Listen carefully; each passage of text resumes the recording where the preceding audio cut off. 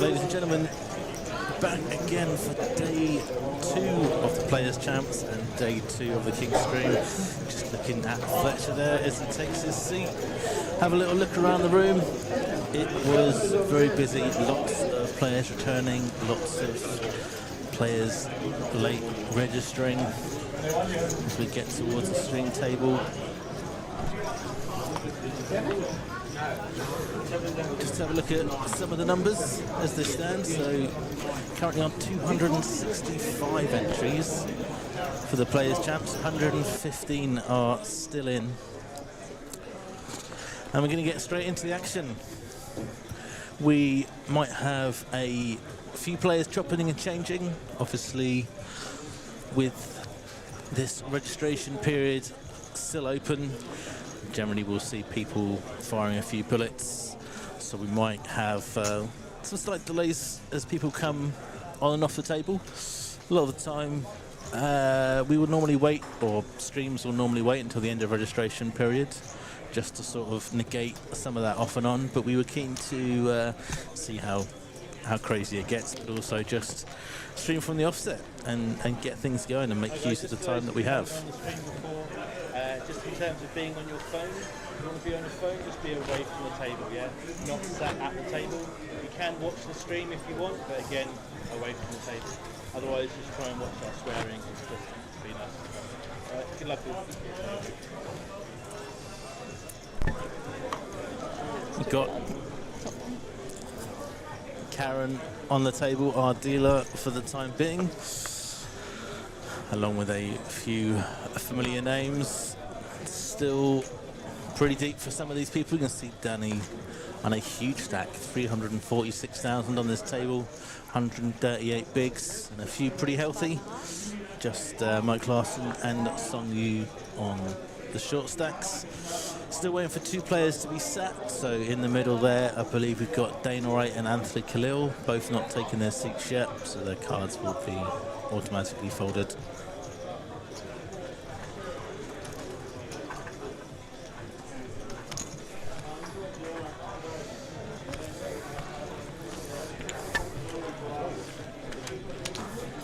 Two levels of registration available for the Players' Champs still going on.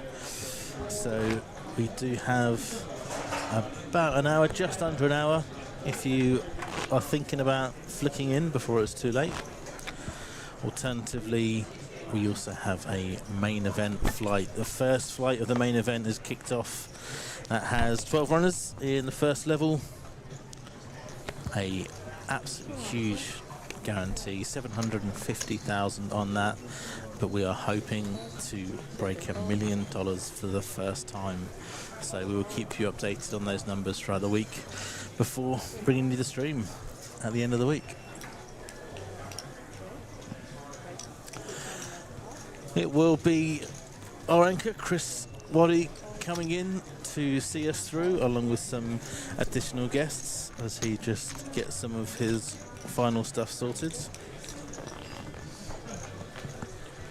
But hopefully you're joining us. As we've tried to say on some of the posts, I've always generally found that YouTube just had a slightly better picture quality and is also just a bit more user friendly, so do consider checking out our YouTube channel.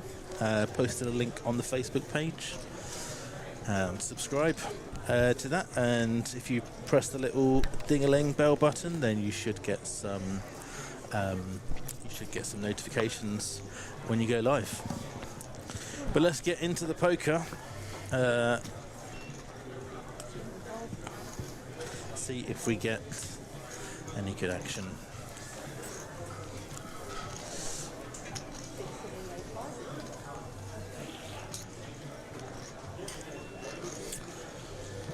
Min click, King 6 suited.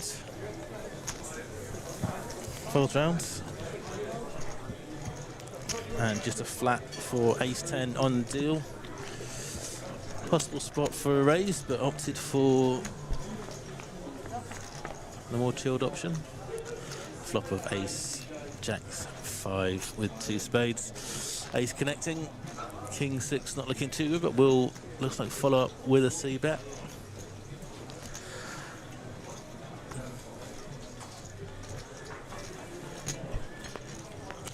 Just a flat again. The jack pairs. Don't know if he's going to continue to barrel off on this one. Might stick to a small nose. No, it does check. And I'd imagine we're going to see... Oh, he doesn't take the lead.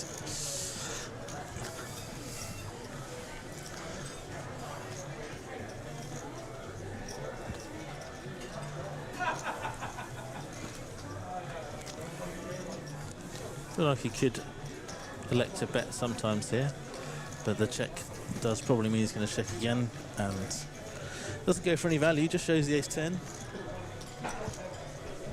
Nice and reserved option. Let's take it down.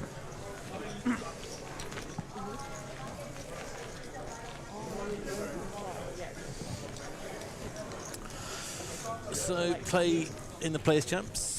We'll go through to a particular number of tables depending how quickly players bust out or how slowly players bust out. So likely we'll probably be working down to 2 or 3 tables is probably what's going to be most likely.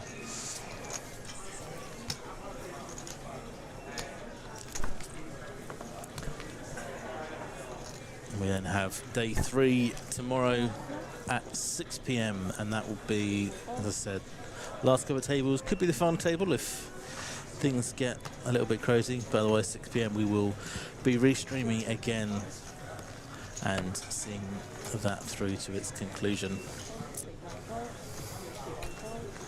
Another raising hand again for +3. Another min click. And looks like it'll just go all the way through. Saw quite a few action hands yesterday. Lots of premier hands against premier hands. We lost, well, went down from 18 players to 11 in absolutely no time, even with the depth. So see if we get some similar action today.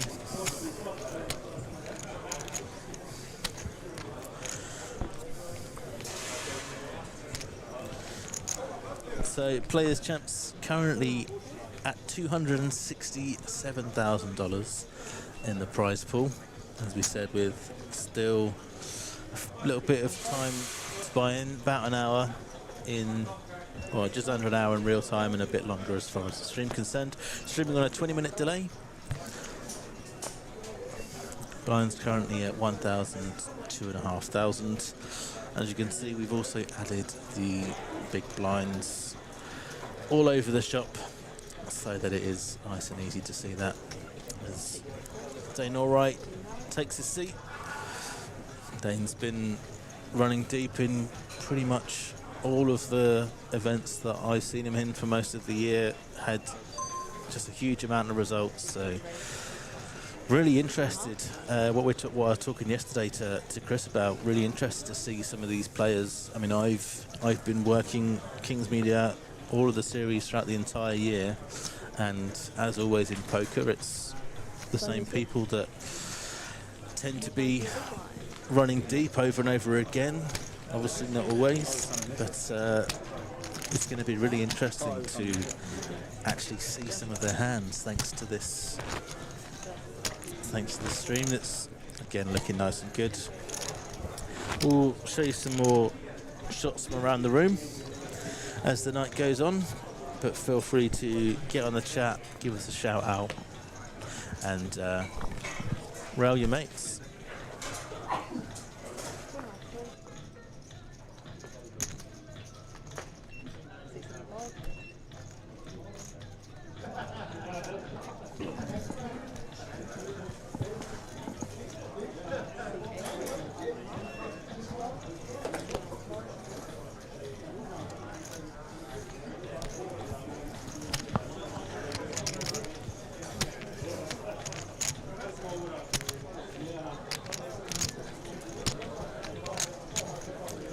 A hand brewing here, just over a min raise from Danny with the ace-8. Sung Yu in the hijack. No doubt elect to 3-bet this one up to 6.2 big blinds.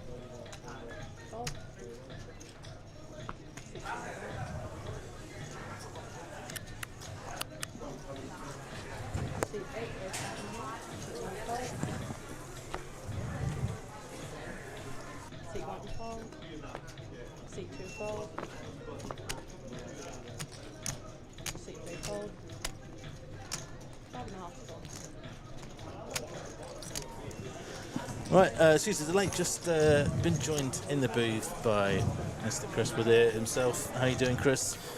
Better now that I'm out of the Sydney traffic, I'll put it that way.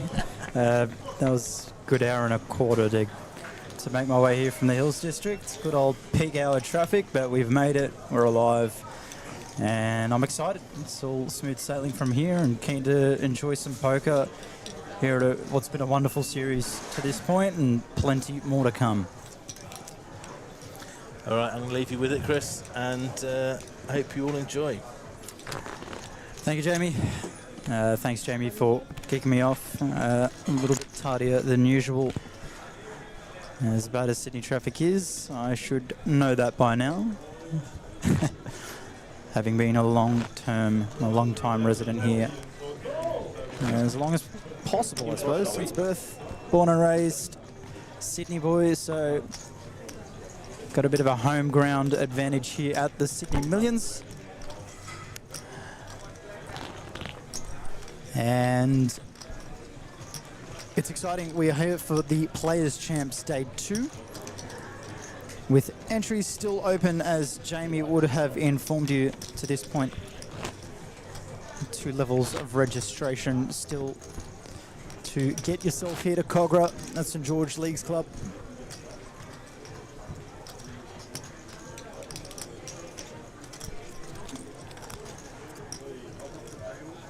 And we can expect some carnage in the lead up to late registration, where some players will be happy to have to rebuy for the chance to try and build a decent stack before the end of late registration. And we've got an open from gun 1, the ace-3 of diamonds, ace-deuce of spades. In middle position, happy to let it go, Michael Larson. Can't imagine he'll be coming along with that 9-7, but 𝗣𝗚𝗢𝗎𝗓𝗓 low in the cutoff, counting out some chips with his Queen-8 of hearts. Comes along for the ride.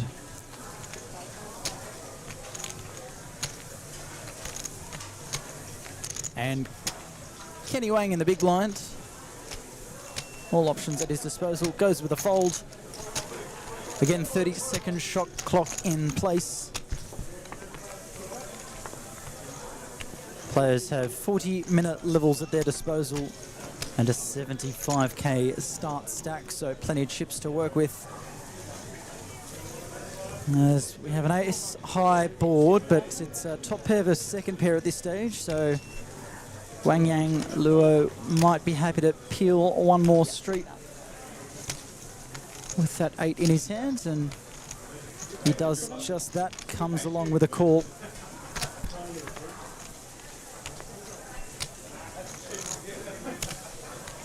Stylianios Makariou is the aggressor and decides to slow it down on the turn, having made 2 pair, and I like this check specifically for the hand that he's up against, but this club completing river could bring in fears of a flush.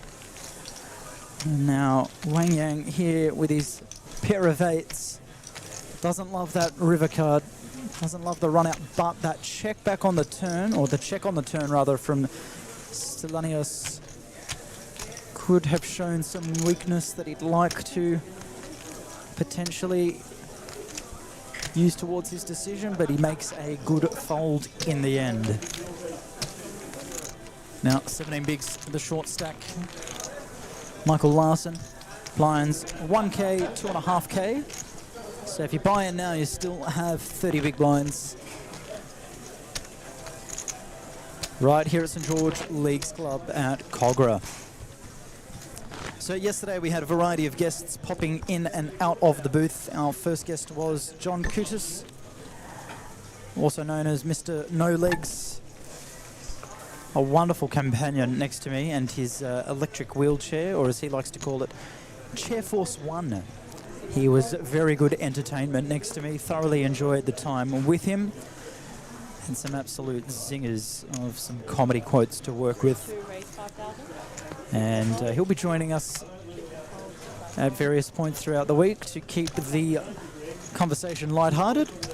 But also we'll be welcoming a mix of staff, some friends of mine, and some poker professionals, some experts that will be able to tell you a lot more than I could about what's going through these players' minds and what should be going through their minds, at least from the most optimal standpoint, from a decision-making perspective, if they want to be winning long-term in this game. But we do have an interesting flop. Kenny Wang with his deuces, not able to spike a set, but Danny Ayoub with a gutter and Shu Lin.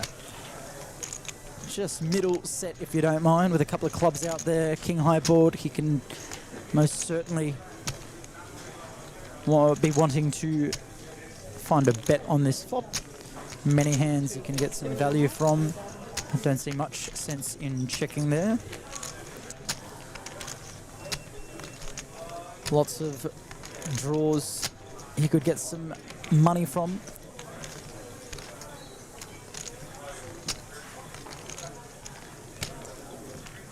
One of those potentially could be Danny Ayoub with 130 big blinds at his disposal.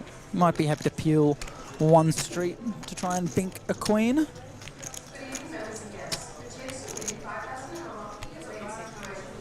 And he does just that.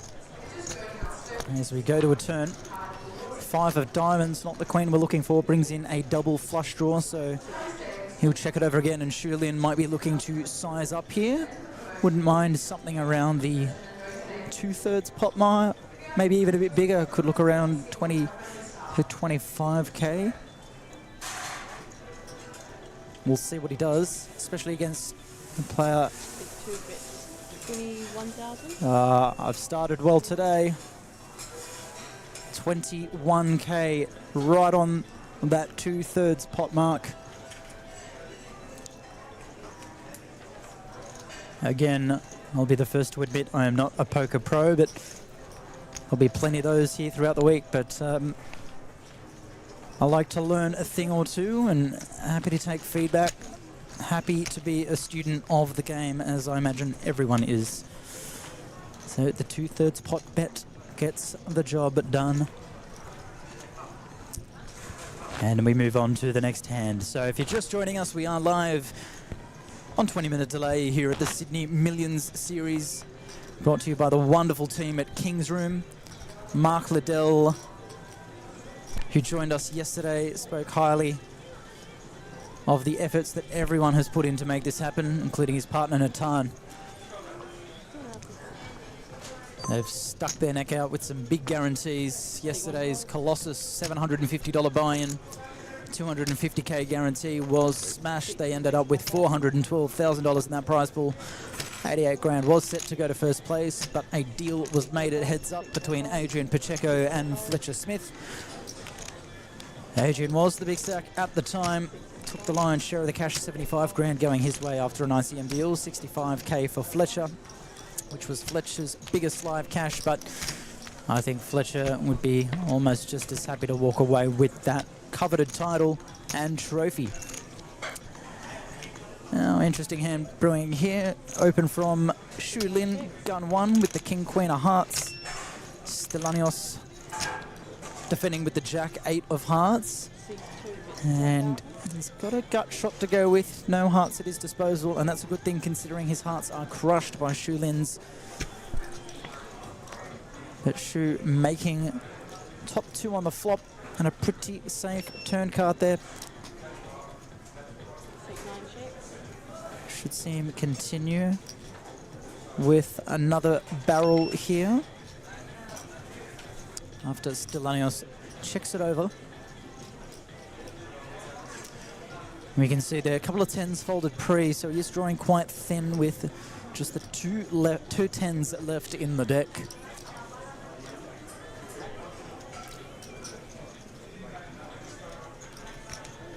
C2 bet 17,000. That's a big bet, 17,000 into 21.5.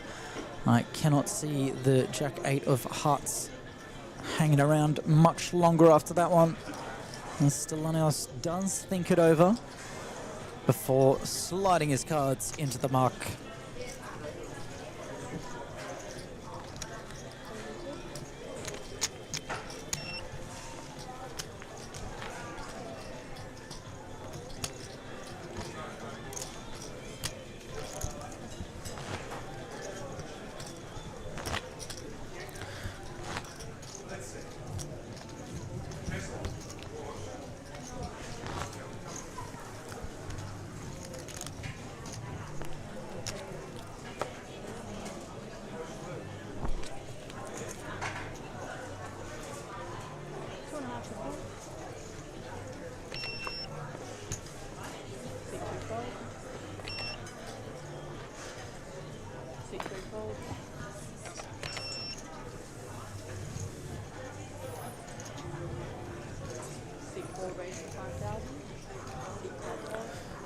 Oh, we got an open from 𝗣𝗬𝗬𝗢𝗨𝗧𝗦 with the ace. 10 of clubs. Kenny Wang moves out of the way and comes around to the blinds. And a monster in the big blind for Song Yu with the ace queen of spades. We can see he's got Wang Yang crushed. And you can imagine we would be seeing a 3-bet here in this spot. Might be looking at least 16, maybe 17k if he goes a little bit higher than that 3x mark from out of position. Maybe 17 and a half. We raised to seat 1, we raised to 17 and a half. Oh, I'm killing it today. All right, we'll see how long this string of predictions lasts. And we have a jam, and I'd imagine we're going to see these chips go into the middle, and we do. We have Wang Yang in a tricky position here. He is at risk. Needs some help with either some clubs or a 10. There's a club in the window. Now some chop outs, looking for a 9 or a king on the river. Not to be. It's a jack there. And it looks like we will lose a player if the counts are correct.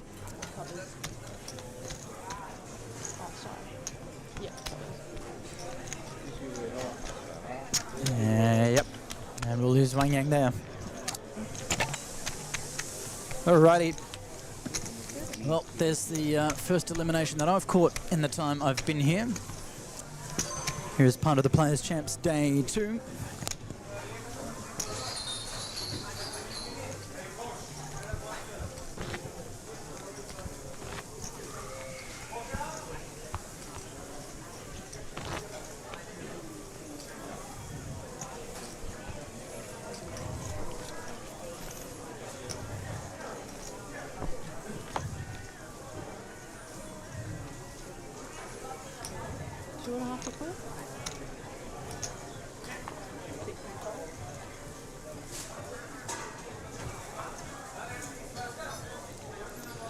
Looking around the room at what else is on the schedule for today. 5 p.m. we kicked off the first flight of the main event. That was main event flight 1.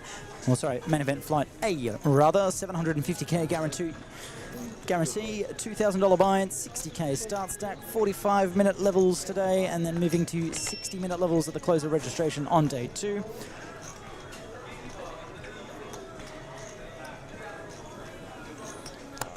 And kicking off at 6 o'clock alongside the Players' Champs Day 2, we have a main event milestone satellite with 10 seats guaranteed. $300 buy-in for that one. That's a milestone satty. I think the number you need to get to is 230k. We'll get confirmation of that when we bring some of the staff into the booth, but all the details are on the King's Room Facebook page.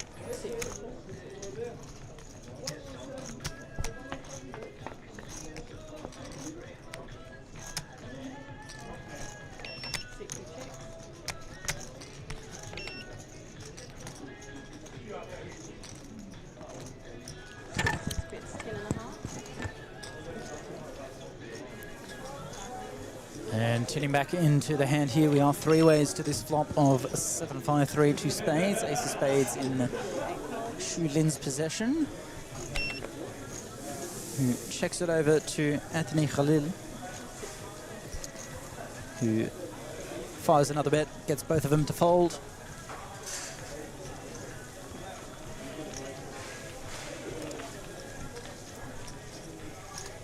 So currently just looking at the live info board at kingsroom.com.au. You can head over to the live/series tab and view everything going on at the moment.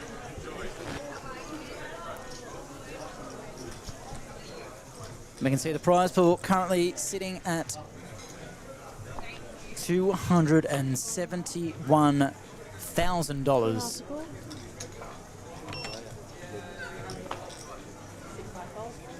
as we near the close of registration. 271 runners. So that is a record prize pool for this game. 200k guarantee. Record prize pool was 260, and we are at 271,000 at this point in time.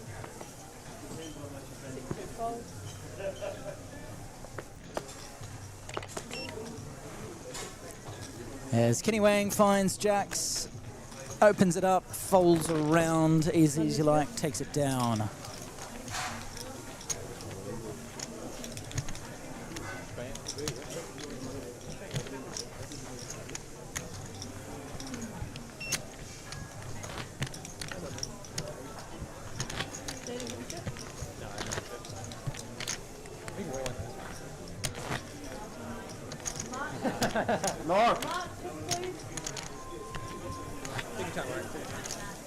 Daniel?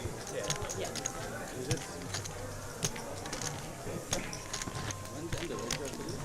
And we have a new player joining the table now. Daniel Cabrera finding his seat in seat 4.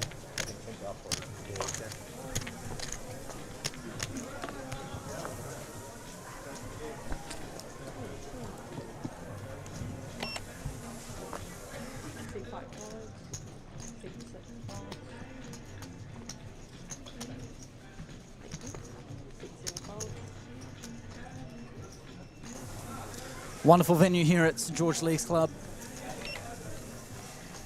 We are seated here in the commentary booth right near the kitchen. And I'll tell you now, it smells good. We'll find out what's on the dinner menu tonight for myself. Variety of options, I imagine. But all eyes on this prize pool if you're a player here at the Sydney Millions. In day 2 of the Players' Champs, nearing the close of registration.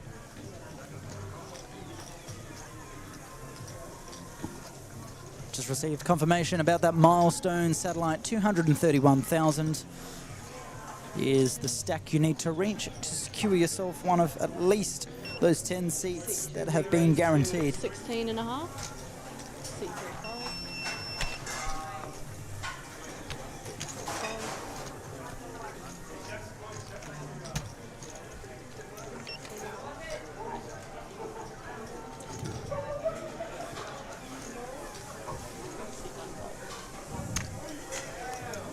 London's good.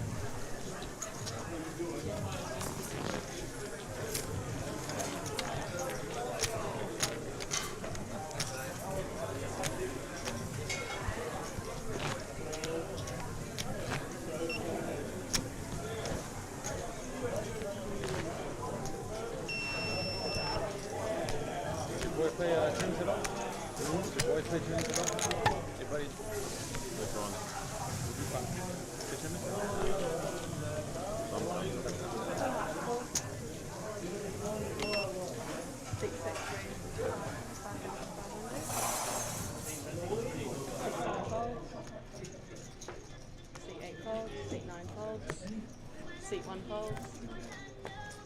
Seat 2 folds. Seat 3 folds.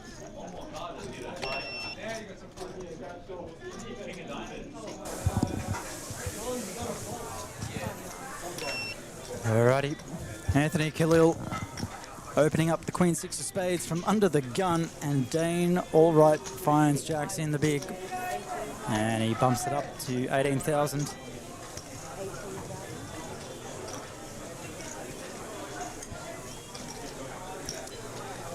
And Anthony comes along with a call.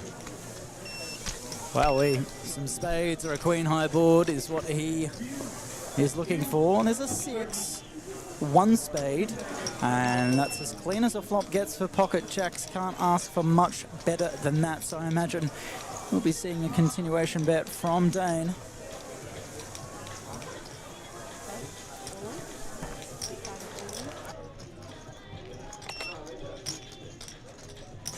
And would you look at that, just a raw gem on that flop. Doesn't want to proceed any further with the pocket jacks. And Anthony getting dicey coming along with the Queen 6 of spades after opening from under the gun and defending against a 3-bet. Shows his intentions prior to the end of late registration.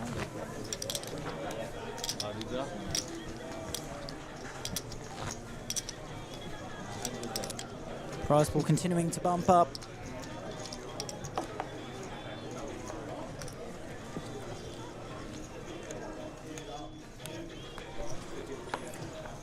Registration scheduled to close at approximately 7:20 Australian Eastern Daylight Time here in Sydney.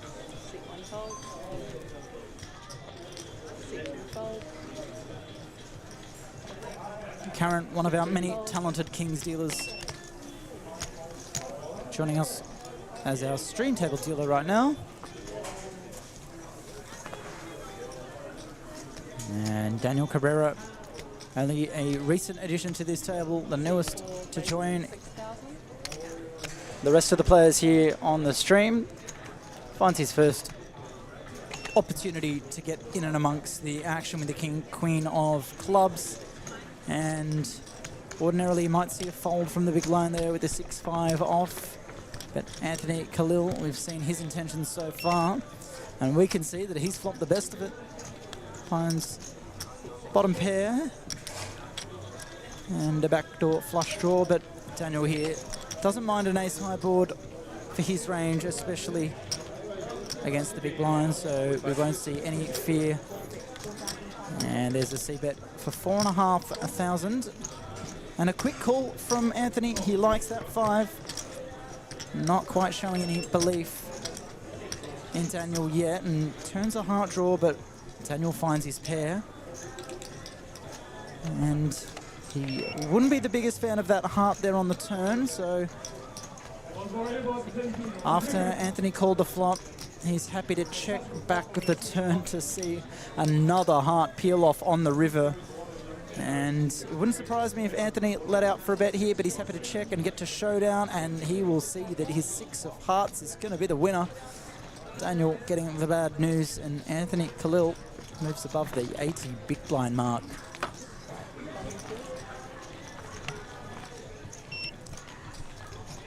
Danny Ayub, our table chip leader at the moment.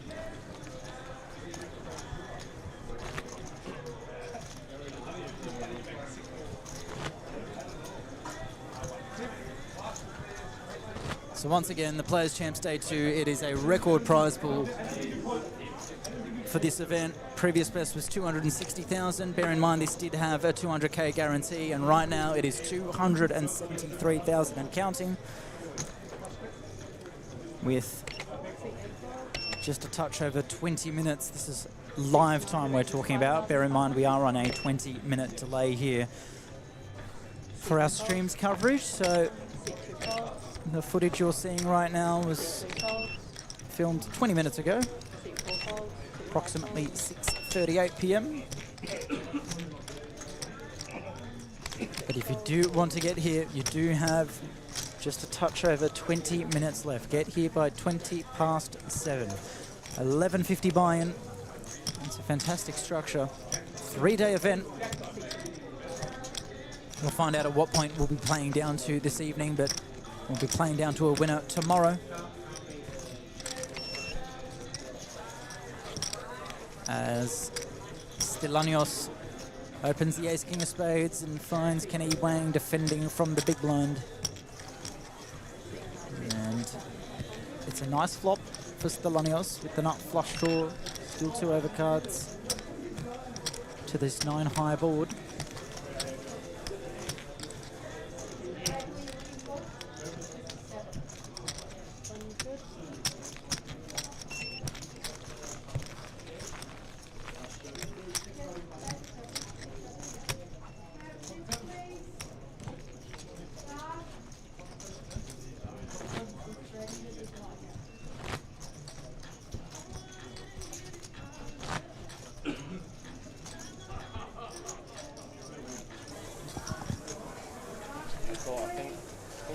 Once again, we'll be lining up a number of guests to join us in the booth throughout the day. If you want to put your hand up, let us know. We'll put you on the list of candidates to join us. And you've got to be good at either one of two things: talking or poker. One or the other is fine. A bonus if it's both. John Kudis yesterday, who's a talented talker, certainly an entertainer by nature, who plays a bit of poker as well. And he self-admittedly said that he's not quite the expert to give us any advice as to what to do in any particular spots. If you're just joining us, don't forget to swipe your membership card at the rewards kiosk located in the foyer. And we also had Zach Weiger, You can swipe 4 times daily to increase your numbers of entry. If you're not a member, there's still time to join the end of the promotion. Simply visit reception and join today for only $3. If you have any questions, please do not hesitate to see one of our friendly staff. Speaking of tricky spots, pocket aces is not one. Never tricky, at least at this point, pre-flop. There's a limper from Stellanios. And so we go with a larger raise size here from Dane over the limp. Just about 3.5 bigs, makes it 8,500. And Stellanios, little does he know that he's only a 6% chance of winning this hand, but he's gonna not mind this flop of King King 6.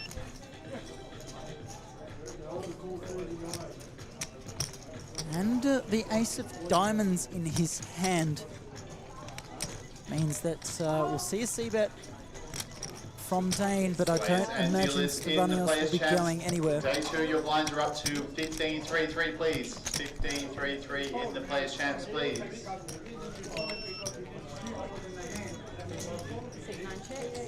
And there's a diamond on the turn, and it goes check, check. No diamond on the river, but this run out looks okay for pocket sixes, so much so that Stellanios is going to be the one to lead out on this river for what looks like 11,000. And Dane is not loving this, but it's always difficult to fold aces. It would take a bit of discipline here, but yeah, there are. He does lose to any King X. He does lose to anyone with 2 diamonds in their hand. He'll use a time bank chip. Again, that can look a little bit confusing to our viewers at home. Looks like he's placing a call or putting a bet in, but it is a time bank chip. And we can see that Dane's got the best of it. But it is not a friendly board for pocket aces, especially considering the line that Stellanios has taken. He decided to come along, but there's calling chips in his hand. He puts them out, and he's going to get the good news that his aces are going to be good enough. And Stellanios there understands the spot, nods his head. Nice hand. And Dane will be relieved with that one. Blinds are up to 15-3-3. And as you've just heard our dealer Karen say, the blinds are up. 15-3-3 is our new level. And this means as of stream time, we're into the final level before the close of registration. So we can see on a screen, it's actually 269 players in the field at that point 20 minutes ago. But in terms of where we are at this point in time, as of 7:05 here at St George Leagues Club, 274 entries with 17 minutes left to register. 6-3 folds. 6-4 folds. 6-5 folds. 6-6 4 6,000.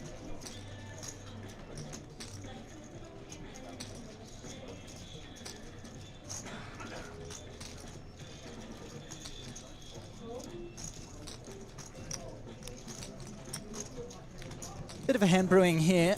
Julien opens from gun 1. Anthony Khalil coming along with the 7-4 of spades.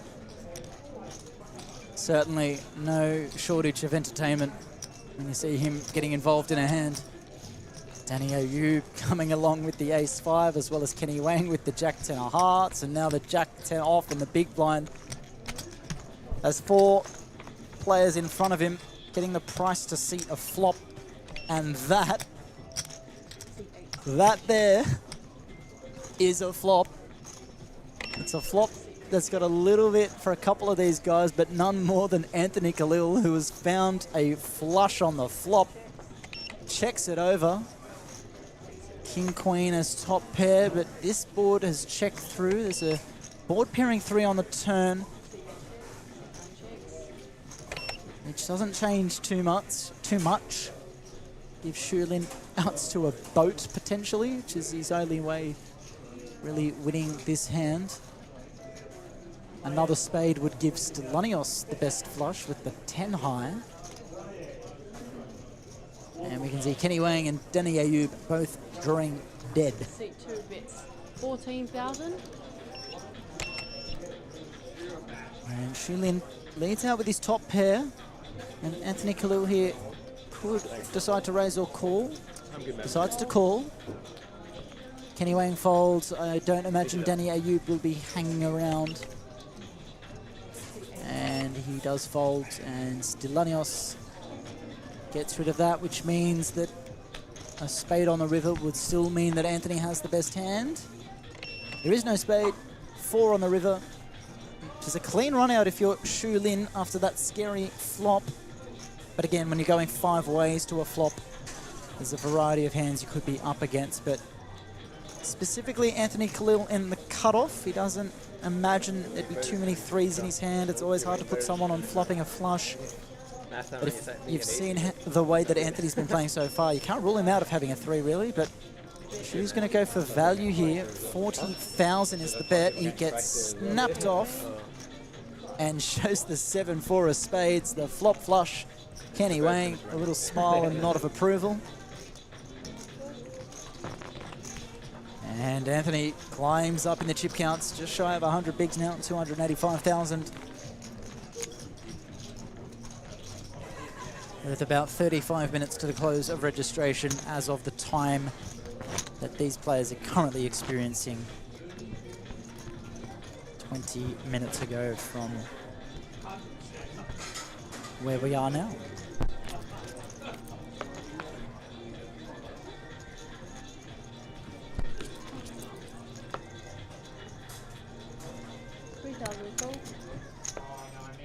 Seat 2 folds.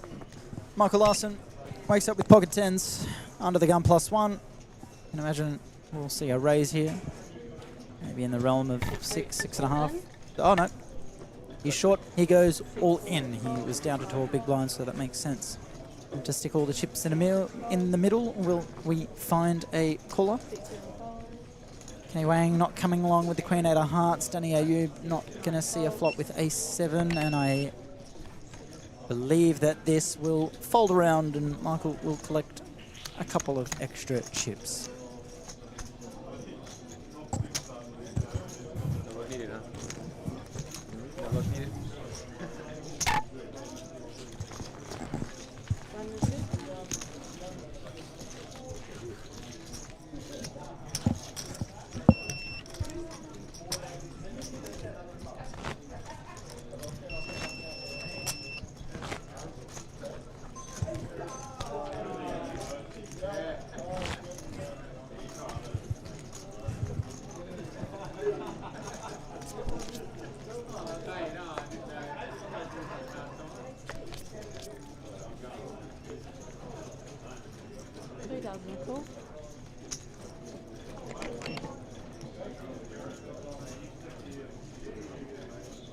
Seat 3 raises to 6,000.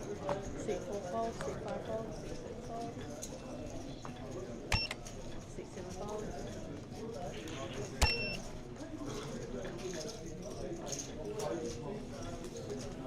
Seat 8 falls 6,000. Seat 9 falls 6,000. Seat 1 folds.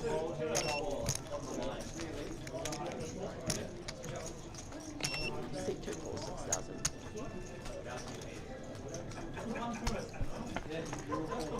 Seat 2 falls. Oh no, seat 2 checks.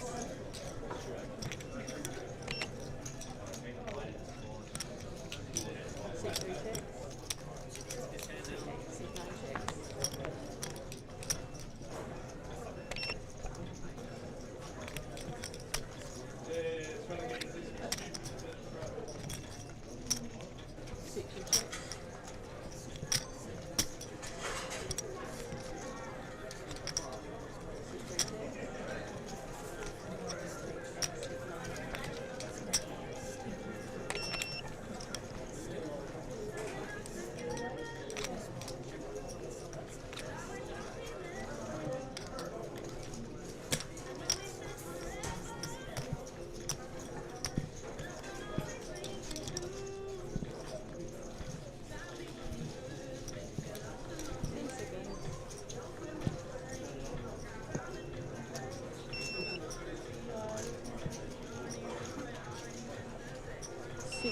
Bets 20,000. Seat 3 folds. Seat 8 folds.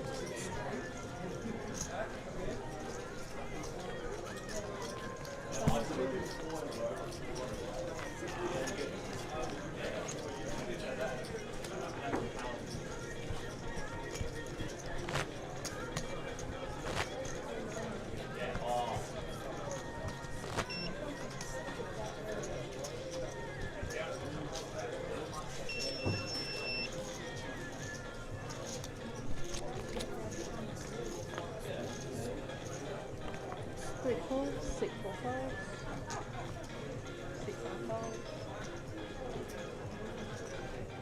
6 6 folds, 6 7 folds, What am I? 6 8 folds, 6 9 folds,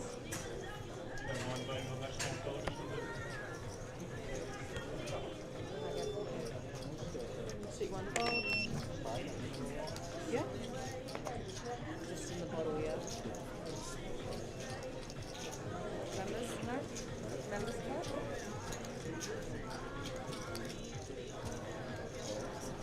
Daniel, that's it, drink. Pulling it out. Anyone else want?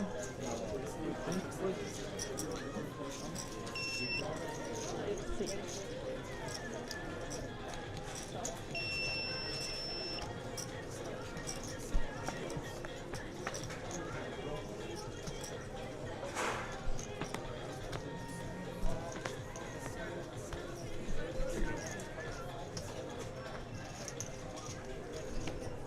Thank you.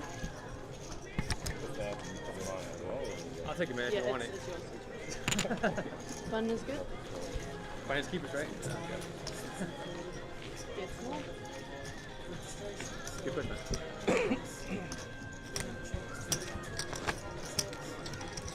I think if you just call you mind pushing the waist, so I'm the same as going.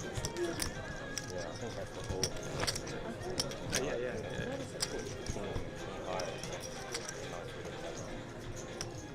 Big, yeah. I'm the only big one. We're gonna go. It's 3,000 for 6 5 folds, 6 6 folds. 6 7 raises to 6,000. Seat 8 folds. Seat 9 folds, 6,000.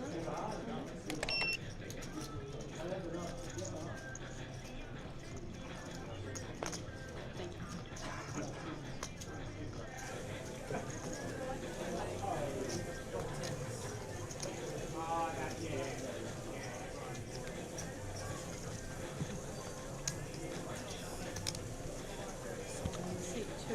Seat 1 re-raises 20,000 and a half. Seat 4 fold. Oh, yeah. Thank you. 20,500.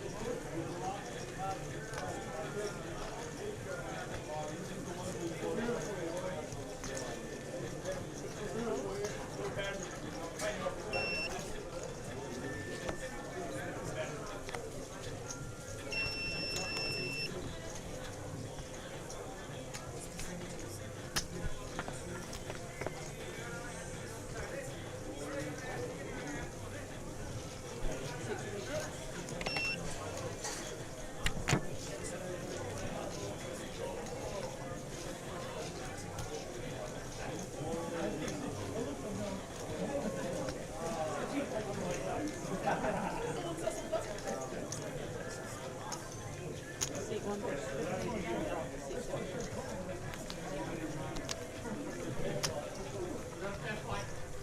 Did button?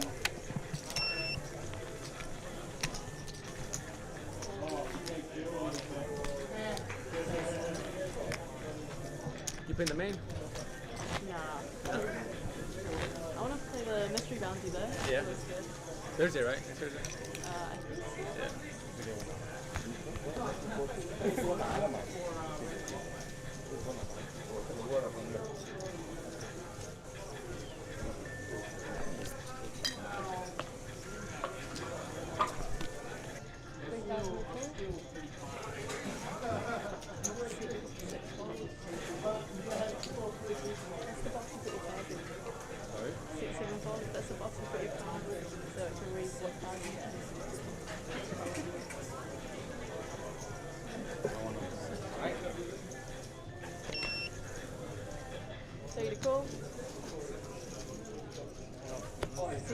raises 6,500. Seat 9 folds, seat 1 folds.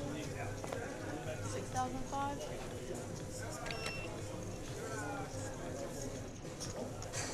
Seat 2 folds, 6,500. Seat 4 folds.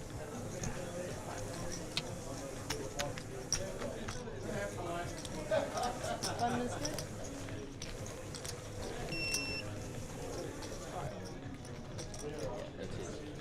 One and a half.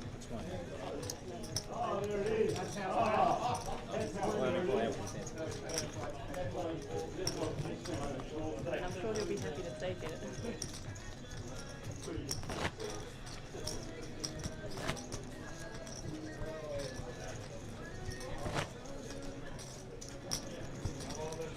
Let's do it.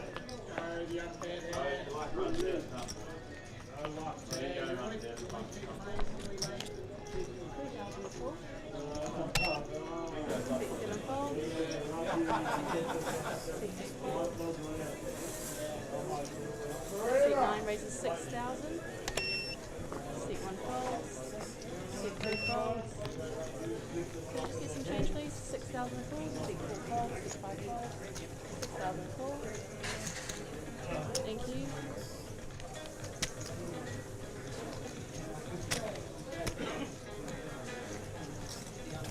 Seat 6. Heads up.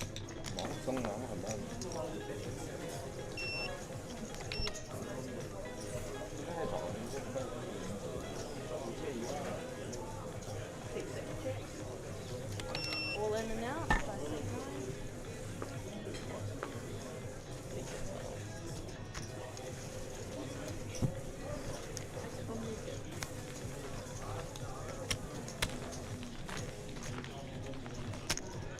No, it's like backwards.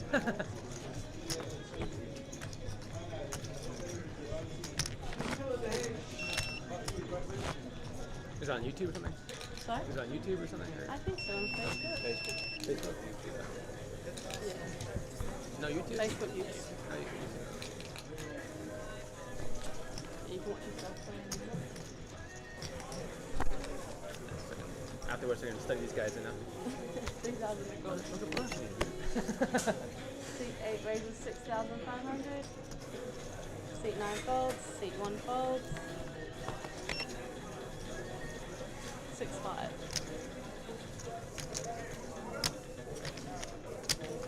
Seat 2 folds.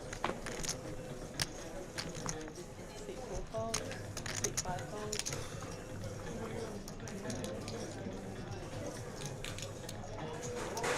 Seat 6 folds.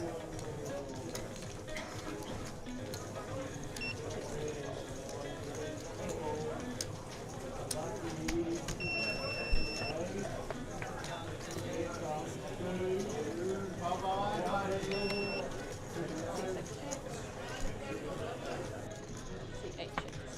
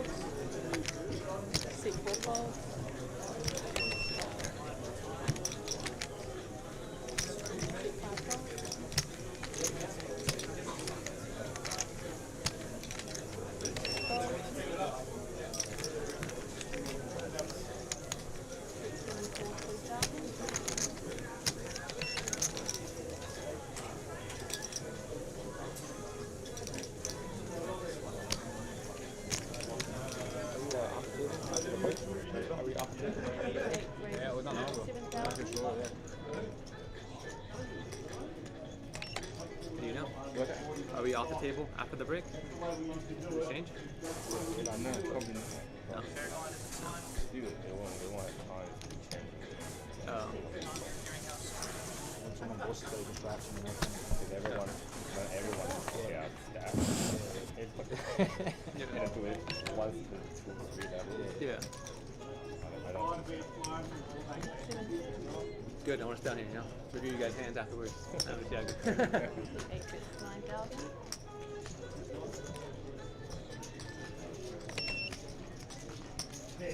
There's no phones allowed table run too, right? No phones allowed here now? yeah, you need to use your phone. Yeah. Alright. It's okay to watch the screen, but Yeah. Check. Check.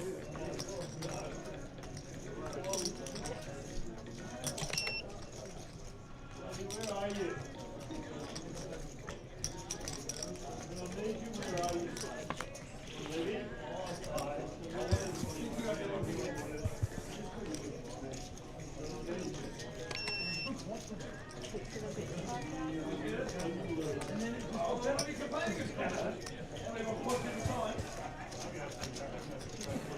So for these players, the time is currently 7 o'clock, which means there's about 20 minutes left of registration. So if you see anything funky between now and then, take that into account. Some may be looking to grow their stack before registration closes out.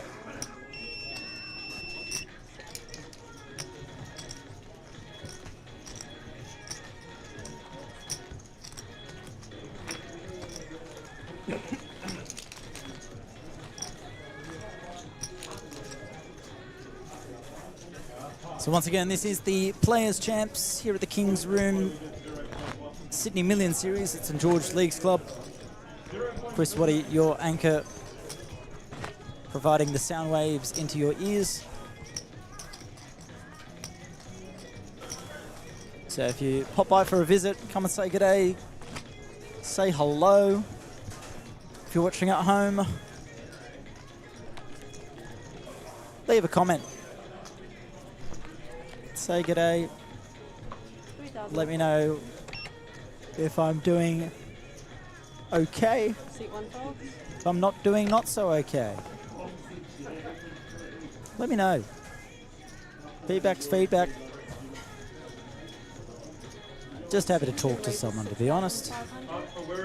So Xu Lin opens the action with King 6 of Spades, Daniel Cabrera. Can't imagine he'll be going anywhere after he wakes up to King Jack of Hearts. Question is, does he 3-bet? Does he call? Down to 17 bigs. And I stand corrected. Decides to fold. So again, with late rego approaching, sometimes he'd be more eager to play those sort of hands, or just play any hands rather. Double or nothing. Bust and find a new stack, or try and grow it, knowing it can still re-enter. And he's going to feel validated. His King Jack of Hearts, it does not look too pretty on that sort of flop, but King 6 of Spades finds top pair. Second best kicker. 6-4 here for Anthony Khalil is open-ended with top pair. And Stylianos, you can see his 9 of diamonds. The only hand with a flush draw. Not a strong shot, not a strong flush draw, so he'll get out of the way. But we have top pair versus top pair in a straight draw. That 8 of hearts doesn't change too much. Xu Lin still set to win this hand 70% of the time. If both players get to showdown.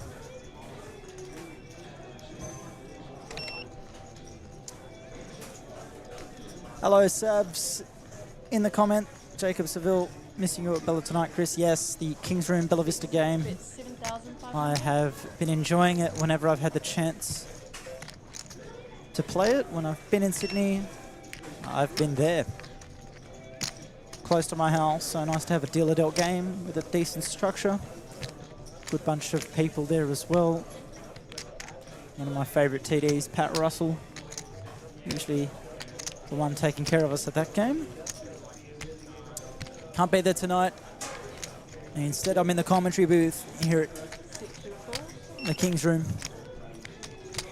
calling the action as Anthony Khalil takes the betting lead on the turn. And an ace on the river. It's going to be favouring Shu Lin as the original raiser pre-flop a little more often. But we've seen Anthony Khalil get involved with some interesting hands and make some interesting plays, and wouldn't surprise me to see him bet here. Or if he thinks that his 6 might be good enough to win at Showdown, he could be checking that, but no, he's reaching for chips. That's a 25k chip, plus some yellows. It looks like 28,000 on this river. 29,000. And Shu Lin in a tough spot. We can see that he's got the best hand. He flopped top pair, but this run out with the 8 and the ace. 3 diamonds on the flop to worry about. Again, if he knows what we know about how Anthony's been playing, it wouldn't surprise me to find a call. But does he know what we know? He's contemplating it. He's using a time bank. If he hasn't folded yet, he might be trying to talk himself into a call here, and what a call it would be. What kind of hands make sense? What 8s come along on the flop? What aces does he have pre-flop that take this line? All these questions you can imagine would be going through his mind. He's leaning of the head and slides his cards into the muck, and Anthony Khalil is getting the job done as he moves beyond the 100 big blind mark. 303,000. That's 4 start stacks worth of chips. 75k start stack is what you get for your $11.50 entries. We can see that entry count climbing up to 274 now, as Mark Liddell brings a new player to the table.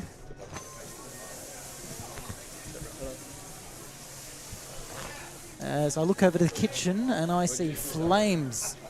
So things are heating up both on the table and in the kitchen here at King's Room. Come see me after you see it. Good read.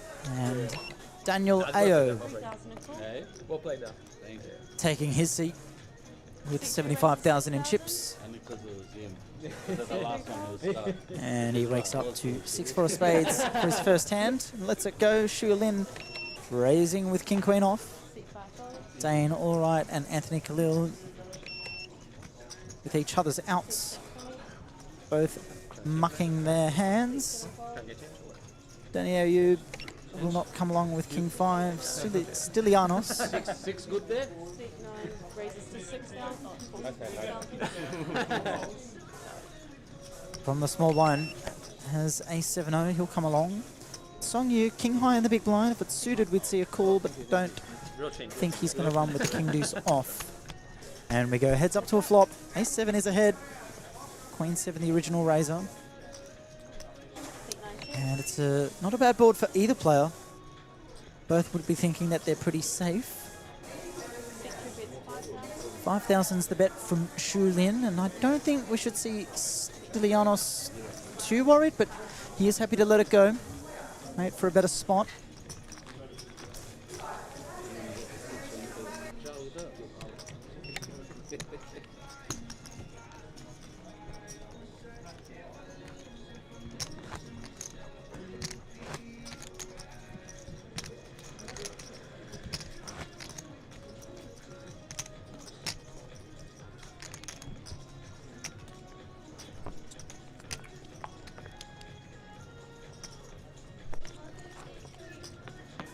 And we can see a look around the room here at King's Room. It is a full house.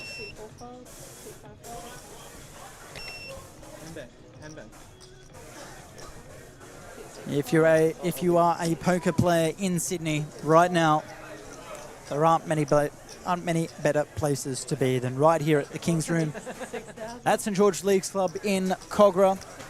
as part of this wonderful Sydney Million Series with an incredible schedule with lots on offer, lots of big guarantees and plenty of player-friendly structures. And it's a nice room with great equipment, great tables, great chips, great staff. Lots to like, lots to love. Speaking of lots to love, lots of hearts is lovable for Shu Lin with the King of Hearts in his hand. Danny Ayub with the Queen Jack off. Finds no piece of that board, but does now, but it is top pair versus flush. And that top pair does not look great when there's 4 hearts on the board and you don't have a heart in your hand. So Danny Ayub probably won't be getting too sticky to his pair of queens here. As now Shu Lin with a decision to make and decides to lead out on this turn. And let's see if it's small enough to keep Danny interested now that he's turned a pair of queens.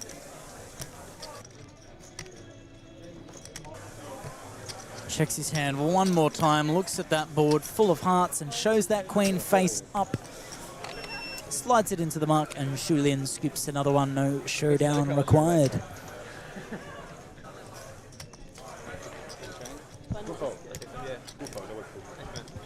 So a few minutes left until we reach the break and then registration will close. And we'll be getting a new table for the stream. Smart man, huh? Smart man.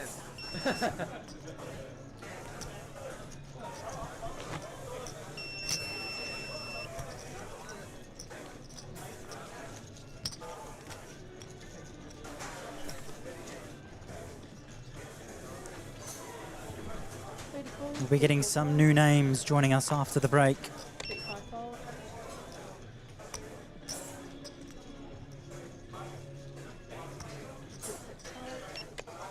To give you a preview of what's to come, we're going to get 𝗣𝗬𝗢𝗧𝗦, a Centurion winner at APL in recent times, as well as a few other big scores to his name. Justin Wu, Michael Levy, Mark Yazbek, Timon Prill, Shengfen Ma, Gary Benson, Loy Abdo and Andrew Miller. What a lineup we have coming your way.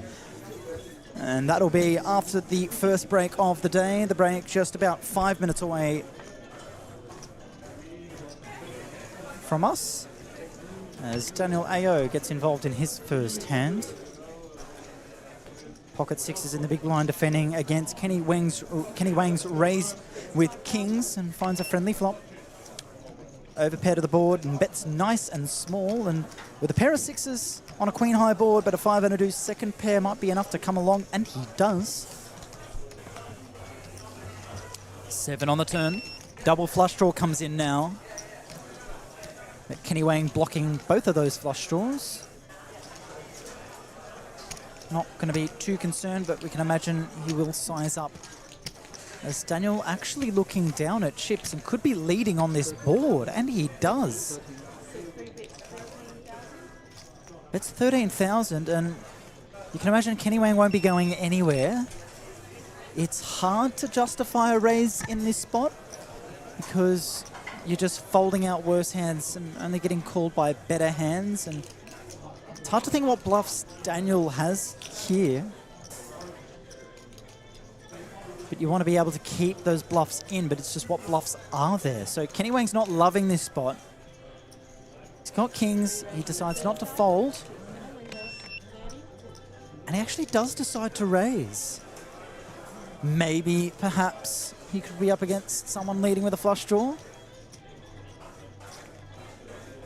This is an interesting spot, and he's got to fold. It's virtually a min raise. Oh, it's good enough to take it down. And again, would love to have a pro next to me, so if you consider yourself one and you're not happening to be playing right now, we'd love you to join me in the commentary booth, and we can talk about those kind of spots. What's going through Kenny's mind when he decides to put in the raise there? Because, like we said, you're just folding out worse hands, only getting called by better hands, and against hands that are worse, that decide to be leading, you want to maybe extract more value on future streets by allowing them to bluff. But Kenny happy to play it safe. If he thinks he's got the best hand, happy to raise, take it down, and get himself well above that start stack in the lead in to registration closure. And it's going to be folding around here.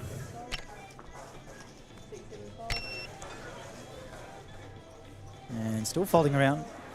Not too many pretty hands to look at right here. 9-3, 8-3, 9-2, 7-6 off.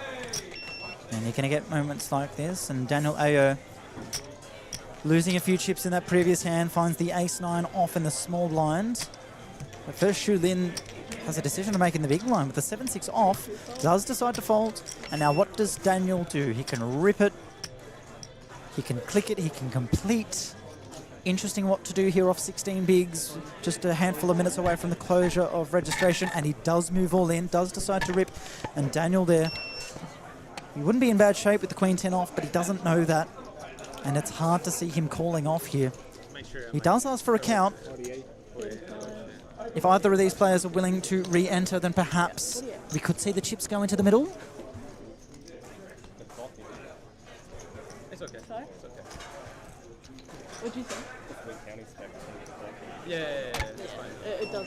But Daniel does decide to fold. We're getting closer and closer to the end of registration time. The break coming up momentarily. But we'll have that table switch, and like I said, the names to come, it's more than excitable.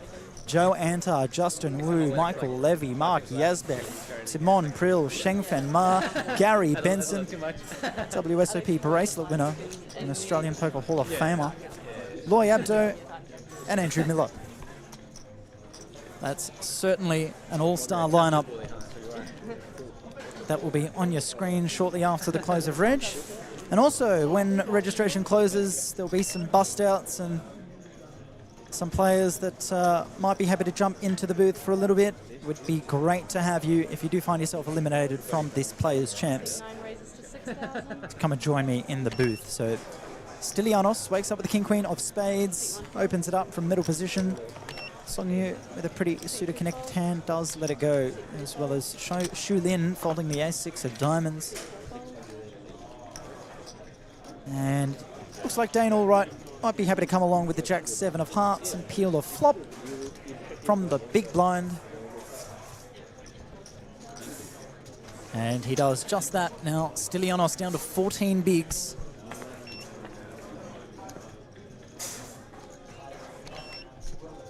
$16K in the pot, 2 spades on the flop, so he's got the nut flush draw. Dane has no piece of this board whatsoever. And the question is, does Stylianos... He's did more than fired a bet, he's gone all in.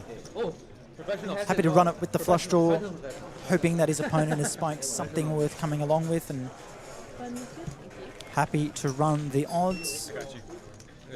We're moments away from a break here, minute or two away. And it will be a 20-minute break, and then that all-star lineup I mentioned will be gracing your screens with their presence, and that will be a fun one to watch.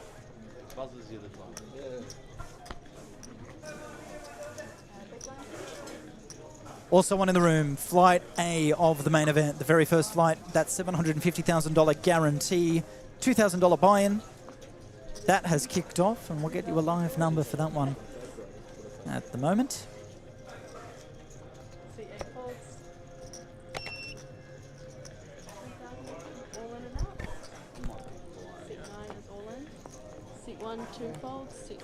Currently 17 players jumping in to the early flight, but I imagine that number will soar as we lose some players from this Players' Champs. I think if you're in this room at the moment, you'll be looking to jump into this one before you look at the main event, but that main event will grow, especially as some of these players find themselves out early after the close of registration. Yeah, I really I didn't actually. Do it again. I dare you. Alright. Just get it in now. Blind. It's okay. How was that? You still? Okay, finish. So it's sideways. Ready, players and dealers in the Players' Champs. We are on a 20-minute break at the end of your current hands. Can I please get all players and dealers to vacate the room during the break? All players and dealers to vacate the room during the break. Damn it.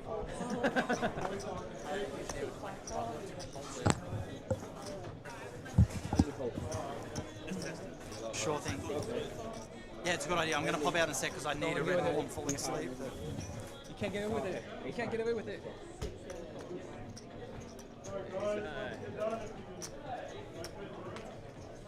Check 1, 2. Good luck, bro. Final hand before the break. King 8 off at risk on a board of Queen 10, 9, deuce, ace 5 ahead. And we are going to lose Stylianos. Right on the break, Kenny Wang picking up some extra chips going into this breather. 20 minutes away from a table change. I'm Chris Waddy. We'll see you after the break. With the Players Champs, Day 2. Seat 7.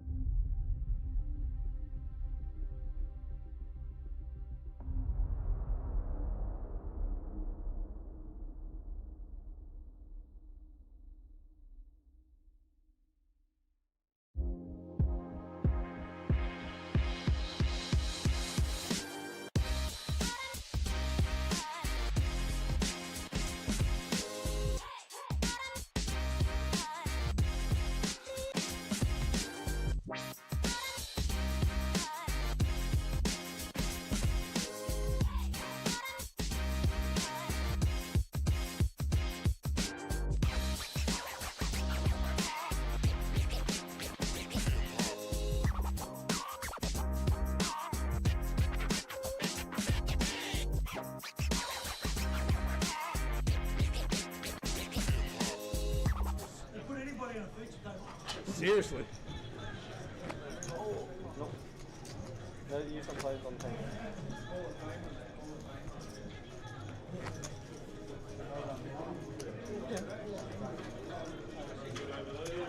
So I just found out in the Colossus, Yeah. day 2, I busted into Fletcher at 1. Yeah. I had aces versus kings, all in pre, and he riveted king. Yeah. Lines ready, please. 2,000, 4,000. I just found out one of the guys in the table said, I did want a 2, but I tell you now, I folded the king as well.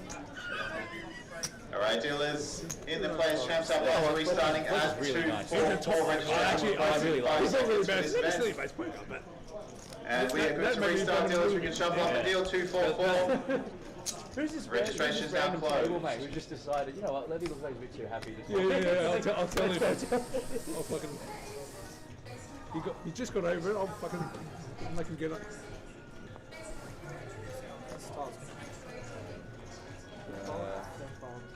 Where should we aim? How about the centre hex match too? You know? Just the St. George. Yeah. That's easy for us. One fold. 2 folds.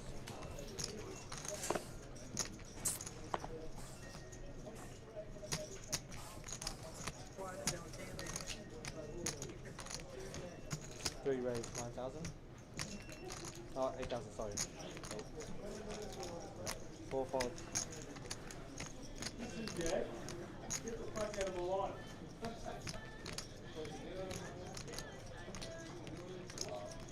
5 4. Heads up.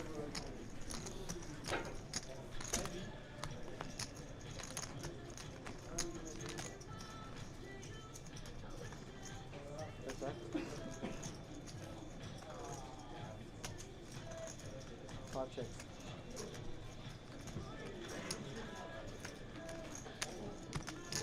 Still.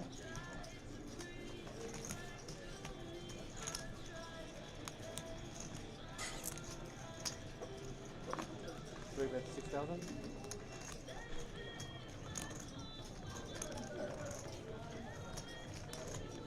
$6,000, 5 balls.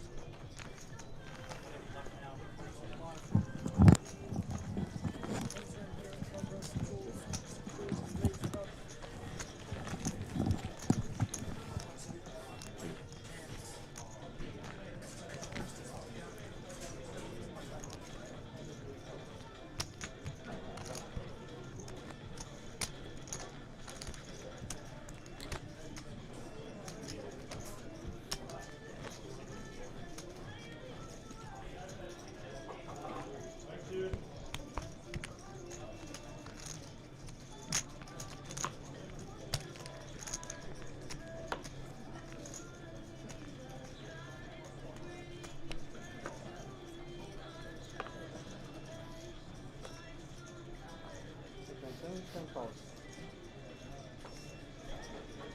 8 calls. 9 calls. 1 calls. 2 calls. 3 calls.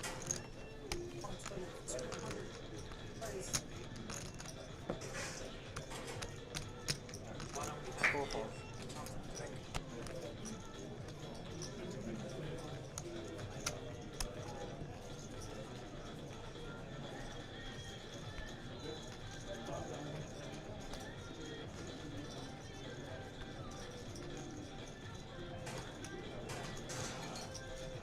10 seconds.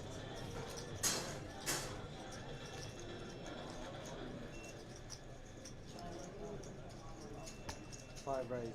11,000.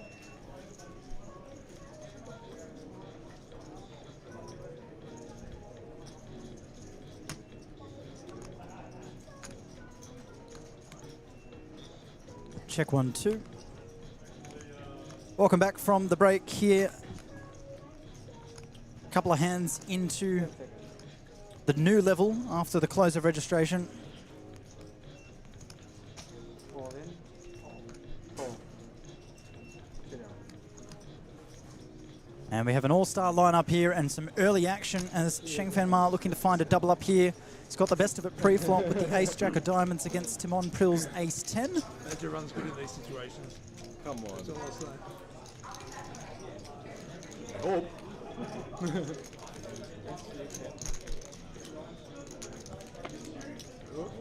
Opportunities.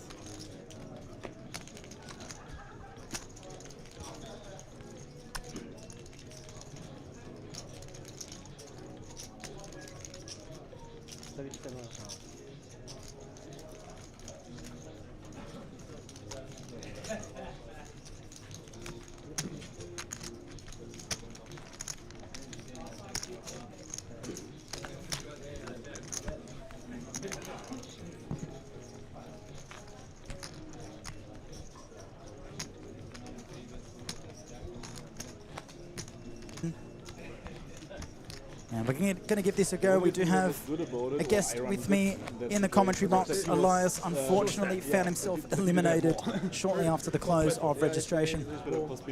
But he's been gracious enough to join us here to talk a little bit about some of the merchandise that you'll see around King's Room. I think it's Skill, Luck, Gamble, is it? Elias, welcome to the box. How are you going today? Oh, it's great to be here, Chris. Thanks for inviting me. Yes, we're doing a lucky box, lucky draw here at King's Room for their entire Million series. We're giving away 50 t-shirts, 50 hoodies. 50 hoodies, 50 t-shirts, sounds good to me. Nice round numbers. Yeah, on Saturday we gave away our first 30. Very happy people, very happy poker players. And this Friday we'll give away another 30, and then on Saturday another 40 to round it off. Sounds like a great opportunity for the players to get kitted out. And tell me how this began for you, how long you've been doing this for, and the initiative behind it, how you enjoy it. Tell me a little bit about that. Well, it's a bit of a father and son story, to be honest. My youngest son, Noah, who's 18, is doing a business degree at the moment. Nice. And I thought, well, I have two options. One is give him money. Two, give him a business.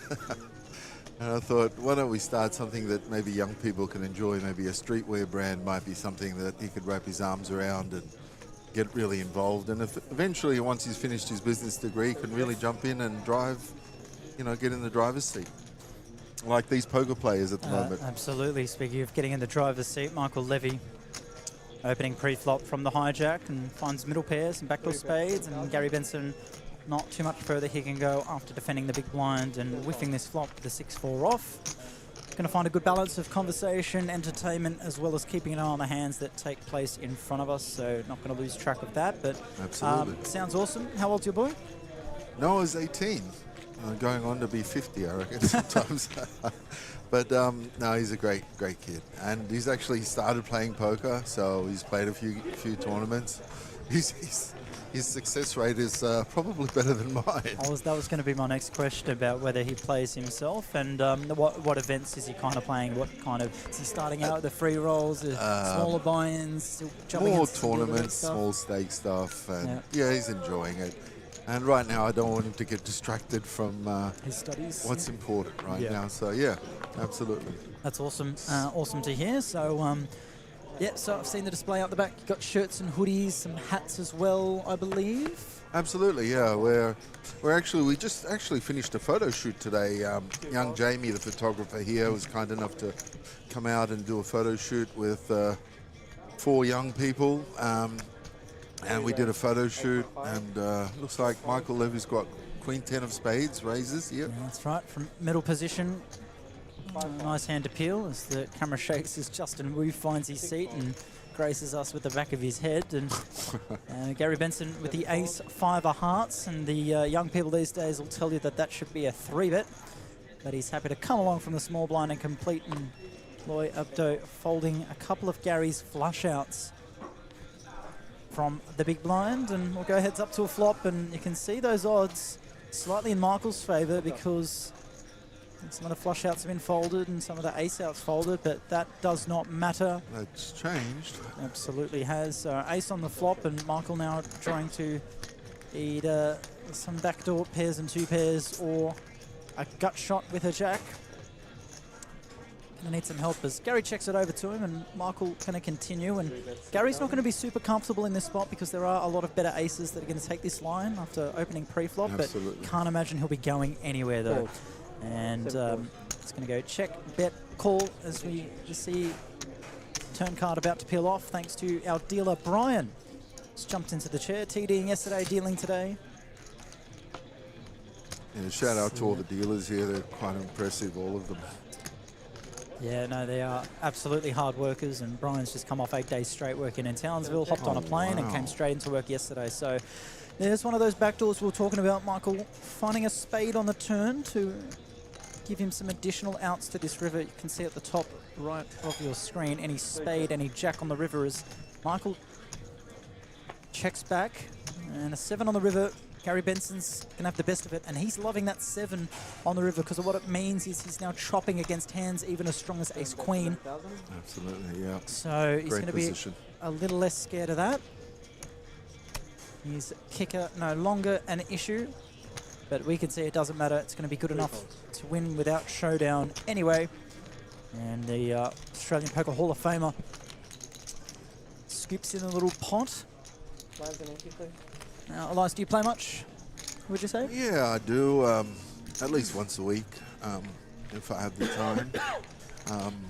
I was living in Singapore for about 10 years, up until about 3 years ago, and didn't have the luxury of playing poker, but now I'm semi-retired, so yeah, absolutely, whenever I get the chance. So, still learning, still a student, but loving the experience. It's a conversation we had yesterday. If you're not a student of the game, then you shouldn't be playing poker. There are the best players in the world are still students of the game. You're always learning. The only exception to that might be Michael 𝗣𝗬𝗢𝗧 or perhaps a Negreanu or Phil Ivey. But yeah, if you're anything other than one of those names, you know, the amazing thing is you watch these superstars on TV, and for a second you might think that you might have 1% of the skill that they do, you know. And then they so do something that just totally, blows your absolutely. mind. Yes, it's crazy.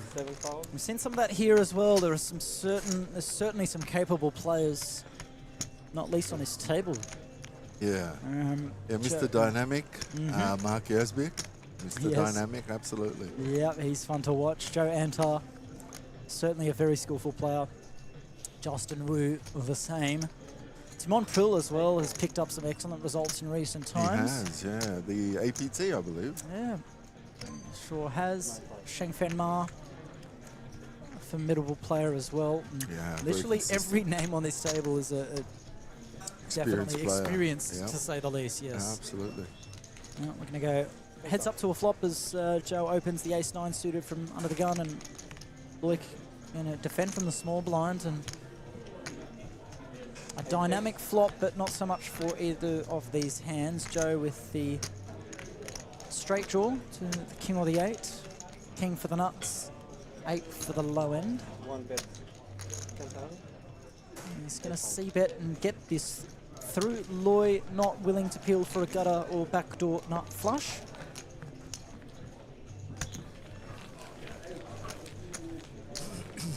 So what's next in terms of your plans for the rest of this series? The main event, I'm looking forward to that. I might play my first flight tomorrow and see how we go. Hopefully it'll be a bit more blessed than the others. You know, when you think about skill, luck, gamble, I hope I'll have a little bit more luck this time.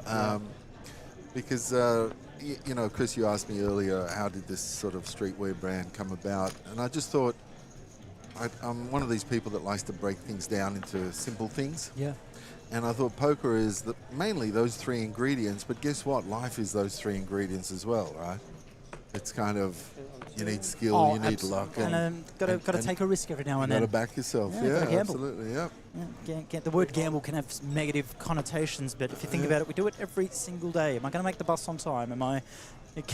Should I take the alternate route to get to my destination? Is the traffic going to be good or bad? As I found out, it was bad for me to get here from Sydney's Hills District. Absolutely. What is it today? Tuesday? Tuesday at 5 o'clock is not a good time to leave home. As I found out with the 80-minute commute to get here. 80 minutes. 80 minutes. Could have played a game of football in that time. Well, next time just use your helicopter. Yes. Absolutely. You can see here, Mark Yazbek. Pocket 9. Is that just a raw raise to 4.5 big blinds? pre-flop. Yes, sir. It is, and that's why we love him.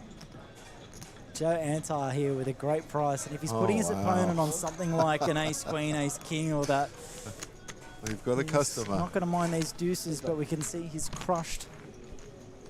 And if it's a clean flop, like a 7-5-3 flop, then Joe's going to be in trouble. But that king could help him escape. As we see Mark Yazbek reaching for chips, and the question is, how big is he going? Is that he's bet 11,000. Wow. He's sized down a little bit, gone quarter pot. Bit of an invitation there, right? Mark not worried about the spades, not worried about the king. Oh, yeah. Quarter pot bet, good enough. There's never a clean flop for deuces unless there's a deuce on the flop. So.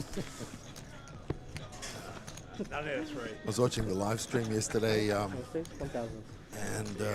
what was it? 7 deuce flops quads. Yep, that was heads up Fletcher versus Adrian, and I think Adrian had the Jack 5 and found a 5 on the turn, and that's what enabled Fletcher to get paid. Crazy. So that was fun.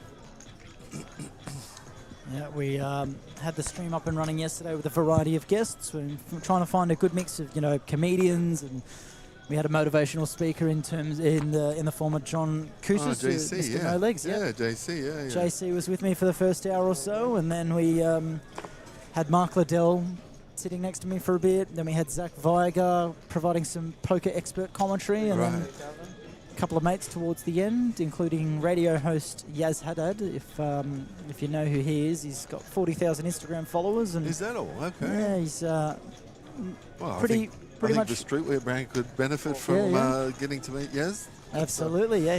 He's good value. He's off to Melbourne for work tomorrow, so unfortunately he can't really play too much of a part in this series. Right. But he's no stranger to a mic in front of him, as we see a bunch of interesting hands here. Timon facing an open from Mark Yazbek. Fires a 3-bet with the 22,000, and look, when it's Mark Yazbek opening, you can understand the more aggressive route as Michael Levy. Possible, yes. Sorry, we had Michael opening the 4s, Mark coming along with the Queen Jack, 6s for Timon, and Gary Benson's Kings, and Loy Abdo with Ace King, and Andrew Miller with 8s. This is what brewing. is this This hand? is brewing. Oh boy. Once again, Michael Levy opens to 2 big blinds from under the gun. Under the gun +1, Mark Yazbek makes the call with Queen Jack of diamonds. Timon 3-bets from under the gun +2 with pocket 6s. Gary Benson jams kings, and Loy Abdo is sitting here with Ace King offsuit going, what is going on? Yeah.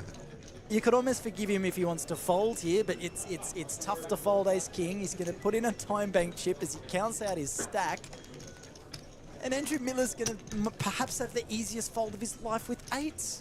With all these plays in the hand, so few options for Loy right now. Well, Loy announces he's all in over the top, so Andrew Miller pills 8s and takes 2 seconds to fold. 𝗣𝗬𝗢𝗧𝗦's going to get out of the way with Jack 9. Queen 3 is the worst of the lot. Michael Levy is spinning the 4s. Mark Yazbek he's sitting there looking at Queen Jack of diamonds and going, this is a pretty hand. I don't really want to fold. I could triple up here. And he folds, and Timon, after 3-betting 6s, now I think has a pretty easy decision to...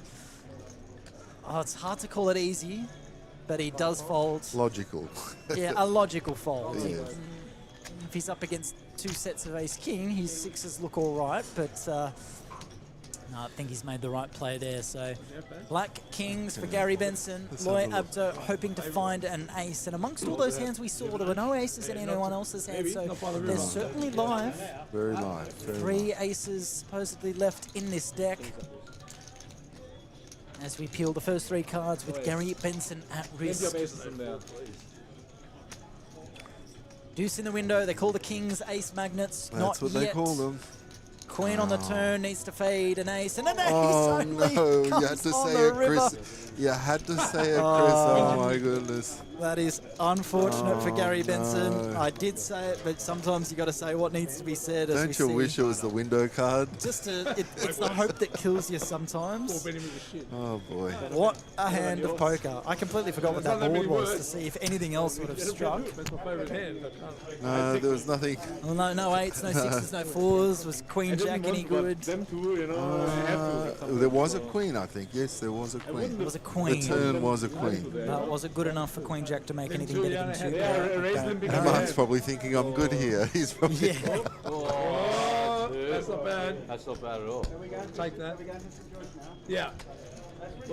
Well, you can go for AP2. Yeah, it was deuce, 9, 7, queen, and the river was an ace. Oh, the A. Go for the A. No luck for 4s, 8s, or 6s. 4 6s now. Yeah. No, if you get 4 in, that's about 4 minutes. Okay. You're very close, though. Yeah. You should get 3. So,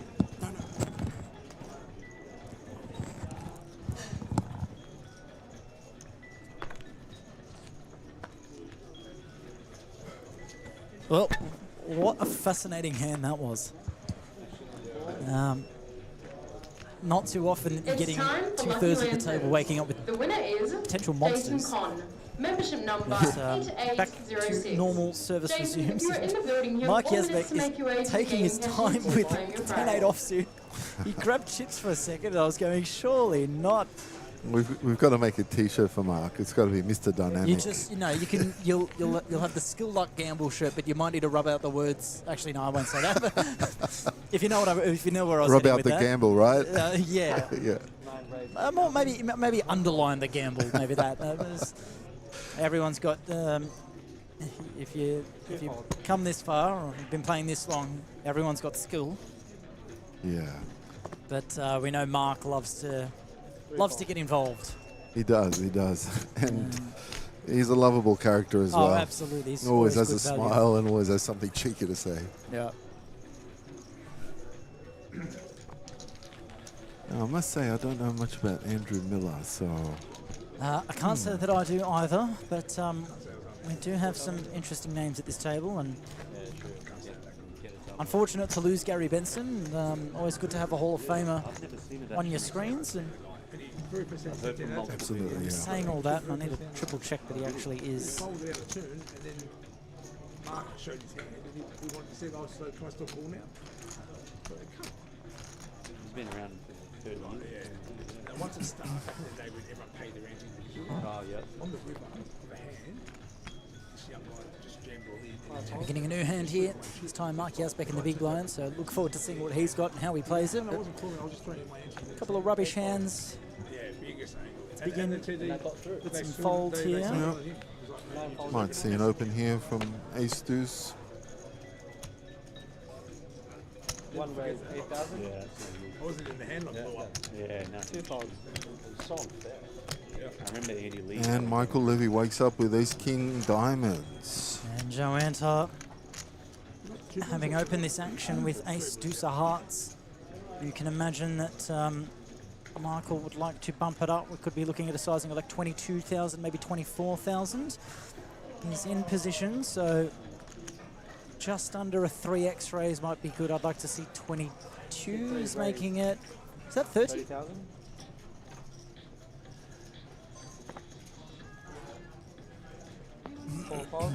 Yeah, I had some good predictions in terms of sizings earlier, but he's gone on the Well, larger size. Oh no, he's in the small blind. I realised my mistake. Of course he's gone 30,000. He's in the small blind. Going to make it larger from out of position. Of course. I thought he was on the button for a second. That's why I was a little bit surprised at that larger sizing, but Joe's got an easier fold there. Very strong looking raise from out of the small. Happy to let it go. Loy Abdo is your table chip leader, and he's got just about 500,000 in chips at his disposal. I'll get you some numbers in a sec. So final total field of 288 runners. Where? And 108 remain. Yeah, go. That's not bad. 2 of them. Not bad. Not bad. I got a more 4 in earlier. You got all 4? So, Chris, does the live stream actually catch the players' conversation, or? Yeah, so we can't hear it that well, but you can hear the table talk if you're watching live. I'm pretty, as of the start of the stream, we could. I'm just going to make sure that that's actually still the case. You flip it over, Badge? Is that you? With my energy, yes. No hash cookie for you, mate. Still there? Okay. None of us are going near it, you're safe. Congratulations to our first Everyone lucky who winner comes on the on beach has winning. to have a bite. Yep, confirmation there. Viewers at home are hearing the table nice, loud and clear. Yes. And if we do catch on to the fact that there's some interesting conversation happening, we will silence ourselves and let the table do the talking and the entertaining. And Loy's woken up with a monster. Absolutely, that 500,000 chip count could be bumped up a little bit higher here, as we can expect a 3-bet. Now we might see around that 24,000 mark, maybe 25. Anywhere between 22 to 25 is what I expect we'll see the raise to be. So Shengfen's open from under the gun, 8,000. There's 20. Is he making it 22 or 23, maybe 24? 23, spot on, Chris. There we go. There we go. Once I'm aware of what position they're in, I've got a stronger idea as to what the sizing might be. Yep, absolutely. Just a touch under 3x. But there's always a curly one that always a spanner in does the something, works. yeah, something a bit unusual. Yeah, well, like we've got Mark Yazbek peeling the ace-10 from the small blind. After it goes raise, re-raise, you can almost argue a fold in this spot, the offsuit ace-10, but I don't think we'll be seeing that kind of play from Mark, who loves to get involved, and ace-10 for him is a monster. He's going to use it. Oh! Bravo. There we go. Bravo. Well done, Great Mark. fold. Yes, absolutely. Very good.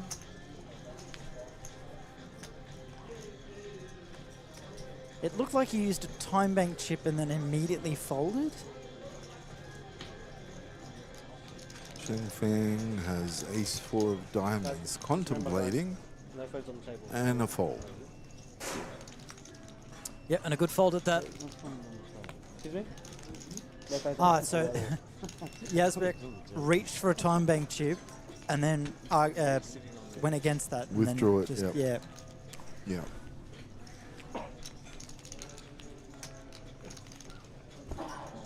So got your eye on the main event for tomorrow. Yeah, tomorrow's a bit of a relaxed day.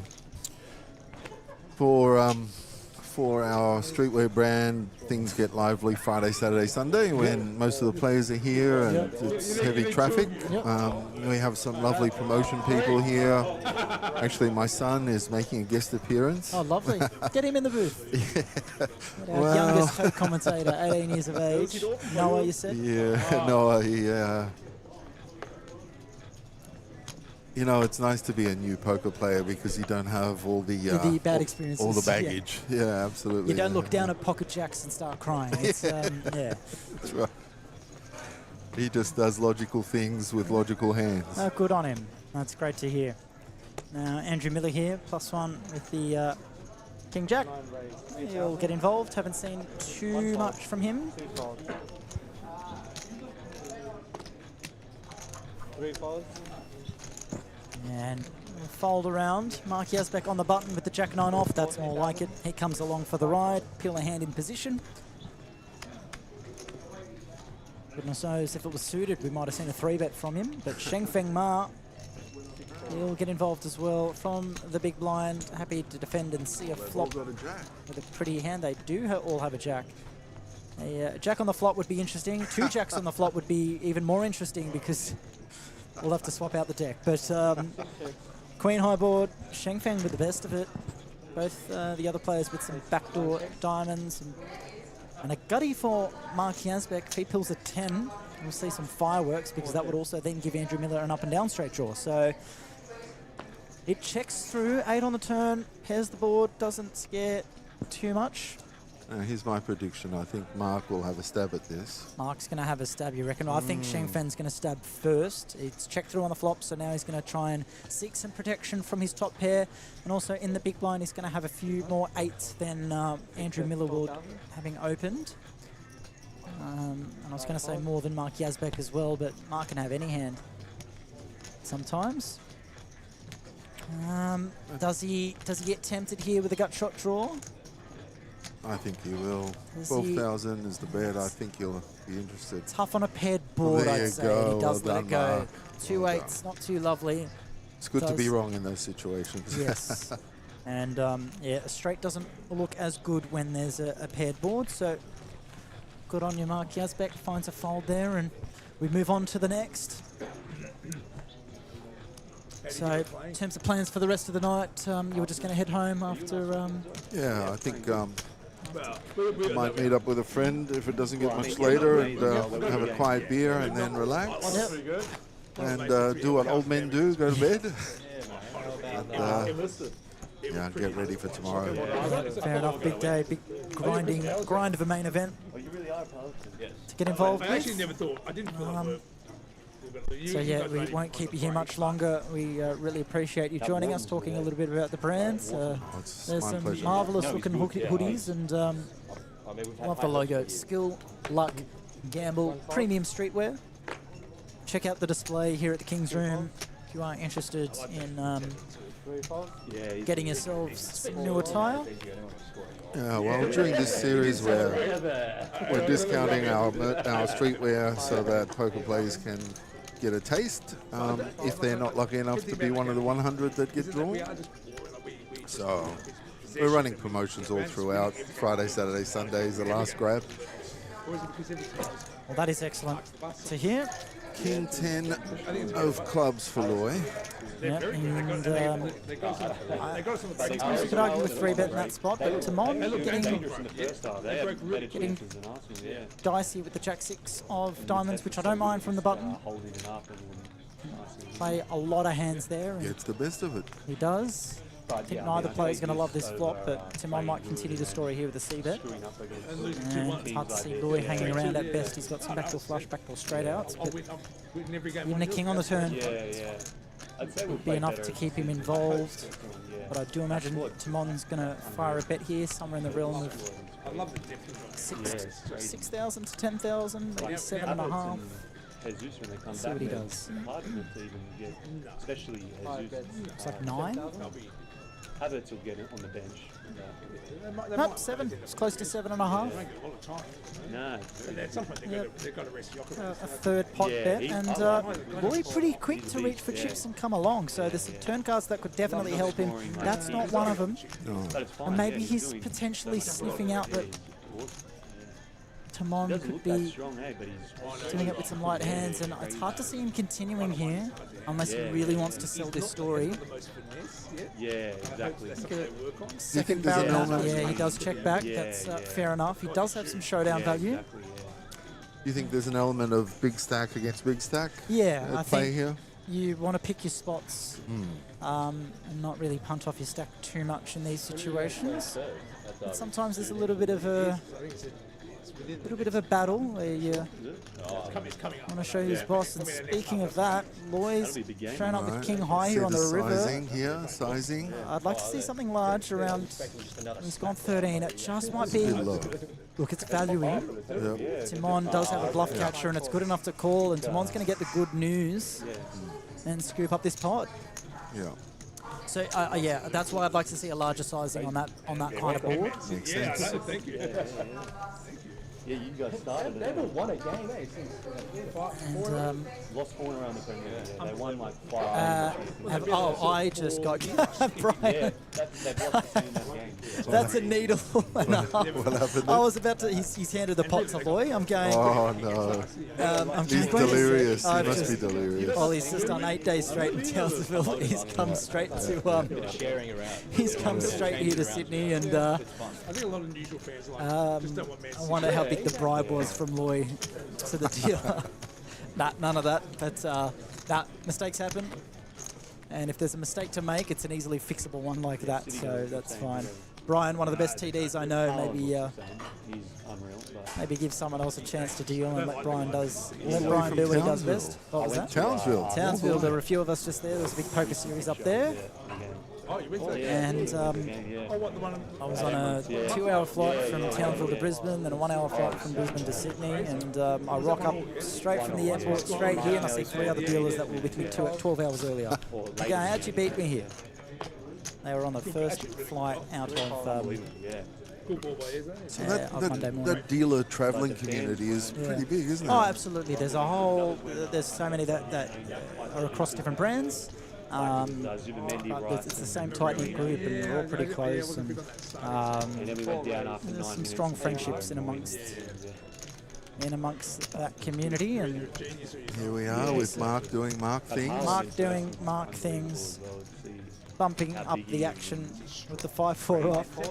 𝗣𝗏 comes along with the King 8 suited. Shengfen on the button with some suited cards, but not quite good enough.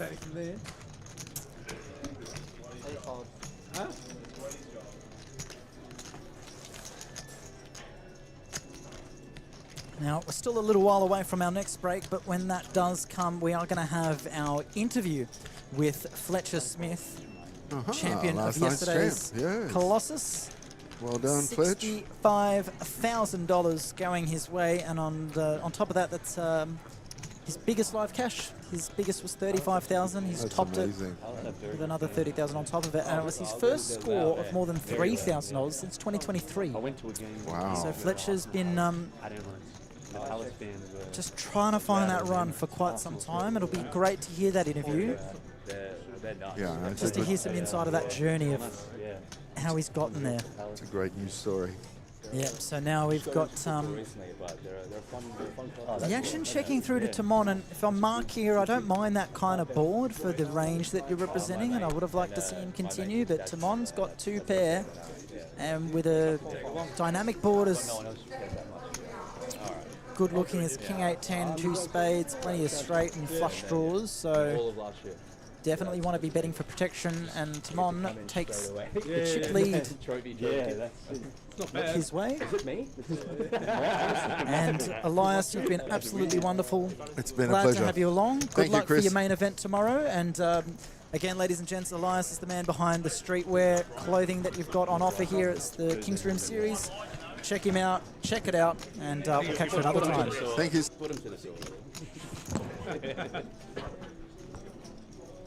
I lived in England for a bit when I was like 20, and one time I lived in Liverpool at the time, and did you understand a word anybody said? when I got there I couldn't. No, I went to Burger King, I had no idea what he was saying.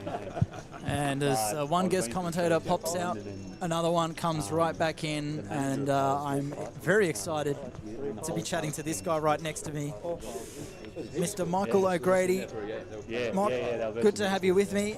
How are you feeling? Yeah, we're feeling good, except we just busted this event, so it's not that good, but it is what it is. And yeah, it's good to be in here with you, watching these guys do their stuff. Absolutely. Well, just Elias was in the same boat, and I walked out to try and find some players that would be willing to jump in the booth, and literally saw Elias bust, and Mark goes, "Get him." Didn't even give him 5 seconds to contemplate the fact he was eliminated from the tournament. He was dragged straight in here with me. So hopefully you've had a little bit of a moment to reflect, or just to take a second. I bust enough tournaments these days, I'm used to it.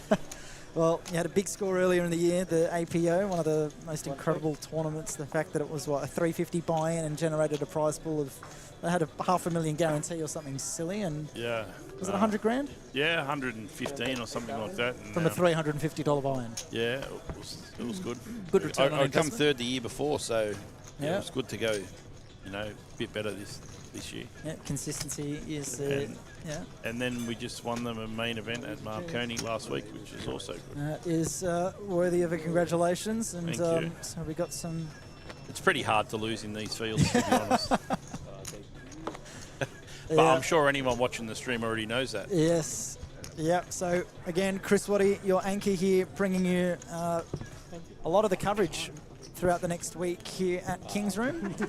The first time we've ever streamed from here at the St George Leagues Club, and we'll be rotating between guest commentators on a regular basis. And like I just introduced him, very excited to be joined alongside Michael O'Grady. Trav still going? Yeah, he's still going, yeah. Travis O'Grady, Michael's son, also no slouch at the poker table. Found some. We have a pretty good action-packed table here. Yeah. Oh, it's we just had Gary Benson eliminated. Oh, that was a shame to see Gary get eliminated. Yep. He found pocket kings, survived against 𝗏𝗏's ace king, and then a ace on the river was all it took. It's good to see ace king beat kings every now and again. Yep. It's they call them ace magnets. That's what we were saying as the flop came out clean, the turn came out clean, and I copped a little bit of blame for calling the ace. But sometimes you gotta cover all bases. It's great to see an ace on a river now and again.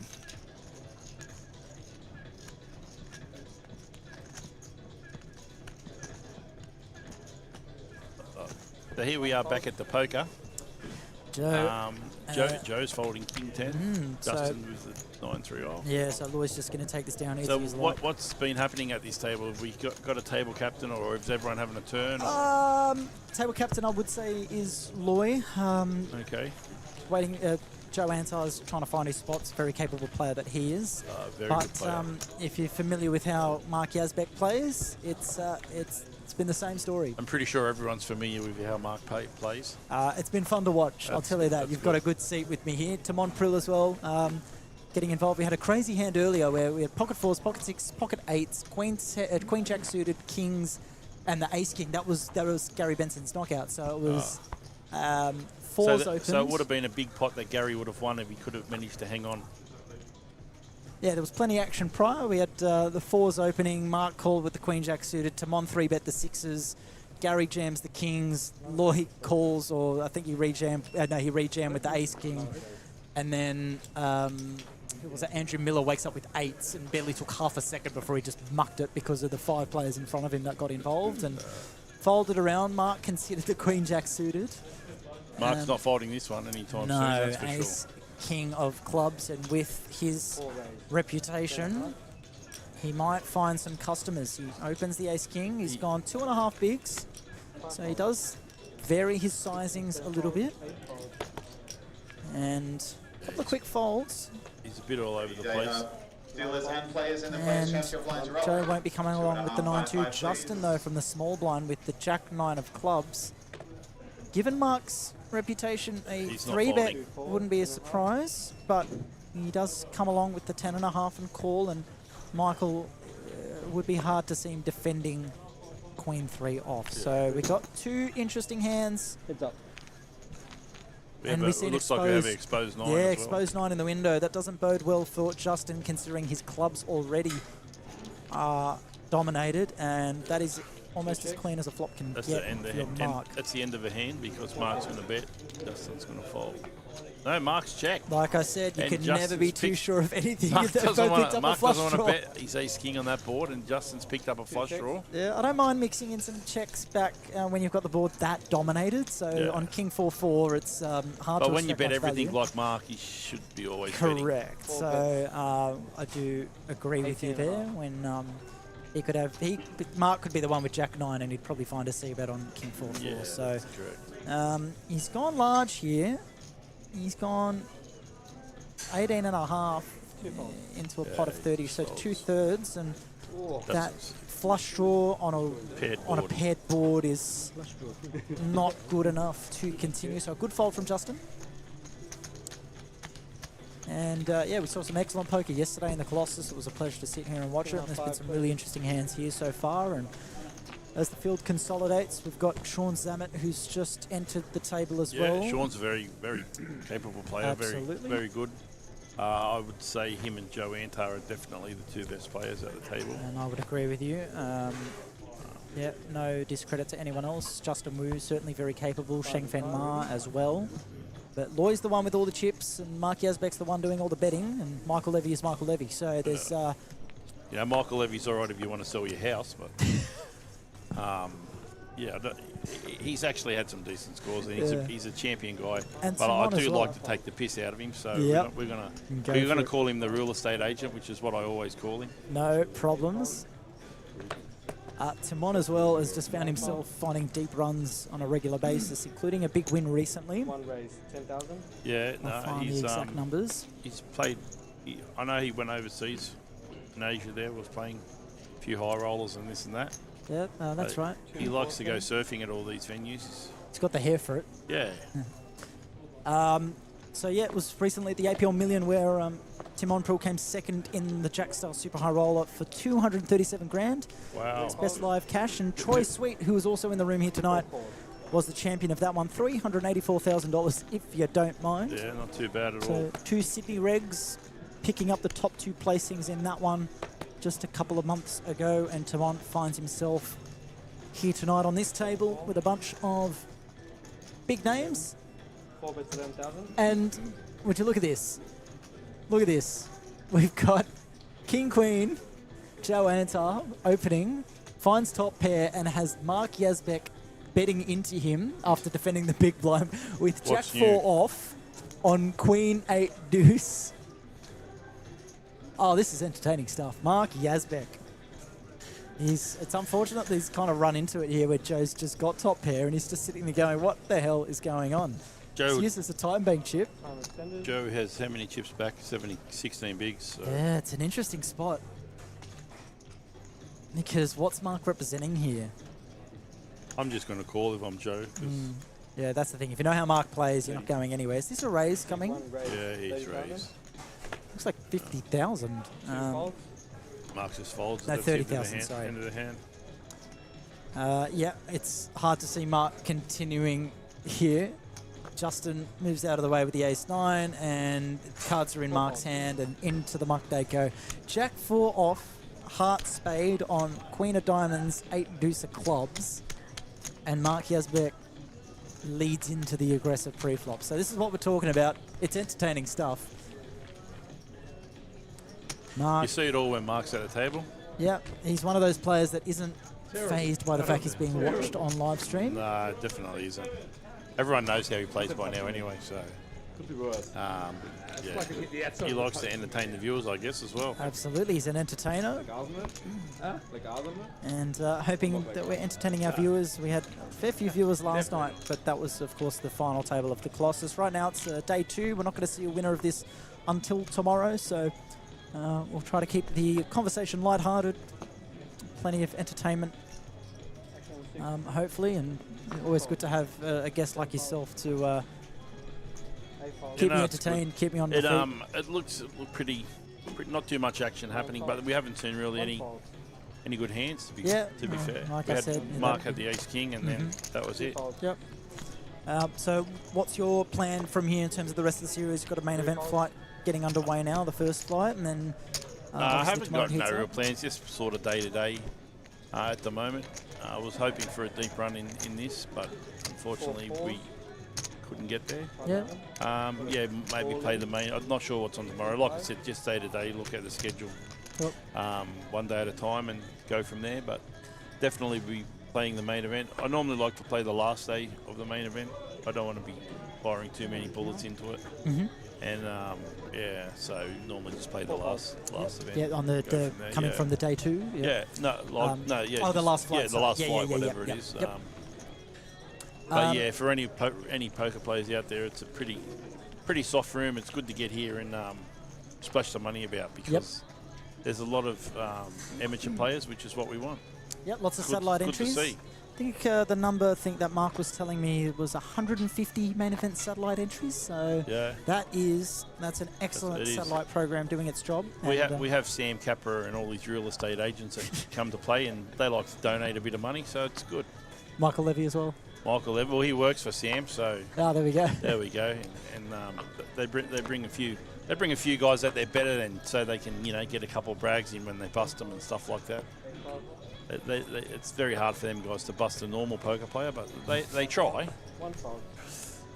Yep. Speaking of what's on tomorrow, we do have the Summit Freeze Out. Oh yeah, is that the 1250? That is the 1250, 75k guarantee on that one, and it's 150k start stack, 40-minute levels. Yeah, I know there's quite a bit of interest about that. Michael Canan's girlfriend Alba is very excited to play that event. I know she's probably listening right now as well. The winner is so yeah, we're looking forward to see her here playing. Speaking of watching the stream, we have Phoebe Yan joining the chat, and she is ripping into you right there, Mott. How have you busted in this field? Yeah, I was pretty amazed about that as well, Phoebes. But we call with Queen Jack of Spades, and the flop comes Jack 10 3 2 spades. So we ran into 2 kings and bricked out, unfortunately. But if you were dueling, that would never have happened. And if you were playing and had the kings, I probably would have folded. There's Alba. I'm in. Alba's in. Yep. Oh, that's good. They're all here. Yeah, Phoebe, be good to see you here. We'll get Phoebe in the commentary box as well. But once again, I'm Chris Waddy. I'll be anchoring the majority of this stream here at the King's Room for the Sydney Millions series at St George Leagues Club, and I can't wait to be joined by some fabulous names next to me, the likes of which we've had so far. John Cootis, JC, Mr. Legless, telling his story yesterday about about his journey growing up with his predicament. Oh, wow. And talking about his wheelchair, or he likes to call it Chair Force 1. Chair Force 1. Chair Force 1. He's got a name for it. He's got a name for everything. He's got a quip for every situation, and caught me off guard a few times, where I had to cut myself off. Thank you, Steve. Love the support in the chat. Keep it coming. Like I said, Chris Waddy here, and I'm joined by some wonderful guests. One at the moment, Michael O'Grady, unfortunately just told us his bust-out story. How do you brick on a jack-high board with 2 spades with Queen Jack of Spades? I can't complain. Like we said before, I just won the 𝗣𝗦𝗬𝗢𝗨𝗧𝗦 main event, Absolutely. the APO. Yeah. I go deep in everything. Been a good year. Yeah, we can't complain. You know, we got to let the fish share it around. We got to let the fish win It's every good for now the and game, again. yeah. Greg Tanakis is watching. Yeah. He would have told the guy you were up against to fold the King's Pre, right? Well, he would have folded the King's Pre-flop for sure, but Greg's turned player he used to be a dealer, but he's turned a professional player now. And coach. Yeah. Wow. Yeah, he actually coached Amin Riazadi. It's great for all us poker players out there if Greg's turning coach. Let's come back to the hand for a second, Justin. We're with top pair and a flush draw, which is what you had, top pair and a flush draw, except this time, instead of being up against kings, he's up against Timon's Queen Jack, who would have needed a 10 and a 10 only to win that hand. But Justin finding 2 pair on the turn, another bet good enough to get the job done. So, yep, leave some support in the chat, guys. Great to hear from your support in the comments. We're also on YouTube, so check out the new channel launched last night. That is King's Premium Poker Room. If you want a higher quality stream, or if you've got YouTube Premium, you can close your phone and listen in the background. YouTube Premium, I don't know why I'm giving it a shout. It's probably the best subscription I pay for. Forget Netflix, Stan, Binge, Paramount Plus, Amazon Prime, whatever it is. I love YouTube Premium. I'll have to check it out. I was on a couple of flights yesterday coming back from Townsville, and I could download my YouTube videos to watch them offline. Is Townsville on right now? Just finished the series. Just finished? Finished on Sunday, yeah. Who were some of the winners up there? I should know because I photographed all of them, but Nathaniel Hutton won 2 tournaments and 1 player of the series. Oh, shocked me. That's why he won. Nathaniel Hutton is a very, very good. He's just joined the He's chat. very, very good. He's just joined the chat. He's very good, and he loves to go to Townsville. Yeah. He's told me up there it's like very, very soft fields, and it's a great holiday spot, which It's a great I'm sure it is. Got to get you up there at some stage. It's beautiful Yeah. there. Did Lachlan Crilly win anything, or? Unfortunately, he's. I consider him to be one of the better players I know, but he couldn't manage his way into a deep run in anything. So I feel for him there, but class is permanent and he'll be back. But Nathaniel won his 2nd player of the series at that venue. He won it the start of last year at the Yankee Classic, and he's done it again at the Ville 600. Yeah, and he's a beast. very good. He is. Yeah, and one of the nicest players I know. Just very humble. All those guys are very good. Oh, absolutely. Lachlan's a lot like that. He's very, very good. Absolutely. Always very nice. Anthony Russo and Amador Bermejo both collected 5 trophies between the 2 of them, and Amador also had a deep run in the main event. Matthew Ginn picked up 3 trophies and finished 3rd in the Player of the Series leaderboard. Wow. Corey Van Jaarsveld, I think, went onto 5 or 6 final tables, started as chip leader on all of them, and min cashed all of them. So just could not get anything going once he hit the final table, and he came 5th in the Player of the Series there. So maybe he should get some lessons off off Nathaniel. He seems to be able to close it out. Yeah, these were the winners throughout the series. They had a female winner of the main event. She went up to celebrate her 40th birthday. Wow. And entered the main event. Her siblings bought her a ticket. Claire Russell it was, and got to the top 3. They made an ICM deal. They split the money. She secured 36,000. It was meant to be 55 up top, but they evened out the money, and she ended up winning it. So great for the game. No, it's fantastic to see all these amateurs. I'm not having a shot at them, but they're not. I didn't mean it for it to sound like that, but for she doesn't play these guys that don't play, yeah. they're not regular players, so it's good to see them doing well. Yep. So Matty Ginn, 3 wins. 9 raised, 10.5. Yeah, Nathaniel 3 wins. So yeah, it was a good fun series. But again, all the focus right now is back to the Sydney Millions. 2 folds, 3 folds, 4 folds. So we've just received word that Mock is not going to be joining us for much longer, but for good reason. There is the Tuesday High Roller, of course, that is still going on at Churchill's. There's a few of us heading out to Churchill's. They've got like 60 runners, so we're going to go out there and see if we can get our money back from this event. Absolutely, another King's Run event. I'm definitely love to come back in here again later in the week and chat again. Absolutely. Well, it's been a pleasure having you, Mock. Thanks, Chris. Always a pleasure. Thank you so much. Thanks, mate. Cheers.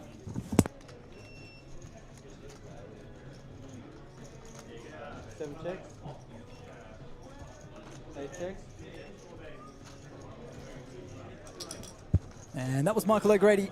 Unfortunately, just busted the Players' Champs, and with just a main event flight and main event satellite running on in this room, he's seen an opportunity to play a great game, the Tuesday High Roller at Churchill Sports Bar. Again, run by the Kings team. He's heading over there now. So again, if you're free and willing, we'd love to have you in the com box as we return to the hand. Sean Zammit finding top pair, checks it over to the pre-flop aggressor, Andrew Miller with the 9s, drawing quite thin considering 𝗣𝗓𝗬𝗢𝗍 has got one of his 2 outs in his hand. Congratulations to our second lucky winner on winning $750. I'll be back at 9 p.m. for the check next draw. raise on a relatively dry board, except for the 2 clubs, and he's got the jack of clubs in his hand, but it's good enough to take down the pot right there and then. Thank you to those tuning in and watching. Lovely to have your company. And just like that, we lose Mock, but we've got some excellent company taking their seat right next to me. A man that barely needs any introduction, Mr. Jared Thatcher. Pleasure to have you with me. How are you going? Hello. I'd like an introduction anyway. You'd like an introduction? Well, one of the tallest players I know. One of the best players I know. A popular figure around the Australian poker scene, and what's your quote again? When will it end? Is speaking of ending, what were you just playing, if you were just playing something? I late reg this tournament. Yep. And it I ended? busted. Yeah, it's all over. Well, there's your answer. 5 minutes ago? Nah, I had something to eat, and then good. Mark muscled me in here against my will, and so here we are. Yeah. Well, we'll make it worth it for you. How was promised him 20 minutes. Yep. We'll start the timer. What was This the dinner? started. Yeah. I had 𝗣𝗓𝗬𝗢𝗧𝗦. Oh, yeah? Any good? It's all right. It was all right? 5-star review right here at St George Leagues Club. I'll start food reviews. There we go. It's pretty good. Jared Thatcher Food Reviews. You find him on Instagram at JT's Food House.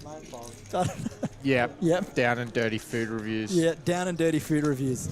First post is the 𝗚𝗡𝗍𝗍𝗍𝗍. Well, what was your bust out hand? I under the gun raised.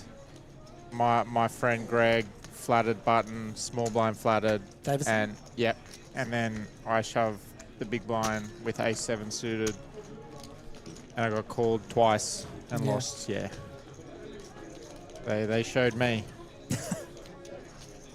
That'll teach you. Yeah. Yep. Lesson learned. Lesson learned. Yep. What's Mark Yazbek doing here? He's that's been the question of the day, to be honest. What's Mark Yazbek doing here has been a common thought, to be honest. I've got to show you a hand. If I can find it.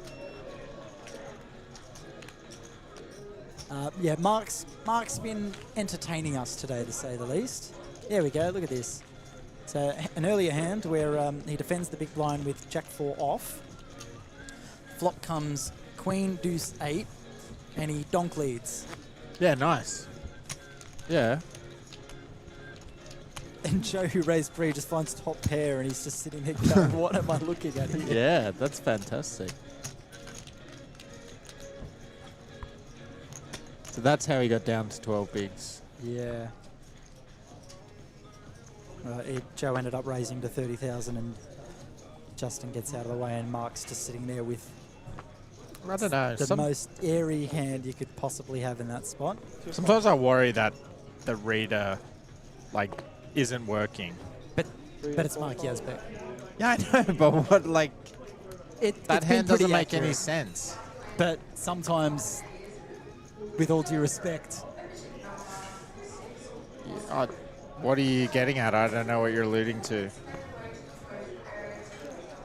if it was another player, I might be concerned about the reader. I don't know. There was a hand that I played on stream where it said I folded 10s in a spot I would never fold 10s, and I had Jack 10 offsuit. Sometimes, yep, the technology is not perfect. However, it's looked pretty good over the last 2 days. And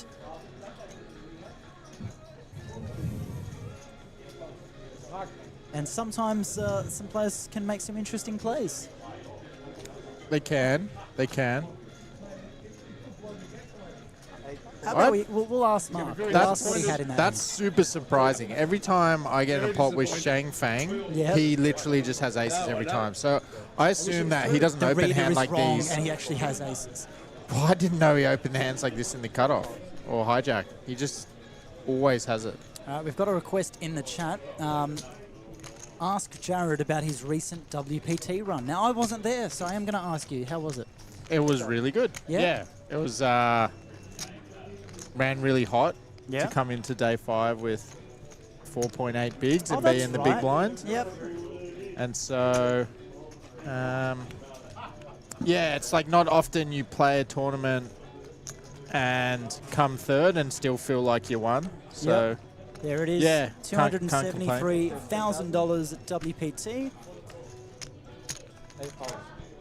In the championship event. And my good friend Rob Liu finished 4th in that event, actually. So he did. Yeah. He tanked his way to 4th place. Yep. He didn't play a hand without his full time bank for 3 days. Seriously, he didn't. Oh, he did. He stuffed up once, and I called him out on it. I was like, "You folded without tanking them." And he paid more attention after that and used max time bank for every decision after that again. He's in the room, so I'll bring it up with him. Yeah, I always say it to him when I go past him as well. Yep. I don't want to let him live that down. Yeah. I was watching the stream and I struggled a little bit considering there were a few inaccuracies in terms of stack counts and action wasn't entirely captured correctly, so it made it a bit of a difficult watch from a viewer perspective. Because they were fish. Are you calling everyone their fish? The streaming had some technical difficulties, which made it difficult to follow along. I'm reading between the lines. There was technical difficulties in some of these people's brains. Is that what you're saying? I'm not quite saying that. I'm actually saying that I saw a player double up and it said they were eliminated, and then it took a while to put their name back in the system despite me seeing them physically. And then they're stacking chips. Yeah, the chip leader that had like 11 million at one point, it reported them as having 2 million, not chip leader, so it was yeah, just some technical difficulties, so it made it difficult to follow along with what was actually happening, and I actually preferred the poker news. Actually, no, the WPT live reporting coverage was more accurate. Even more accurate, yeah. Because I was trying to sweat actually both of you, if you make the time hoping that both of you ran deep, deeper than that.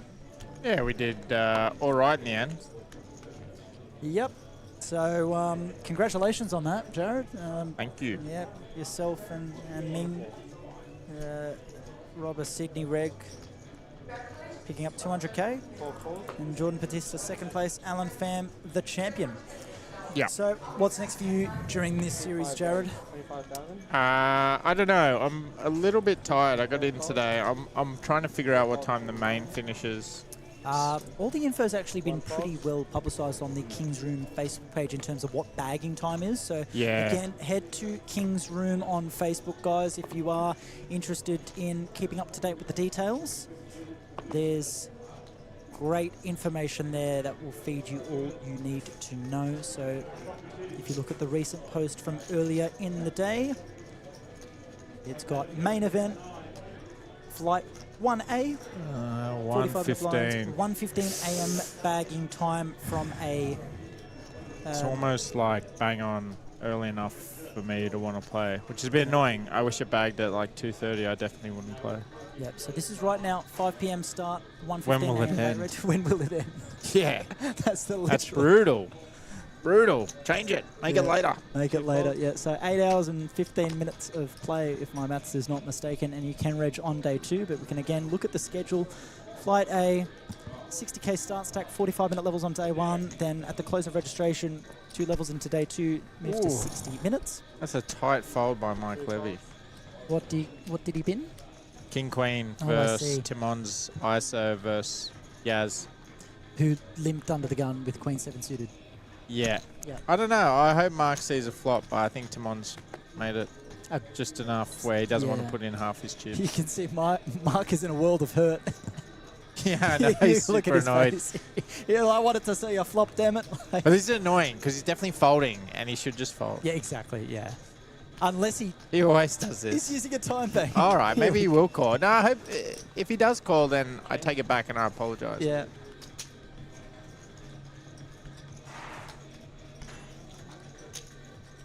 Well, you can tell he's genuinely considering it, so I'm not gonna. Yeah, I'm not gonna blame he is him. actually. Yeah. Yeah, I'm wrong. Sorry, I don't Mark. think he's Hollywoodying. Do it. Yes, call. Yes. Let's go. We see a flop. Yes. Sucked in, Timon. Don't want to show any bias, but a Queen. queen high flop would be Queen. interesting. Oh, Yes, what a flop! yes. Everyone's got a piece. Mark's got top pair. Let's go. And the thing is, the chips have to go in. He's got. Oh, he's got. he's like, 100% donking he's all just in. got a jam, right? Oh, he's He gone checked. check, All right, he induced. bet, jam. All right. So a couple of outs already dead for Timon. He's lost a couple of kings to work with, but all the aces are still live. So the ace, king, or jack is what Timon is looking for. But he's got all the chips, and it's Mark that wants to hold on to survive. Hold. Ace, king, jack, or 9, and that 9 is going to mean that we chop it. Yeah. That's a chop. Levy would have won. Yeah, with the king queen. I just saw the 9 come up as one of the outs, and I saw the 9 drop. And I was like, wait a sec, Mark's not out. But I think he he'll escaped. take that as a win. Look at that smile on Mark. On Mark. Yes, look at Tim on this. Yeah, maybe Timon will tilt off now, even though he chopped. He's got 96 bigs. I think he'll take that 9 on the ripper. So Mark Yazbek, he's a great player to watch.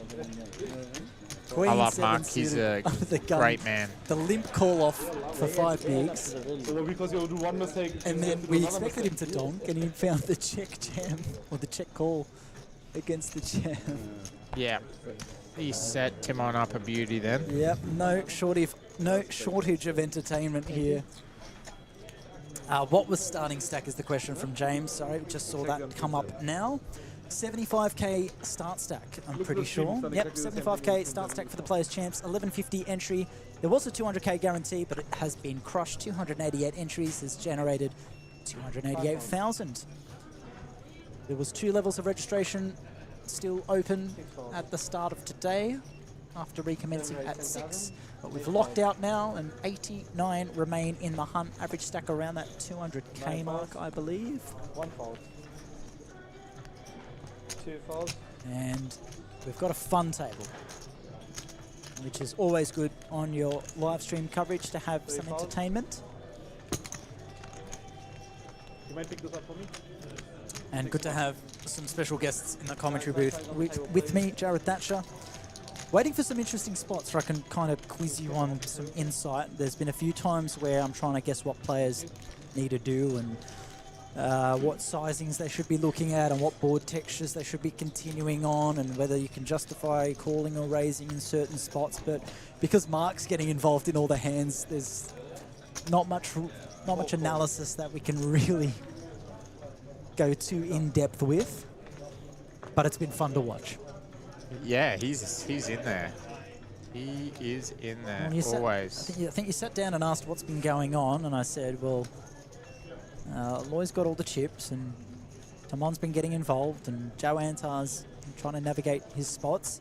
But it's just been the Mark Yazbek show, and he's the shortest stack out of all of them, but still providing the biggest amount of entertainment. And finds the jam on the 9-9 deuce flop that's just going to get through. He could have checked jam there. Like, Sean's 100% just going to bet, and then he can go all in. And just, you know. Yeah, there's the analysis I wanted, so you're not wrong. Should be c-betting paired boards at a high frequency. It was the pre-flop aggressor, and it was an opportunity for Sean to do so. And if Mark was going to jam, then check jam was going to be potentially a better option in that spot than just popping it in on the flop. So he's going to be in the small blind now. To be fun when Mark reaches the button.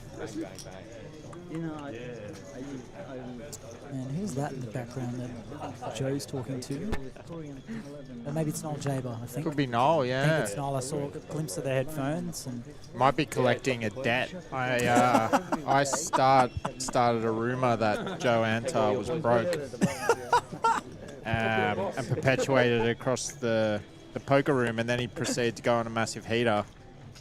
And it was really hard for me to maintain that because he won the Centurion recently. He won everything immediately after. Then he won the Trojan at the Australian Poker Open just for a clean 250 grand. He won the high roller at the Sydney Champs for 113. Won the Centurion in Sydney, came fourth at WPT. Geez, if you look at 4 of his 5 most recent Hendon Mob entries, he's got 113 grand, 250 grand, 39 grand for first, and then 117k for fourth. Yep. 3 wins, a fourth. I stand by it. I think he's had crippling gambling debts and stuff of that nature. All right. Now here's a hand brewing here. Loy Abdo opens the action with Jack 10 off. Tim on. And then Mark flats from the small blind, and Timon bumps up the aces to 25k, which is a pretty small 3-bet. Yeah, he's trying to get Mark in, and it's going to work. It's a very small 3-bet, considering it's over the top of a raise, a call, and he's out of position. He might fold. If he had a suited hand, he'll call. Hello, Ramsey. Yes.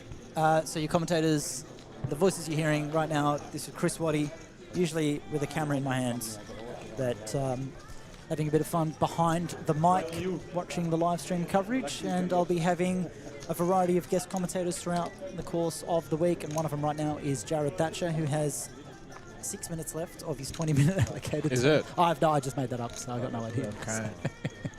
Depends how eager you are to get out of here, but yeah, how's that? How's the lamb souvlaki? Or how's the souvlaki sitting? Sitting good. Sitting good. Yeah, it's pretty good. Yeah. It's gone from all right to pretty good. There we go. So it's gone from 4 stars to 5 stars. 3 stars to 4 stars. Yeah, that's as emotive as I'm going to get for food here. So make of that what you will. Yeah, and keep an eye on what do you say? Down and dirty food reviews. Down and dirty food reviews. Yeah. Hi Ramsey, glad to have you in the chat. And again, if you're watching, would love to have a g'day. If you want to leave a comment, say hi. Or even better, make your way down here to King's Room at St George Leagues Club at Cogra for what's been an awesome Sydney Million series so far. So, Justin opening the action. Michael, you'd imagine, was just going to go set mining here with his deuces. And Mark now, that 10-8 was suited, we'd be almost certain to see him come along. But again, he's playing off, what's he playing off? 12 bigs. So if he had a bit more of a stack, that 10-8 offsuit might have been involved as well. So knowing Mark. Took a lot of self-control not to be in there, I think. Ching Feng with a very defendable hand out of the big blind, King 5 of clubs. He's in bad shape, as we can see, but he's got the right price to come along. And there's never a clean flop for deuces unless there's a deuce on the flop. Yeah, that's it. That's right. And let's see how it comes. Yes, the mini main will be streamed for day 2. So yes, Ramsey, fire a bullet in the mini main, and we'll see how we go in terms of analysing the way you play your hands. As we are with everyone here. Nothing to be worried about. It's always good fun to be on the stream table, and some people aren't phased by it, as we mentioned. And right now, Justin continuing. He's got this board pretty well covered despite not hitting it. He's got the second nut flush draw and a gutty for Broadway. And Shengfeng needed maybe a little bit more than what he got in terms of the backdoor nut flush draw to continue. And he shows the hand. You a shower? Yeah. Yeah. Depends on context, or... Yeah, it depends on context. I mean, I don't care. Yeah, I'll show sometimes. Yep. If yeah, if I get a bluff through, I want to show. I'll show it sometimes. Nice. You just got in today, you said? Today, yeah. Did you drive down, fly down? Yeah. Flew. Nice. Flew. Yep. Yep. Nice. How long was the flight? Hour. Yeah, nice. Yeah. I was Brisbane to Sydney yesterday, and that was as soon as we took off, we started landing again, so it wasn't too bad. And is that where you live? No, I was just up in Townsville for yeah, of course. So I went Townsville to Brisbane, Brisbane to Sydney. Yeah. I'll tell you now, the flight from Brisbane to Sydney is quicker than my drive here. It took me 80 minutes to get here from where I live in Sydney's northwest, Hills District. Peak hour traffic, 5 o'clock. It's an awkward spot as well, like behind the airport. Yeah. Like, literally, my flight from Brisbane to Sydney was quicker than me driving here today. So, how good is Sydney traffic? Yeah, it's brutal. It is. It's brutal. It was rough. Yeah, not fun. It'll be a cleaner drive home at the early hours in the morning after this finishes. Yeah, it's just coming in with a king 4-0 and the cut off with a limb. Yep. Yeah. Do you think the reader's made an error, or? Nah, I feel that one. Yeah. I mean... What? Shengfeng just put it in? Yeah, I think that's fair. super good. Yep, that's fair. And Sean will not come along, and Mark is going to tank for a little bit before... He's going to give us some... Are we going to see a time bank chip go into the middle? That is the question. Yeah, Mark's literally thinking, well, how do you know I don't have aces, mate? He's annoyed he's jammed because then he can't re-raise to try and bluff him off it. Like, there are some players that tank in these kind of spots to get a bit of airtime on TV. No, he does this when he's not on TV. But Mark, this is just Mark. So he went through a world of hurt having to fold that hand. Yeah, that was a nice King fine. 4 off, yep. By Shengfeng. Yep, and he's going to bolster that stack a little bit.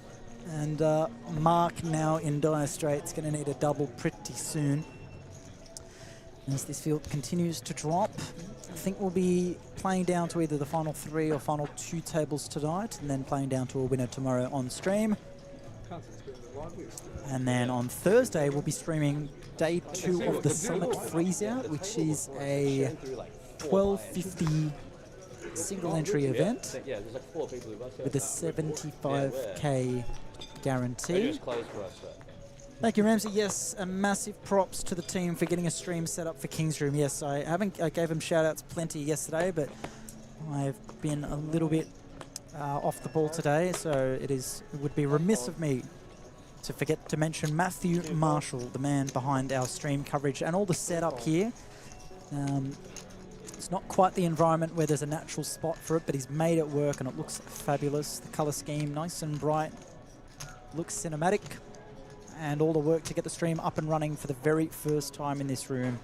Massive shout out to Matthew Marshall and Jamie Hall, my co-photographer, a good friend of mine now. We both operate in similar areas of the industry, both always with a camera in our hands, and he's done some excellent work to give this stream some extra production value. And I've got to plug an upcoming interview that he's got loaded up to show during the next break with Fletcher Smith, last night's winner in the Colossus. Did you happen to catch any of that at all, Jared? Did you see the Colossus yesterday? Adrian Pacheco heads up against Fletcher Smith. I didn't see any, unfortunately. okay. Life's too short to watch that stream, unfortunately. I was just telling now, Adrian, he was quite a regular about 2021, 2022, 2023. He was everywhere on the circuit and then kind of dropped off the map a little bit. He's picked up a couple of decent scores recently, but yesterday was really his return to the game. He picked up 75 grand after an heads up. So I really like him as a person and haven't seen too much of him recently. So happy to see him find a deep run. And 𝗣𝗔𝗬𝗢𝗧 has not picked up a score on Hendon of more than $3,000 since 2023. And yesterday he took home 65 grand, $30,000 more than his previous best live cash. And Fletcher won the trophy. So there you go. He's been chasing that one for quite some time, looking for a deep run. And I'm excited for that interview just to get a bit of an insight into his journey here and how he feels about getting that win. And he had quite the rail. A lot of his mates all sitting in the top right of your screen where those chairs are. There was plenty of noise coming from them. So kudos to you, 𝗣𝗔𝗬𝗢𝗧, getting the win. 65 grand going his way, 75k for Adrian. Adrian was the chip leader at the time the deal was made. So a kind of return to form for both those players, even though Adrian has picked up 3 5-figure cashes in the month of September alone. So definitely never out of form, but first podium finish in quite some time for Adrian. So good on him for that. Yeah, he was deep in that WPT that I ran deep in. Yeah. Busted him in a big flip, so I can't remember what he finished, but it would have been the end of day 4, I think. I think. Yeah, good to see him do well. He's a very nice guy. Yeah, absolutely. He was a ambassador for WPT League Illawarra region for quite some time back in the day. His best live cash was a 4th place finish in the 2022 APL Million, which was the first one to be held at Southport Sharks and the first one after COVID. And then, yep, he... Oh, if we sort this by date. 3 5-figure cashes in the month of September, including 20th place and 23 grand in that championship event where he finished 3rd. So the FT as well. Yeah. In that monster stack. So yeah, a couple of decent scores, but you're going back to the start of this year, a bit of 2024, and then it's that gap 2 years ago. So he hasn't played a lot over the last 2 years, Adrian Pacheco, so great to see him return in a big way with his best cash since. Cash in 𝗣𝗪𝗧𝗦. Oh, yeah, hey? New nickname? How's that? I'll let you run it by Something exciting to watch. And we see Mark. Oh, here we go. The chips are possibly going to go in here, you'd imagine. Andrew Miller finding top pair. And against Mark's he's going to range. have to just call immediately, right? Well, Mark's the pre-flop raiser. So he's got a lot of better... Well, anyone else would have a lot of better kings in this spot. So you're not loving it. I would be. If you've played with Mark much before, he's gonna call it. Again, I haven't commentated a lot of poker, but I've commentated enough to know that you can. He's in a world of hurt. I've commentated enough to know that you can never say there's a definite, but there goes the calling chips. As you know, we're lucky enough we can see the cards, but in that spot, after you defend from the big blind, you're not loving it. I can see here that Mark's at risk. He's looking to find a spade or some backdoors. And now he just needs a spade and a spade only on the river to survive, and finds the ace of spades on the river. Mark Yazbek does double up.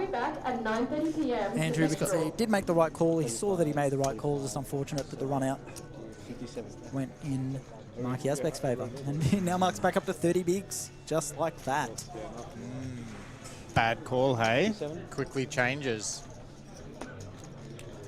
Nah, not a bad call from Andrew. Not much he can do there when you're up against. If it's anyone else that jammed, you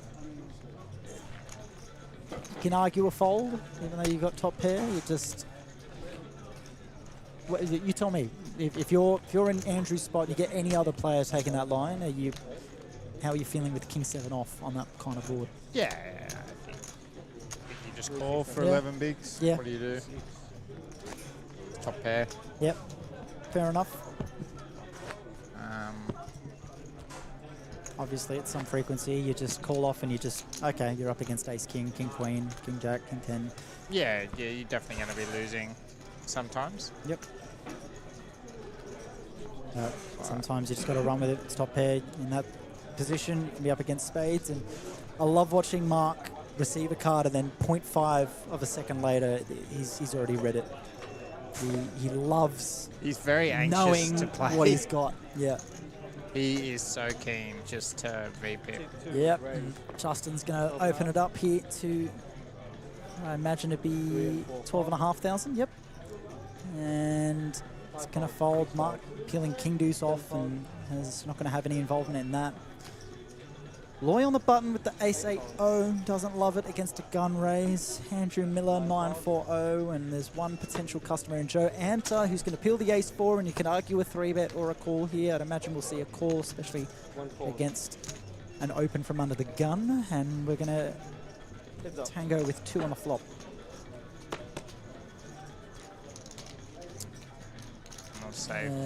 That is a pretty good flop for Justin Wu. Finds a middle pair and the nut flush draw. And he's obviously going to be wanting to mix in a lot of checks or a super small bet on those monotone flops. And that queen is only going to help Justin.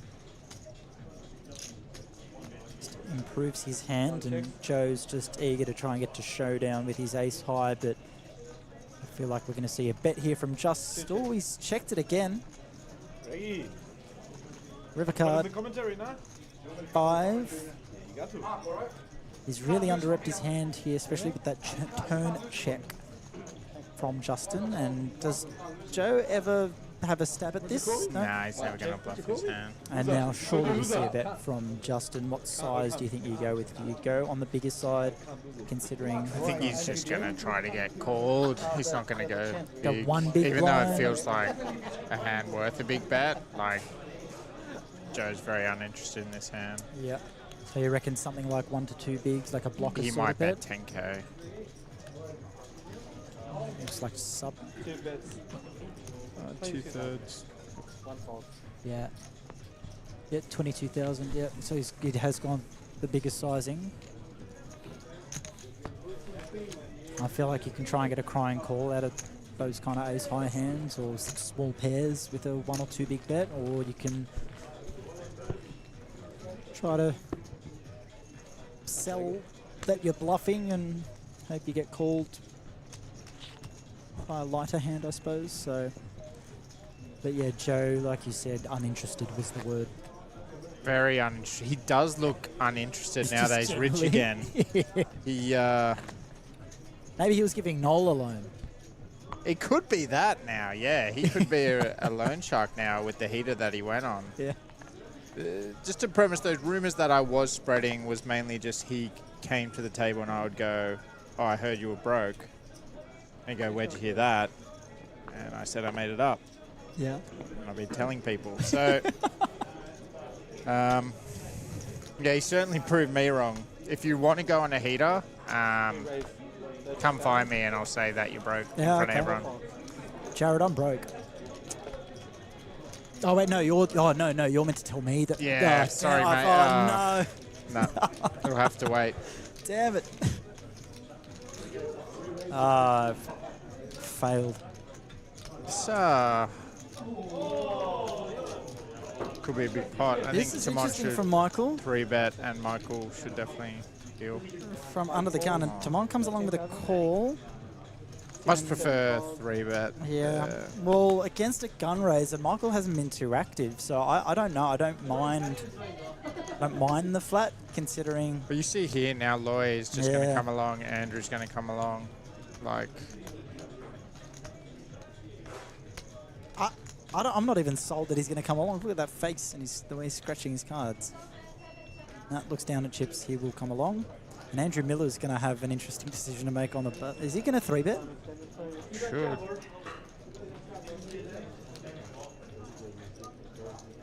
Yeah. Super small or? Oh, he's called. Yeah. And then we've got these suited connectors in the dealer position and small blind, so... Is it a call? See, I'm Looks like it's colorblind. 22. Oh, You'd have a better idea of the colors than I would because... Oh, no, that's, yeah, 2 5K chips, 2 500 chips, and 2 yellow chips, so that's 13K.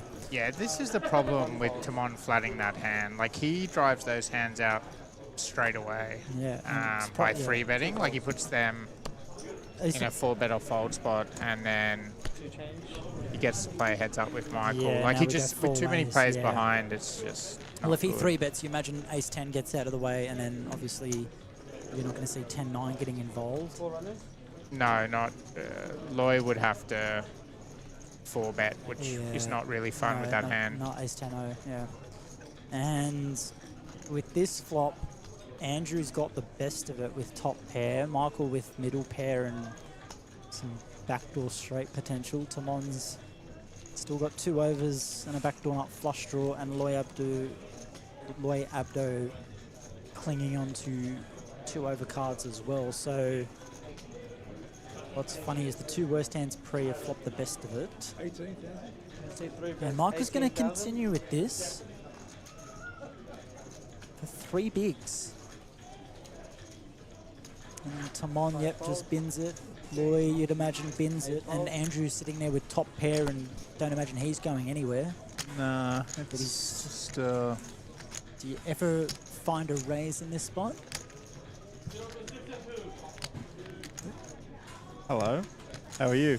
So, Jared's coming to the end of his 20-minute stint. 9 4.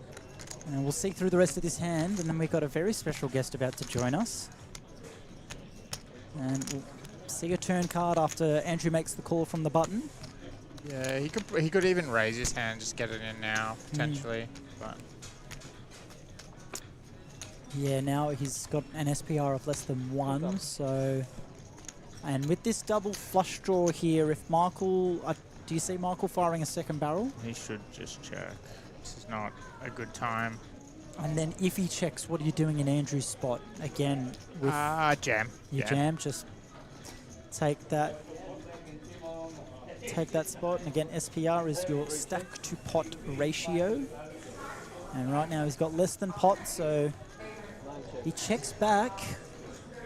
And then if any flush completes, again, a backdoor flush, not too bad, but that gives Michael Levy 2 pair. And now Michael, again, is not much to be worried about on this He kind just of has run to go out. all in. This is a real easy one for Michael, I think. Yeah, there's not too many hands to be scared of, I suppose. He might bet like 60k Yeah. just to make sure he doesn't fold a 9, but You could even see like a half pot. Well, he's going about 40k. 46. No, yeah, 46. yeah. Just under half pot, I think. I think he's got a pretty good read on the situation then. Yeah, so if now he- Andrew's in a world of hurt because he's not just being put to the test with a jam, and he's still going to be in this tournament. And if he jams, there's not a lot of fold equity for Michael Levy, and obviously we can see his hand that he wouldn't be folding, but what are you doing in this spot if you're Andrew, Jared? I am super upset if I'm Andrew right now. It's a terrible spot. Yeah, I think would have liked to see a bet from him on the turn, especially with a double flush draw. Just feels like Mike always has it when he bets his size as well. Well, you might But be using then up another time bang chip, yeah. The thoughts going through Andrew's mind is like, well, I've under-rep my hand. And Yeah. Yep, there's the other time bang chip we were talking about. He's, I think he's going to call. again, I don't like jam here because unless Michael has air, you're not getting any folds from from better hands.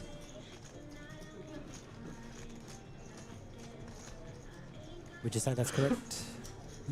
Yeah, I would never. He cannot jam his hand. No. There's a third time bank chip going into the middle. Like his hand is just a bluff catcher. Yeah. He's in a world of hurt, as you can see there, and you can look at the action, the way it took place on the left-hand side of your screen. Michael raised pre. There were 4 callers. He puts in calling chips, nods his head as he sees the bad news. And, yep, that Dirty River. And Michael gets rewarded for opening under the gun with 7-6 off. And Jared Thatcher, thank you for joining me. Thank you for having me. Going to hand over to lovely Steph. Steph, yep, that's a little preview of who's to come. We have... Maybe he'll stick around because... There we go. We're about to welcome Steph. Thanks, Jared. We're about to welcome Steph from Best Hand Shiatsu Massage into the commentary box. She's also, like so many of us, fresh off the plane from Townsville. And straight into this series here at the Sydney Millions. She's been in the industry more than 20 years now. I'll let you say hello, Steph. Welcome to the booth. Yeah, hello. Welcome. Hello. Have you had much commentary experience in the past? Absolutely zero. None at all? None at all. Is this the first time that you are in commentary for a stream? Yeah, this is making a new neural pathway for me. There we tonight. go. Well, Steph, it's a pleasure to be alongside you for your debut in commentary. So thank you. Thank you. How long have you been in the industry? It's more than 20 years, right? Yeah, it is. Like maybe since 2004. Since 2004. That is a lot long. That's older than... It's older than APL. It is 2005. older than APL. So no, we started Aussie Crown, Millions yep. Crown, so a long time. Steph, not only one of the best hands in the business, it's in the name Best Hands, but one of the most lovely people I ever had the pleasure of working alongside. And in recent times, our desks or our areas have been kind of further apart from each other at a series, but it's always a pleasure to see you wherever I end up in the Australian poker scene. And thank you. Your massages are the best. So yes, well, you know, we enjoy looking after the poker community. Yep. We know, you know, so many of the players now after all these years. Yep. And we have quite a consistent staff that keep working with us, so everybody sort of knows who we are. They see our white uniforms, they know we're not dental nurses. Yes. Or they know who we are. are. Word that says Shiatsu Massage on your shirt as well, so yeah, that's a bit of a giveaway. But you're based up in Queensland, in northern New South Wales. Yep, that's right, in Kingscliff. Kingscliff. That's right, and close to the airport. Close to the airport indeed, and you've got your Sydney-based staff. You have Steph and Lucy, they're both Sydney. We've got Liv and Lucy, that's right. Oh, you're Steph. And that's Liv right. and Lucy, that's and, what I meant. And Anna also works with us. Yes. Yep, that's and right. they're regulars. You'll see them at the Star, you'll see them... almost everywhere around Poker Palace and WPT. Like they get around everywhere, which they is do, good. and they love to travel up to the Gold Coast to those events. Yeah, to those just because they enjoy, you know, the Gold Coast. The Gold Coast. Yes, of course. They're like, oh yeah, but we're coming. Yes, absolutely. And but yeah, always a pleasure to see the Best Hands team around. I just saw you and Mike up at Townsville as well. Is Mike going to be popping by this series, or he might pop down tonight. He'll see how things are going with the family. He's doing daddy daycare at the moment. Yes, of course. Yeah, we'll make sure that we're finding a balance of. We're going to be talking about the poker that we see on screen, but also want to keep talking to you as well about what's going on. We on can your go end. back to the poker because I might actually learn something tonight. So, well, we can see all the cards. Have you sat and really watched much of the poker streams at the series that you've been at? You see them on the TVs maybe around, but occasionally, like at a final table, if one of my clients is playing, I'll take an interest. Oh, awesome! So so I definitely follow the people that I massage because I love them and I want them to do well and I celebrate with them. Amazing. Well, is there anyone on this table that you can see here with those names up the top that was Mark Yazbek one of you? Yes, 100%. There we go. So Mark's been playing some interesting hands and he's been fun to watch. But we're looking here. Timon's open from under the gun with the ace-jack, a strong hand, and Loy's found a 3-bet, which I love to see, with the king-10 of spades. And Mark's got the 10-8 suited, and that's what you achieve by 3-betting. You get Mark to fold, and Timon bins what was the best hand, and that's an excellent play from Loy, and that is the reason why he's up the top of the chip counts there. You can see Tamon's got the most chips, then Loy, and hanging on there down the bottom, we've got Andrew Miller, who just got unlucky in a previous hand, and just as you were walking in, and he's down to 47,000, so he's hoping to try and double that count soon. But Steph, one thing that I know... there we go. Oh, okay, here we go.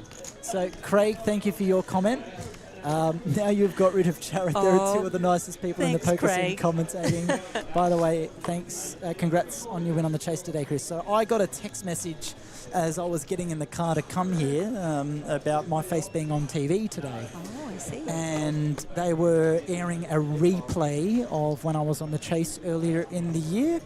And for some people that didn't know that I was on earlier in the year, they're thinking that it was on for the first time and not knowing the result, and it caught me off guard. I had no idea that they were going to replay the episode. So yes, I was lucky enough to find a result and win on that episode. It was filmed in February, it aired in March, and all the money was spent come June. I had the pleasure and the luxury and the honour of an opportunity to go over for a family friend's wedding in Greece, and did a bit of travel around beforehand, and that was thanks to the extra pocket money that I got from answering a few trivia questions correctly. Great. So thank you very much, Craig. That's kind of you. That was a replay. That was a rerun, rather, and but it was cool. Some people saw it, and I got a whole bunch of messages about it. So some people that didn't know that I was on in the past, they got to see it for the first time, and some of my family got to relive it. So we're going to come back to the action here. Michael Levy, pocket jacks up against Andrew's final 8 big blinds, and that's not a good hand considering Michael's hand. So he's got Jack 9 of diamonds up against pocket jacks. So the only way that Michael's going to win this hand is if he finds a couple of 9s, or if he finds a straight, or if he finds some diamonds. So let's see a flop and see if there's any help. There's a 10 and an 8, so he's open-ended straight draws. So now he needs a queen or a 7 or 2 more diamonds. That 10's not going to help. Still needs a queen or a 7 only to survive. And there is the 7. Wowee. Andrew Miller finds the all-important double up. And Michael Levy will be sad. He's a bit sad. You can see it on his face there. He's going, pocket jacks, what are you doing to me? He might need a massage. He might need a massage. So a chip-up massage. A chip-up massage, yeah. So, Steph, all these years later, you still find fulfillment and still love it, what you do, taking care of all these players? Yeah, well, I do enjoy dealing with all the operators and getting new business and finding good therapists, and so I do enjoy that side of things. Yeah. So it's the interactions and the people, I suppose. It's the people and the interactions. That's what I'm about. Absolutely. Really. That's what I love. And I know so many of the players. I know about their families and their lives, and that's what sort of keeps me in the game, so to speak. Yeah. There's always something new. There's always an interesting story. And we can just see down the bottom of our screen, so the prize pool, we had 288 players, $288,000 prize pool, and the prize pool has been finalised, I'm pretty sure, and I'm going to give you those numbers. So it's been confirmed as a $66,000 top prize, $42,000 for second place, $28,000 for third, $21,000 for fourth, and if you make your final table, if you come ninth, you're securing a minimum of those are some very good prizes. They absolutely are. You can get a lot of massages with that kind of money. You definitely can. Hopefully the people that get first to 10th, they can afford a massage. First to 10th, is that what it is? Nah, top 30 getting paid, $2,300 minimum cash. Oh no, they can all. Top 30. Top 30 get a massage. I expect to be very busy after this is finished. Yes, and then we're leading into the main event. Flight A of the main event rather has kicked off. As we return to the hand here, Michael Levy, he's got pocket 3s. After finding pocket jacks, we'll see if these serve him any better. Good luck, Michael. Good luck, Michael. He's looking around at the stacks behind him. He's in the cutoff. You'd imagine he won't be going anywhere. We're going to see a raise to potentially 12,000. Looks like 13 or 14, actually. Yeah, but I have to 13. Support them both.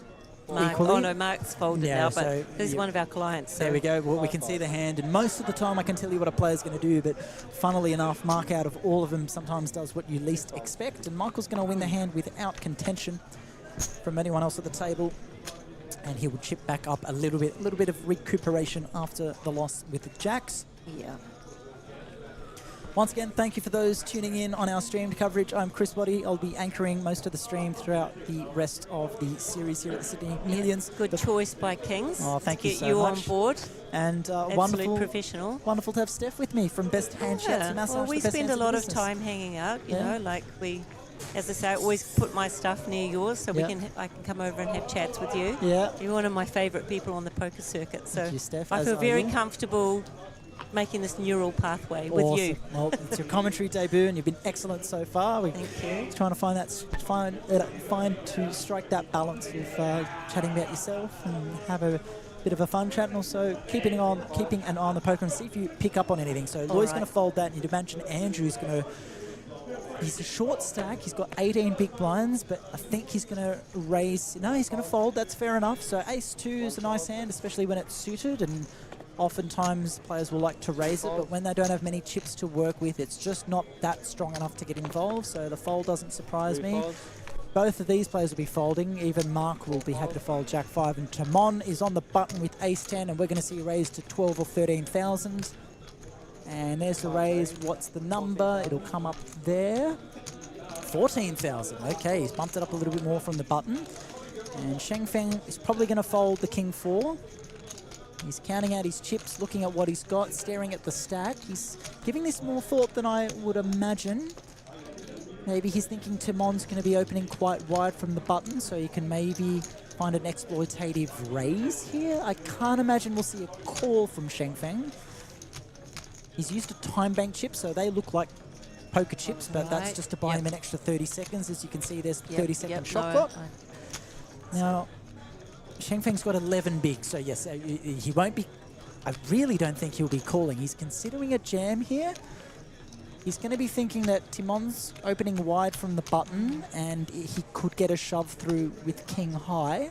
It looks like he's really thinking about it. Yeah, this is an interesting one because it's a little bit unconventional, but he does find the fold. That's definitely the right decision. Yeah, it was difficult for him.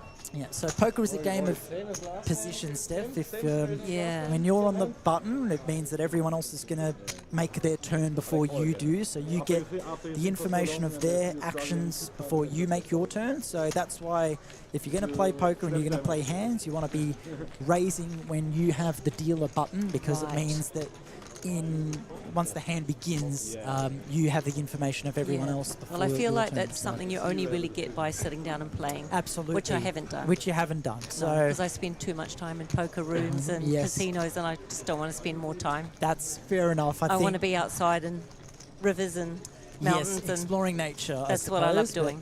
I bring that in, that energy. Yes, absolutely. So you're always a calming figure. And there's nothing more calming than getting a massage from you, I'll put it that way. So yeah, as long as the masseuse is calm. Absolutely. Are the masseuses often not calm, would you say? No, I'd say they are. Yeah, most of the time. Those kind of people, pretty grounded and, absolutely. Generally very caring kind of people. You've got a wonderful team with you, Steph. So, and you very lead the blessed. way. You set a wonderful example. And lucky enough, whenever I do sit down and play the odd game every now and then, I always feel relaxed when I'm getting a massage from you either do yourself. stick your hand up, and I go, "What are you doing? Playing? Get back to Hi, work." Steph, look at me. I'm finally. I'm all in. I'm all out. I'm not taking. That's generally the story more often than not. And that would be me as well. Yeah, and I'm more than happy to take a seat here in commentary and have some wonderful people sitting next to me. So we've had Jared Thatcher just before yourself. We had Elias, who's the gentleman behind the skill, luck, gamble hoodies that we're seeing on display here. Nice. So he's talking about that business venture between him and his son, getting that up and running. And they're more about the player. They're not just chasing the business. They've given away 100. They're giving away 100 of those hoodies to players that have drawn them, and they're throwing discounts for players throughout the series. So that's really, really good of them to do that. And we're going 3 ways to a flop here. So we had Michael raise, Mark call from the hijack, and Lloyd defend from the big blind. And Mark's flopped the best hand. He's got an 80% chance of winning because he's got the king and he's got king 10. Michael needs an ace and an ace only really to improve in this hand, but he is the one that raised pre. He's the pre-flop aggressor, and he might like to bet on a king high board because generally that's going to be better for his range of hands that he can be raising with pre-flop. 3 bets, 13,500, 14,500. And so he does continue with the bet. And Mark calls pretty quickly, as you'd expect with the king, and Loy gets out of the way. So a spade might be an interesting card to see because they both have a spade in their hand, and that would give them a flush draw, but that 4 doesn't really mean anything, except it does put 2 flush draws on the board. So if Michael wants to continue his story of telling us that he's got the best of it on that board, then he might fire a bigger bet. Nope, he does check, and I think Mark is going to absolutely bet here. And the question is how big. I'm not going to try and predict. Maybe he's going... Oh, we've just... There we go. He has bet what looks like 21,000. Yep, 21,000, and that's going to be good enough, I think, for Michael to fold his hand. Push him off the hand. It's going to push him off the hand, and Mark's going to scoop in this pot, and he's going to chip back up. So he had like 10 big blinds not too long ago. I was just checking, he did have the king. Yeah, it doesn't even matter anymore. He's won the hand. I think that it's one of those occasions where Mark actually does have a good hand in his bet, and he's going up to 180,000. Yeah, it must feel nice when you've got you've got a good hand and you just feel confident. Absolutely. And so you're sitting there and you're just sort of trying to draw them in. Yep, sitting there with like, the, I'm pretty when sure you're I got scooping this. in the chips like Mark is there. That's always a good feeling. So again, hello to our viewers tuning in both on Facebook and on YouTube. Again, that YouTube channel is nice and fresh. Already hit more than 50 subscribers, barely 24 hours after launching. And that channel, once again, is King's Premium Poker Room. There's 40 viewers there, 40 odd viewers here on Facebook. So lovely to have your company as you watch, as myself, Chris Waddy, have the pleasure of sitting here with Stephanie from Best Hand Shiatsu Massage. Now, Steph, you're going to be here for the rest of the series? Yes, I will be. Absolutely. That's right. And then you'll go straight into the APL series after this one, I imagine. Yeah, also? no, I might go up the Central Coast for a couple of days. Oh, nice. Just to have a bit of a Bit break of a from race. poker. Yep. See my family, and then I'll be back. That is awesome. 5 raised 4,000. They've got a good dealer on the table too. They've got Brian there. Yes, Brian also just coming in straight in from Townsville Yes, as well. they so will be exhausted after all we those all long hours. Yep, Steph, I know you strongly disapprove of my energy drink consumption, but at this point in I time... but I it have is to necessary. say that just as your Of health course, you're professional. just looking out for me, of course. I am. I'm just saying, I'm watching you, I'm seeing what's happening, Yep. but I understand. Of course. Yep, like a mother. Yes. Except that's also a mother. Yeah, I know. I got that. Bit of a joke there, but that's all right. So we've got a hand Wrong here. mother. Wrong mother. Yeah, I know. I do have 3 children, or Yeah. adults these days. Yep. So I can't help but being a mum as well. No, we appreciate it. Yeah. Always, that's just who you are, and that's your job. You take care of people. You make That's people right. feel relaxed, feel better, and it's iron out the kinks in some people's backs as well. Yeah, and I take care of myself as well. Like Yeah, I do good. eat Yeah. well, I do a lot of yoga, I do a lot of walking. Yep. So I sort of trying to model to the players too about Yes. balance. If you saw my desk right now, it looks like I've emptied out the local pharmacy's stock. It does. So there's a fair bit going on there, so it's all good. I'm sure there's a green juice in there somewhere. No. Hey, there's 2 waters on my desk, so that's something. Yeah, okay. I'll take a sip of that now, just to... Just get some of those microplastics in.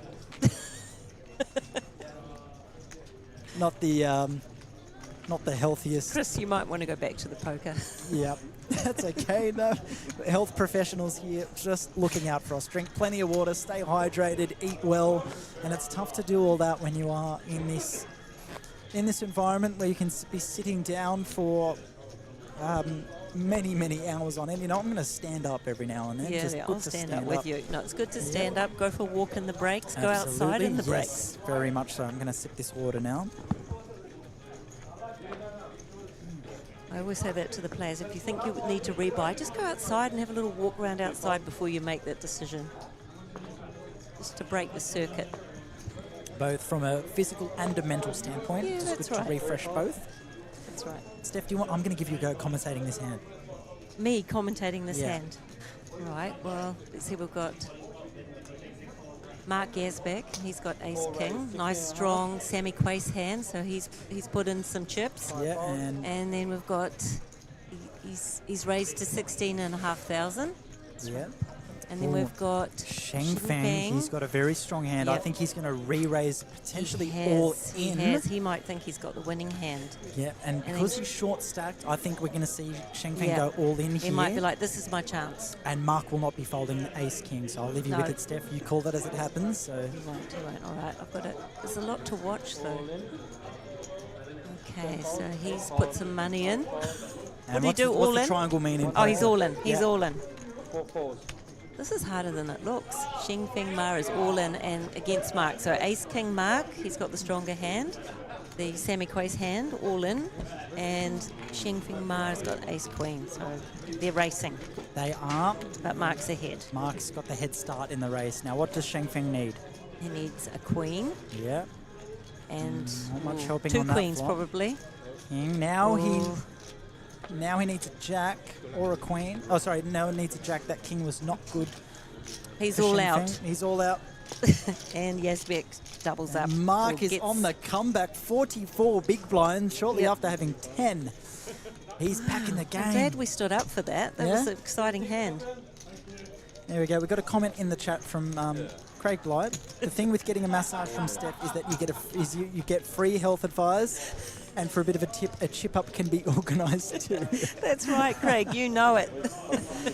Craig, but you have to sign the tiny little waiver because I Yes. can't guarantee it. Yeah. But I will try. Well, Craig, lovely to have your company here. Great to read your messages in the chat, and I'm assuming that we'll see you down here at some point if you're not here already. When do you plan on coming in, Craig? Would be great to see you. You got bonus 3,000. Bonus chips. Plenty of friends jumping in the chat. We've also got the YouTube chat up and running as well. $750.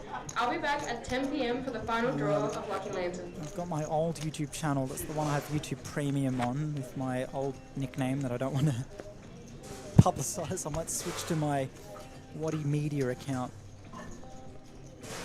before I reply to anything in the chat there. But What is your old nickname? It's just for some reason, my Just cousins another life. used to call me Christos. Christos. Like they Greekify my name. And That's that all was right. my That's quite nickname amongst beautiful. my cousins, and it's Christos226. I don't like sharing what my birthday is, so now you've just all heard it. But, Bring in the chocolates. Yes. 226, 22nd of June. That's the one. Right. Well, you're on the solstice. Yes, I'm on the When the second light shortest comes day of the back. year. Yeah. Second shortest day of the year for the second shortest person. Well, in Christos, poker the light room. coming back. That's what Yeah. your name means. Mm. Wow. Craig Feel like says a he's in saint. tomorrow. Steph and her team are the best that they absolutely are. That's why they are best hand Oh, shiatsu thanks, massage. Steve. So, yep, as Steph goes around, make sure when she takes care of you, you're taking care of her.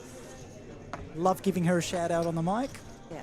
I'll see if I can replicate the speech. Hold up. Someone gives me the mic at a poker series, and it's... Ladies and gentlemen, just a reminder, we do have the wonderful staff from Best Hand Shiatsu Massage in the room, so if you're feeling tired, sore, stressed, or in need of a nice relaxing massage, Steph and her team are the best in the business. So stick your hand up, give her a shout, she'll come on over and take care of you. Best Hand Shiatsu Massage, give them a call out. That is beautiful. And I usually get a job. Pretty much always get a job when There you we do go. a shout out. It's Yep. your magic. The Well, Christos effect. Yeah, the Christos. Oh, no. The I don't coming want of the that to light. The last. coming of the light. Oh dear. No, always a pleasure, always wanting to help you out. The Thank last you. thing I need is when you've travelled to a series and you've got to cover your accom and your flights and everything, and you're sitting there twiddling your thumbs. It breaks my heart. So I'm going, you hire this woman. Yep. She will take care of you. Yep. She needs to be taken care Keep of. though, us herself. honest. Keep us working. Keep That's us right. employed. So Yeah, we love you guys. So absolutely. So even if you don't need a massage, it's still enjoyable. They're still wonderful. yeah, we'll have a chat to yeah. you. We'll tell you something inspirational. Absolutely. We might Just- even help you with your poker. Bit Absolutely. of poker coaching. Well, Steph, are you learning a little bit here? All right, better watch it. Yeah, no, it's all, this is not really a hand worth watching, or Okay. worth worrying about. Oh, too they're much. very small. It's a very So small. it's blind on blind. We have a call with 8-6. Michael. Oh, he's raised. So this is very interesting. So both players don't have, both players have not so very strong hands. but Michael's bluffed here with 10-4 offsuit. He sensed maybe some weakness from Justin and thought, it doesn't matter what 2 cards I have in front of me. If I think that you don't have a strong hand, then I can bet whatever I want and imagine that you'll fold, and that's what Michael's done, and that is the skill part of the game in poker. Yes, there's hands he's like, been playing for a very long time. Absolutely, and so you're going to get strong hands like Ace-King and Ace-Queen, and they're like automatic decisions to play those hands, and then sometimes you've got to trust your intuition and trust your reads, and that's why sometimes you'll have 10-4 offsuit and know how to make your opponent fold, or know that you can make your opponent fold, and you know, some people will go, I was card dead, I didn't have any hands, and I couldn't get a good hand. And I go, well, sometimes you don't need good hands. You can still chip up a little bit somehow. And that's the value of experience and having played thousands of hands as Michael Levy's played. Absolutely. It looks like... Oh, Brian's watching the stream. Hi, Brian. All right, so it looks like these guys are heading on break. I don't know if I've got my timing right. In the players' chance, we are on a 20-minute break at the end of your current hands. Please, can I get both players and dealers to leave the room during the break? This is 20 minutes ago. I'm confused. Yeah, they definitely were going on a break. I think it was 2 levels and then a break. Yeah, because when I came in, it was they had about 10 or 15 left. Oh, okay. Yeah. So I think this is the final hand before the break. And a reminder, guys, we are going to see an interview from 𝗣𝗔𝗬𝗢𝗨𝗧𝗦, last night's winner of the Colossus, taking home $65,000. Have you seen much of Fletcher? Yes, I congratulated him today. Amazing. And he had all his boys supporting him. They were all on the rail cheering him on. I was very happy to see that. Absolutely. So we're going to see that interview come up soon, and I've been told what our next table is going to be. So we've had a wonderful lineup on this table for the past 2 or so hours. 3 checks. Yes, it has been 2 hours of play, so that has gone quick. I'll tell you that much. That felt like a breeze. Must have been that mother. I commentated on my own for the majority of the first session, and it felt like 8 hours. And then I've had Elias, I've had Jared, I've had yourself, and it's gone like that. Well, that's what happens when the energy comes together. Just as more fun. So let's see the table that we're going to have up next. That's going to be table 10. Oh, here's the interview coming. We're going to have Ray Badawi, Michael Fraser, Nicholas Economos, Daniel Cook, Neil Butler, Vadim, and Adam Khalidi. So a couple of interesting names there to keep an eye on when we return from the break. And speaking of interesting names, Michael Levy and Mark Yazbek are the last 2 players hanging around before we do go on our 20-minute breather. With their 7-3 and their 4-3. Yeah, of hearts and diamonds. Not too much working for them in their favour here. Michael's got the best hand, but we have the luxury of seeing that on our screen. It's pretty much whoever bets wins this hand, because Mark bet on the turn and Michael called. But Mark can have a lot of bluffs here, and I think Michael knows that. But if he bets again, it's concerning, because if you have a 6, you would have a straight in this spot, and even though he doesn't have a 6, Michael can think that he does, and he doesn't know and that. worry about that. So he's bet again. It's a smallish bet though, so it might be cheap enough for Michael to come along. He might have to just trust his gut on this one. Looks like he's about to fold though. He's going to take one last look at his hand. And doesn't like it enough. He's thinking about it. He could still find a call. He's trying to decide whether he believes Mark or not. And he folds, so Mark gets the bluff through. He's like, you can see he's like, I don't believe you though. And there we go, 4-3 on and Mark's smiling like, I had it, I heard it. Yeah, there we go, they're laughing. I'll let them hear the table talk. But Steph, did you enjoy that? I did. Oh, I did. Steph, it was fun. How wonderful to have you next to me. I just love hanging out with you. So. Well, we'll have to get you back in here at some point. All right. Thank you so much, Chris. Thank you. We're going to go on to a break. There's an interview with Fletcher coming up now. You know I'm going to see it. You'll see it later. I won't lie. If I was going to check at the river, right? I thought about it if I check up here anyhow. All right, joined here with Fletcher Smith, who has just taken down the Colossus for a pretty massive score. How did it go, mate? A pretty epic end to this battle for you? Unbelievable day. I felt really good coming in, felt absolutely fresh all the way to the end as well. Yeah, massive energy, especially from all the support group as well that came to watch me. Made the day so much more enjoyable and better. And I mean, everything went as good as it could have. Like, I'm sitting here with the trophy now, so this is what we play for. I feel like I can't even explain the feeling I feel right now. It's really unbelievable, and that's awesome. All the support on the side from all the people that believed in me through the tougher times where you're falling short a bunch. These are the moments you cherish forever, and now we get to sit here in the winner's chair. Yeah, wicked. And you had the rail there. They were the guys. They were all the guys who were here supporting you. Yeah. And even when you did the ICM, you didn't rest. You were like, I want to win. Yeah, I still wanted to win. It was a lot of pressure taken off me, of course, after the deal was taken. So it allows you to play, almost your best as well. But yeah, I had it a lot of the time as well. Heads up. Adrian's a really good player. I actually spoke to him yesterday about how we were going to go heads up. We were in the car on the way home yesterday, and we were joking about it. And we ended up getting heads up, and yeah, he actually didn't really have much opportunity. I just had it every time, and sometimes you get lucky in this game, and if you can capitalize, then you win, and it gets as good as that. Yeah, wicked. And this is matching your best score, but your best live cash. You said? Yeah, best live cash. What was the final number? 65,200, I think it is. Yeah, pretty it's epic. Insane. And a pretty solid trophy just to go with it as well. Yeah, heavy trophy as well. I'll put that in the cabinet. And you're back to do it again on tomorrow? You're going to register the Yeah, I'm going to be back tomorrow. I would like a day off tomorrow, but I'll be back tomorrow. I'll be back in here, and maybe the run good continues, or maybe we're back to the drawing board of trying my hardest to get as far as we can. Yeah. All right, mate. Well played. Congratulations. Thank you. And we'll see you throughout the week. Cheers. Have a good one.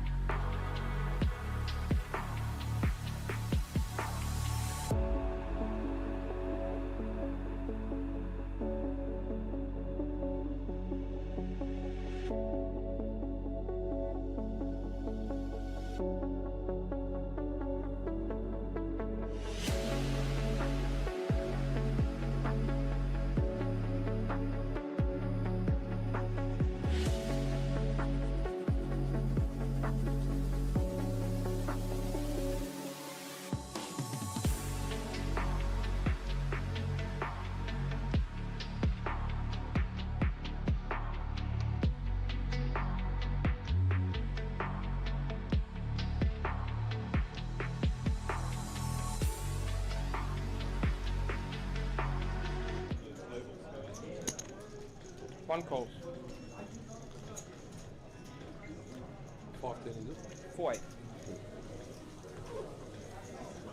All the banter, everything else is allowed. 2 calls. That's what we got right here. And cookie. 3 folds. Your brother Four says folds. he's almost known as the unit. Counts Yeah. basically. In Greek, you got John. And we're back from the break, back here at the Players' Champs at the Sydney Millions, brought to you by the incredible team at King's Room. 288,000 in the prize pool, 66 grand up top.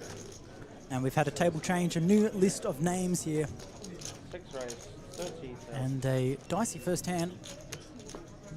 A few people looking to get involved, beginning with a few limps before Neil Butler wakes up with ace-queen in the small blind, and he does not want to have too many opponents. He's going to raise it up to 30,000. The blind's now at 4,000, 8,000. And I imagine we'll be seeing the action fold around. Ho Jiang with the queen jack off. 5 calls. Deciding to come along by the looks of it, and we're going to a king high flop. No help to either player, but Neil Butler won't mind a king high board as the pre-flop raiser, so you'd imagine a c-bet here should get the job done. Poe can't really continue, you would think. He's got the chips to do it, 60 big blinds. Lucky winner on winning But he was happy to call $250. pre-flop, but he will not be going any further in this hand. And Lucky Neil Lanterns has now concluded. raising pre over Thank a you to couple all of our members limpers. who participated, and congratulations to our 5 lucky winners. Getting the job done. There's the list of names joining us now. Thursdays from 8 p.m. throughout October. Daniel Cook, the chip leader amongst them all, 92 To enter the bigs, promotion, simply swipe your 130,000 membership card at one of the in rewards his kiosks. possession. You can try it 4 times daily to increase your numbers of entries. Back on my own for the time being, but we did have events, promotions, some wonderful and dining guests offers. Speak to the team at alongside me reception. throughout Visit the previous website, session. stgeorgeleagues.com.au, or follow us on Whether it Facebook was and Mick Instagram. O'Grady. Until next time, enjoy the rest of your evening here at St George Leagues Club, the home of lasting memories. Jared Thatcher. Really? Elias That's a good look. doing some work plugging his streetwear business, all the hoodies, hats, and shirts you see around here, the Skill Luck Gamble brand. Gave us some insight as to how that all began for him. 1 fold. And Steph from Best Hands Shiatsu Massage graced us with her presence. Speaking of 4 guests, and 8,000. the man of the moment. We were here last night watching him find his best result in quite some time, a well-deserved cash of $65,000. But almost more importantly, a title alongside it. Fletcher Smith, welcome to the Combox. Glad to have you with me. How are you feeling, just generally speaking?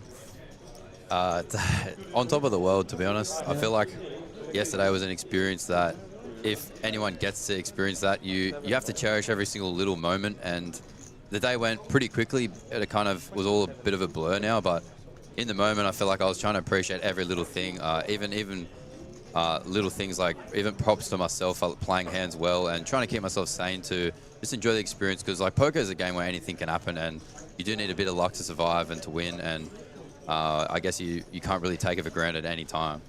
Absolutely. Well, I've got plenty of questions for you, but first we're going to pay attention to this hand as yeah, but the Queen 10 suited. Michael Fraser bumping Defended it up the with big Ace blind. King, and yeah, not going anywhere with that kind of hand. And You can see he's not very deep, Adam, here, so he might be check jamming on a lot of boards where he flops a pair or a flush draw, so we'll see what comes out. yeah, and that's not a board that's going to help him in any I shape think or form. Michael Fraser or one of my great mates, Popsy, is going to put in a bit of a bet here and he's just going to fold. He's going to get the job done. Well, considering But the with the backdoor clubs, he may check back and get a little tricky, but I feel like he usually continues his aggression when he does as a pre-flop raiser, so we'll see what he does. He does check back, though.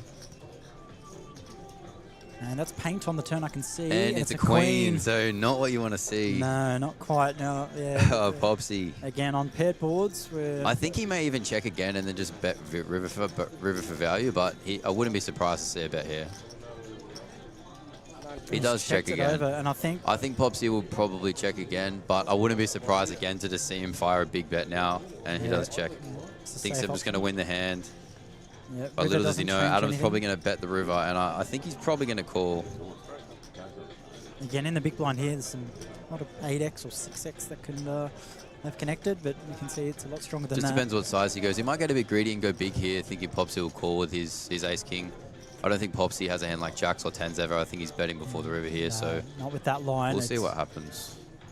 It's been really passive. I don't really see anything other than a small He bet. doesn't go too big, so Popsy will pretty much call this off. He only bets 15k by the looks of it. Quarter pot. Yeah, and he's just trying to guarantee a call, and I don't think he's ever going to fold.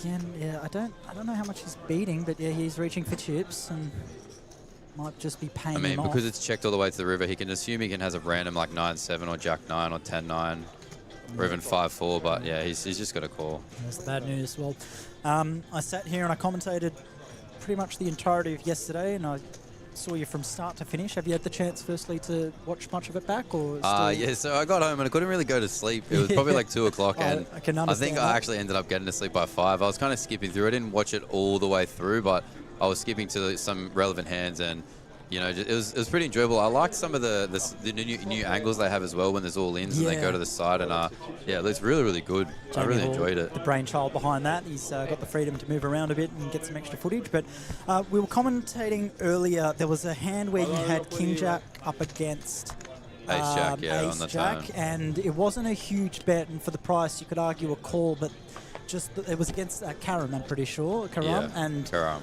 we were kind of in commentary going, yeah, he's got the right price, but also given the line taken and the style of player that Karam is, you just feel like you're never good here, even though it's such a strong hand. Yeah. And is that kind of what was going through your mind at that spot? Yeah. I feel like my thoughts on the hand were that a lot of the time he's going to raise the stack off hands like aces, kings, and queens on the flop. So versus my lead, that's kind of like what it does a little bit. I'd obviously rather have King Jack with a diamond, but I feel like with the big blind, it's okay to lead because I guess turns not a jack, and I feel like he does fold when I size up a lot of the time. So, which was the plan originally, but turn jack, I'll just bet smaller for value to target like 8s and 9s, and even some like ace king that gets sticky that my thing is still good.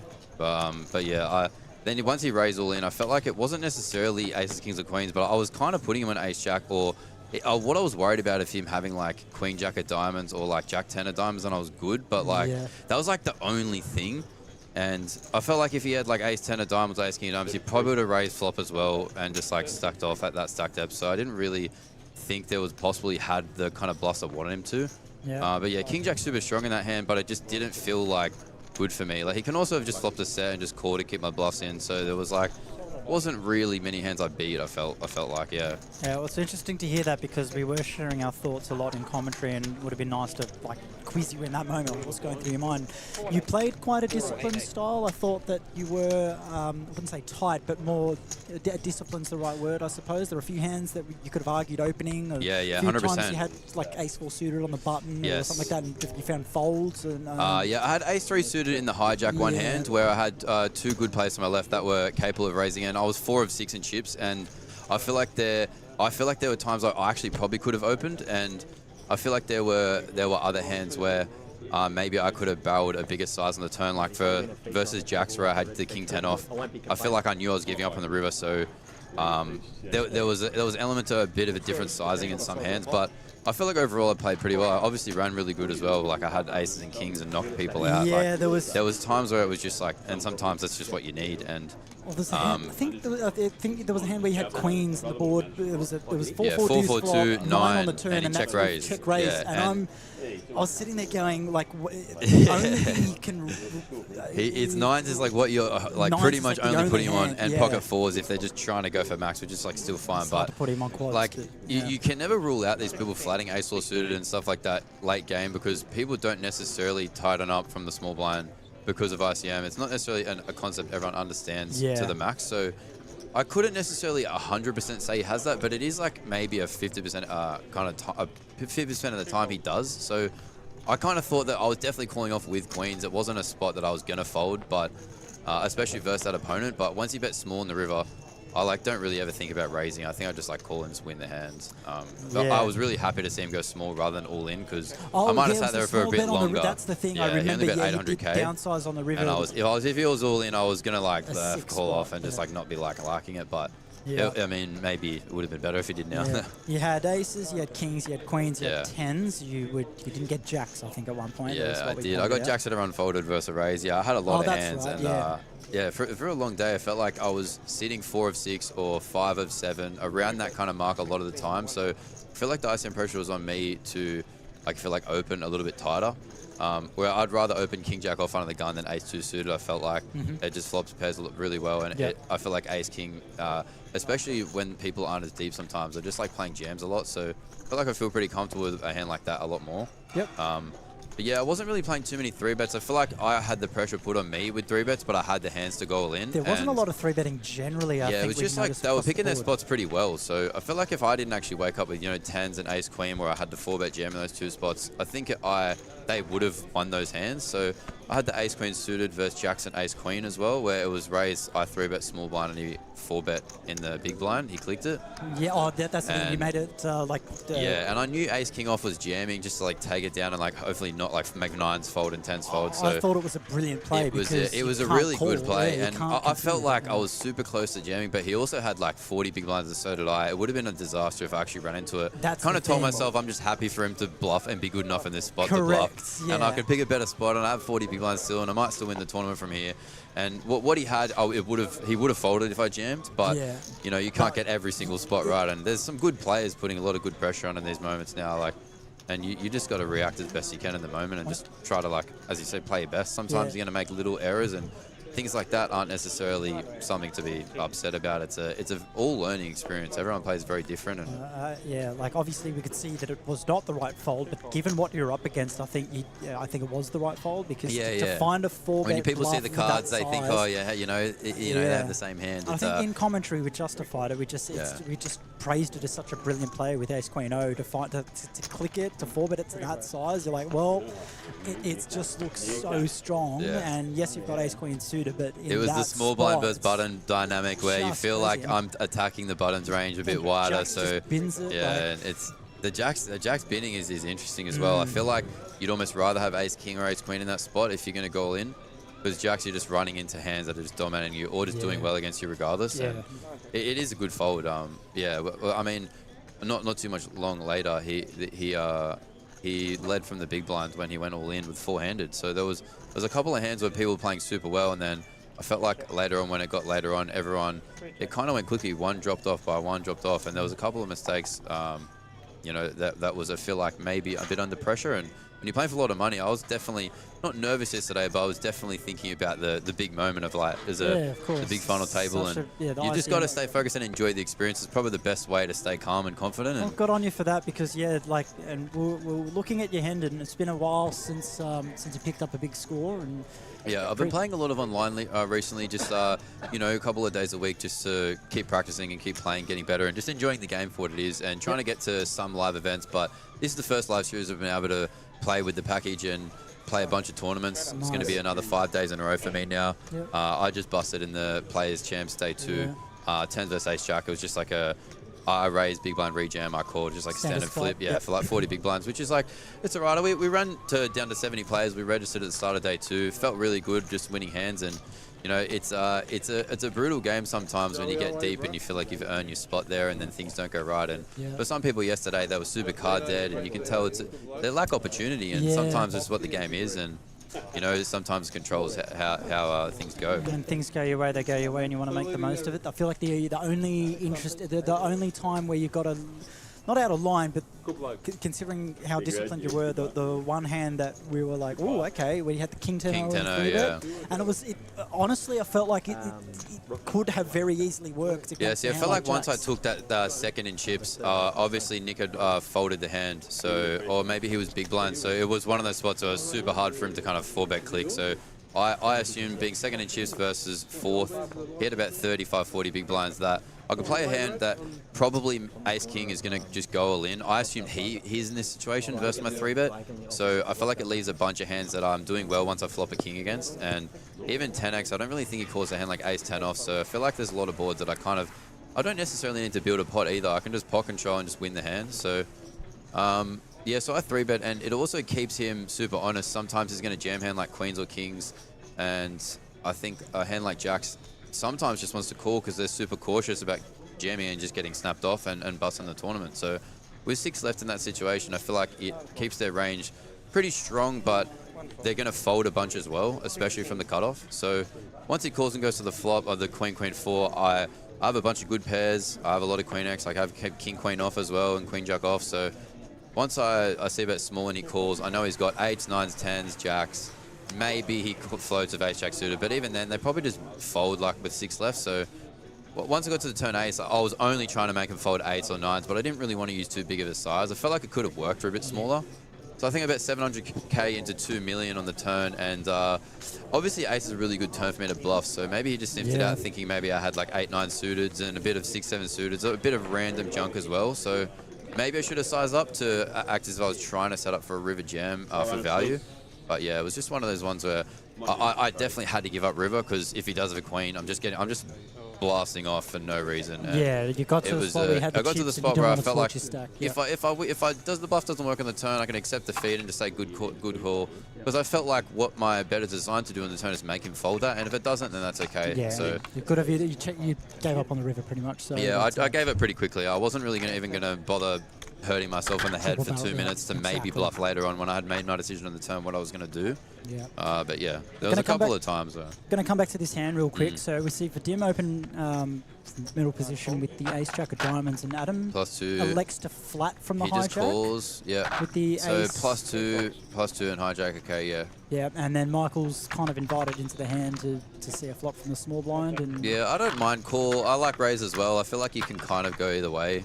I feel like there's a lot of yeah, this is going to be just a long chop here. So, but yeah, the decision to flat again off 15 bigs as well. I feel like he's a little just bit cautious versus gun, because I mean he has 15 big blinds. It's +2. He only has 15 big blinds, so if he raises to stack off maybe 10s, is just like going to. But I mean, some people like get away in those spots. I feel like flatting sometimes keeps their bluffs in as well. Like turn ace isn't bad for you. Like turn king and queen is not necessarily bad for your range. Like turn queen's actually kind of good for Adam if he's hijacked. So I feel like calling is not actually a bad idea with backdoor clubs as well. You can turn a club and they just keep betting, and you're just like keeping hands in that you absolutely dominate. So I don't mind. Yeah. If you're raising to stack off, it's pretty hard to get called by worse hands except Jack X, which you're probably going to get all the money from anyway, unless it's a turn like that. Yeah, well, again, this is just an elongated. Yeah, chop, and he's going to jam, he's going to call, and they're just going to sit there. Yeah. And, yeah, so SPR of 1 to 2, so essentially, so you'd imagine the money going in here, and it's going to be a chop. So Fletcher, back to last night's win. Once again, ladies and gents, Chris Waddy, your anchor here throughout the course of most of the series, welcoming many guests in throughout the week. And right now we have Fletcher Smith, last night's Colossus champion. First trophy in a while, biggest cash. So your previous best cash was 35,000. Yeah, live tourney, biggest live tourney cash. I had an online one which was exactly the same. Yeah. For 65 back in 2021. So yeah, a couple of years in between the big tournament wins, and that's what it takes. As people say, a lot of poker players. Some people play every day. Some people play online 6 days a week, and you don't really see what happens in the background when people get to these big moments. And especially live, it's you're playing one tournament at a time, and obviously some big fields like these 600-person fields, it's a lot has to go right, and you don't really see like what it takes sometimes until you do go through that grind for a year or 2 years, or even some people have been playing this game for 20 years, and everyone's just searching to get better in any way they can. And it's really interesting when you get to these final tables. Every single time you have to play absolutely your best, and sometimes your mistakes you have to be kind of just humble and happy that you did other things right, because that's all you're going to learn in poker is mistakes until you get deep in these tournaments. And I still make mistakes when I play in a final table, and I think I could have done this better, but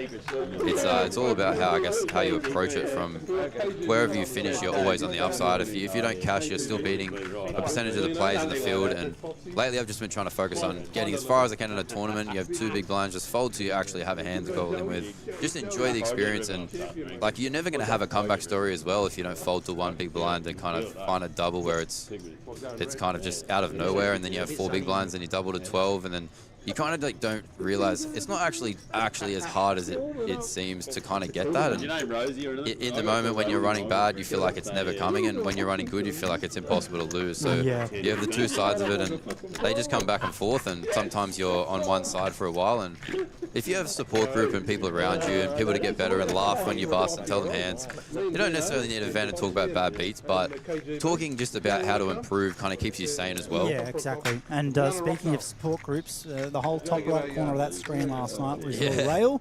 How many of them were there? And yeah, there were 7 of my mates, and a lot of them had work the next day, and they were so tired today, and I was so happy because, like, you know, it was all worth it as well. They said we all had this feeling that I was going to win. The start of day 3, we were all just saying it's just like one of those days.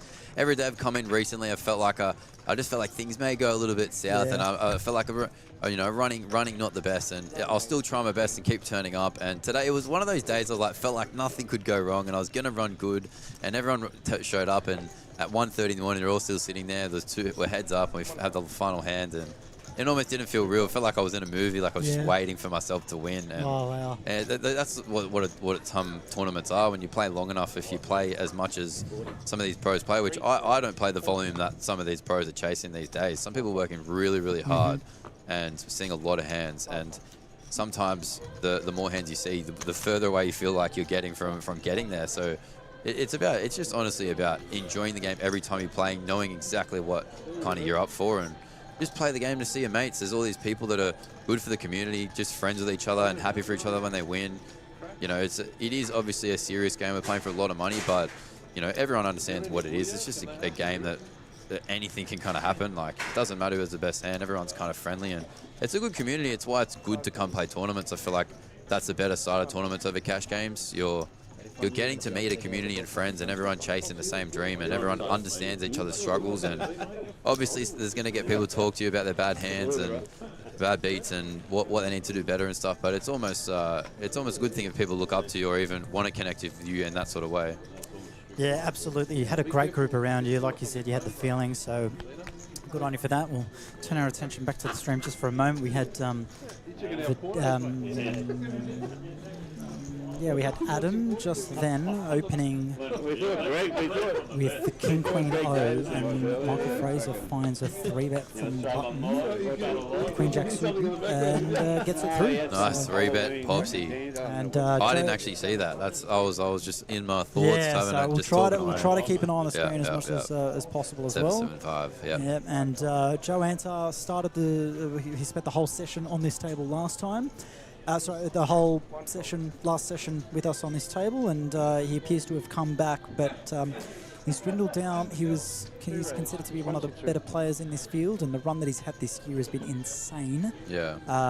And he's just down to crumbs and looking for a spin as we look at Ray with the ace king, finding an open to an interesting size to 22,000. 2.8 big blinds. Yeah, bit unconventional. Yeah, but not out of the ordinary. He's a good fella. He's a great fella. He's good value, and sometimes you get a hand like Ace King, and you'd rather slow it up just a little. He always tries to get a bit of chat out of me up there. What do you have? I'll show you. You show me. It's all friendly. Yeah, good bloke. There's actually a lot of pretty deep stacks on this table as well. Like there's fourth shortest stacks, like 58 big blinds, I think it is. So there's some people that are all pretty deep. 3 players above 60 and 2 of them above 70. Well, one's got 58. So yeah, you're exactly right. There's plenty of depth on this table. Not going to see too much jamming except from our short stacks, but we're going to see some fireworks. If there's a big pot between a couple of the big stacks. With mostly people are just going to be playing theory at this point. It's not really too close enough for the bubble for there to be like enough ICM factors in play yet. So I feel like people are still going to be raising, you know, your King Jack off under the gun and Ace 9 off under the gun, trying to get involved as much as they can. You might see a bunch of 3-betting as well. Go under the gun, Joe. Under the gun jam with 8.3 big blinds. Is that right on the cusp or a bit below the cusp? If they're 9-handed, I'm probably folding, but they are 9. Yeah, I'm actually may think he has fold equity in this spot, and maybe he's targeting a big blind. That maybe the big blind's are a little bit tighter in this spot, but I'm not sure. We can see we got Ray B with Ace King not going anywhere, and one of the best poker coaches in the industry is hovering around. Ray B with the Ace King, yeah, so he's going to get it all in here with the Queen 10. 𝗣𝗧𝗬𝗢𝗧 keeping an eye on things. If anyone wakes up with kings, we know what Greg's advice would be. In the bin. Maybe his idea was the big blind ante was next hand and he was going to have 6 big blinds, that's but I still think fair. 6-5 big blinds is heap. So probably just jam queen 10 suited and fold this, but king queen off I'm probably jamming. It's yeah, it's a it might be a play dependent thing. There's a 10 on the flop. Well, that's as good as a flop gets for Joe And in the this king spot. on the turn. Not quite the turn he wants. River 6 Yeah, he's we gonna do lose. bust. Joe Antar, his road comes to a close. Finding a jam at the 8 bigs, 8.9 bigs under the gun with queen 10 off, right on the cusp, I think. Now, Fletcher, thank you for joining me.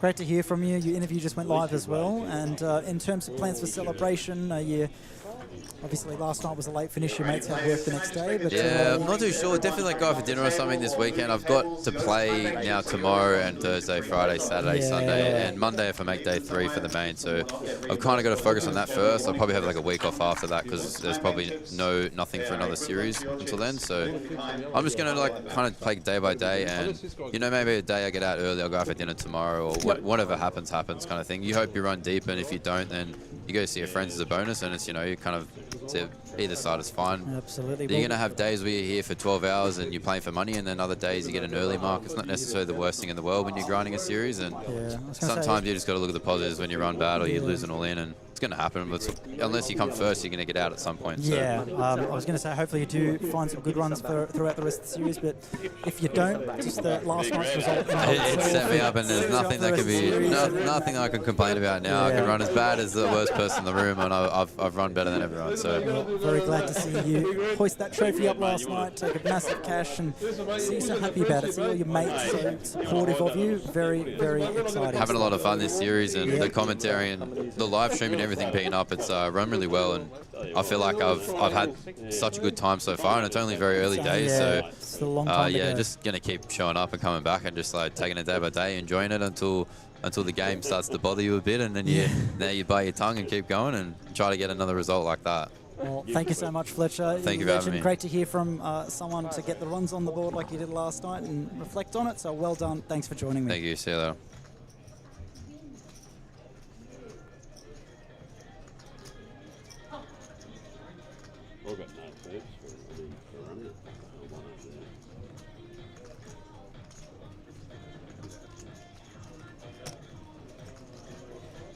Excuse me, darling. Excuse me. Now, like I said, we're going to have a mix of staff, guests, merchandise merchants, best hand shiatsu massages, and poker pros. Speaking of poker pros, there is none more revered in the industry than 𝗣𝗧𝗬𝗢𝗧, former dealer, now doesn't deal as much anymore. He's turned to poker coaching and playing as a professional. Greg, welcome to the booth. Welcome, how are you? I'm well, and we're going to really hone in on some hand analysis here. So we've had Nicholas Economos, a fellow Greek. Yes, a fellow Greek. I like Nicholas. He plays good poker. Yep, and he's opening from the hijack here. Poe has 3-bet from the cutoff, and Neil Butler finds a 4-bet with 9s. Can't imagine Nick will be sticking around, and Poe's probably going to have to fold as well. Can't really be loving King 9 suited against a 4-bet, especially when you're out of position. Oh, no, I've got one. So he's going to think about this, but he's got the stack to do it, but I really don't see a world in which he can find a call automatic. He does! He's made a call. Wowee. There's suck out options here. Yeah, absolutely. King being one of them. Give him 5, he'll pay it off to you. Or 2 clubs.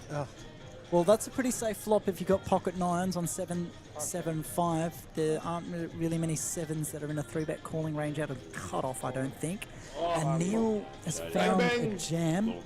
Come on, boys.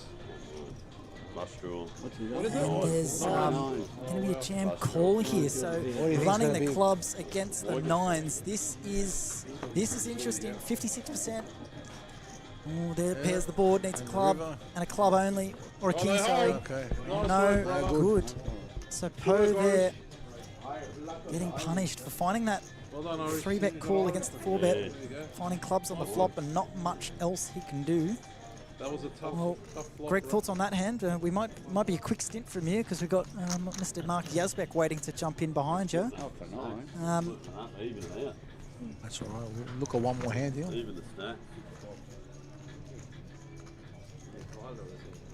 Give you a couple of minutes more while Mark works up the a bit of practice before he leans in. Well, I gave Mark the good news that I've stopped dealing, so he's very happy about that. Your pink one?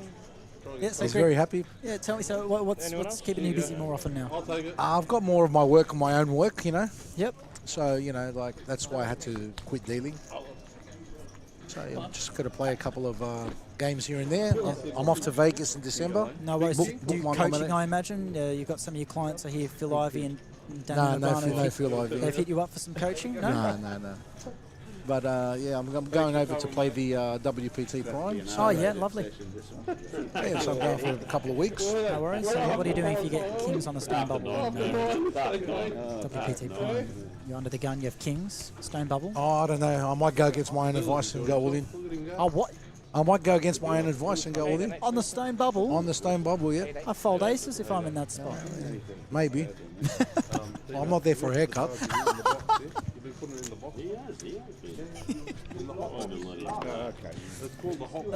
Good value here in the commentary box. Talk us through this hand. Let's have a look at this hand. I'll let you call the action. All right. I've got Ray Badui. He folds a 7-8. It's not like Ray. Big Red, when was the last time you had a hot pot? Oh, got the pocket aces here. Is that from KFC? It's going to get no value here. You're going to love it. Is that from KFC? Yeah, mate. It's hot and spicy. It's a hot and spicy meal deal. Oh, cracker. Who's been good? The dim on the button Honestly, finds a you guys fault are with the A7, and it's a good one considering the hands we can see, but I don't think Adam's going to go too far with the Queen Jack of clubs in the small blind. I don't think he's going to get any action for his aces. Could see a 3-bet in this spot, to be honest. But again, off a stack of 16 bigs, maybe wants to take the conservative approach and try and... I don't know, he could make a move here, Adam. It's a hand that can flop really well, so I don't mind just a call in this scenario. There we go, it's called, yeah. Again, it's a very pretty hand that can play super well post. And Daniel's reaching for chips with the jack deuce off from the big blind and finds a call. Okay. Yeah, I played against Daniel. He's a bit of a loose cannon. Okay, well, good to know. That makes a bit of sense. But call with anything. It's a 7-4-3 that could not be further away from the Queen Jack of clubs, and Daniel's not loving this either. And I feel like just a simple C-bet here might get the job done from Poe. What size does he go with? I feel like around third pot, maybe quarter pot. That's what we want to be seeing. It goes large. It was just under half pot, and as expected, not going to get many customers with that sort of hand. So that's fair. And also Daniel does have all the chips, so that makes sense that he's willing to call maybe slightly lighter. He's got the stack to do it, so that makes sense. Give you one more hand, Greg, and then we're going to have Mark. Mr. Yazbek, yep. Sorry for the commentary. Sorry for the commentary, yeah. Sorry for the commentary. It's good fun in here. You're doing a good job there. Appreciate it, Greg. I've been watching the streams. Oh, awesome. Oh, that's right. Yeah, your name has popped up a couple of times. So once again, Chris Waddy here, your anchor throughout the course of this King's Room Sydney Millions series. And Popsy with a case 9. Let's see what he I just want to know. He might call. He's position those cards, and looks like they're going to find themselves gonna into bid the him, muck. yeah. Yep. And Nicholas now has the ace-4 of clubs, and you can imagine he'll be bumping it up, which he does. 16,000. Finds a 4-8. Poe quickly calls, and Neil Butler pocket aces if you don't mind. 54 in the money from 30. And a 3-bet sizing over a call and a raise, so could be seeing around the 55, 54k mark I'd like to see. And what size has he gone with? 50k. Very, very nice. Doesn't want to go too big, even though he's up against a raise and a call. With such a strong hand, he'd love for Nicholas to call, if you could see. But Poe might be priced into set mine, and he's put in chips with worse hands in trickier spots, so I wouldn't be surprised if he kills. Yeah, and there we go. There's the call. So he's going to go set mining. And let's see if his aces hold or if he gets out flopped. There's one less ace in the deck as well to be hit. Jack in the window, 2 and a 3. That's pretty safe for pocket aces and pretty safe for what we can see against the 5s. Nearly a backdoor straight potential as well in Poe's favour. And we can see that 5 was folded pre-flop, so he's drawing to, at this stage, 1 left in the deck. And it's a relatively conservative bet, about quarter pot. And Poe comes along. It's a non-believer. Again, on this jack-high kind of board, there's a lot of ace-king or ace-queen, like, you know, some high-card hands that brick it and just c-bet for the sake of c-betting. And with the spade on the turn, with the ace of spades in Neil's hand, still needing a 1-outer for Poe, and I feel like this second barrel with a flush completing turn is just going to be enough for Poe to fold, you would think. But we've seen stranger things. Again, it's a small bet, another quarter pot bet, so Poe could be tempted. But his stack is dwindling. Do you ever find a raise here if you're Poe? Would be interesting. Uses a time bank chip. So you go for the bluff raise. Poe's really giving this some thought. He unblocks spades.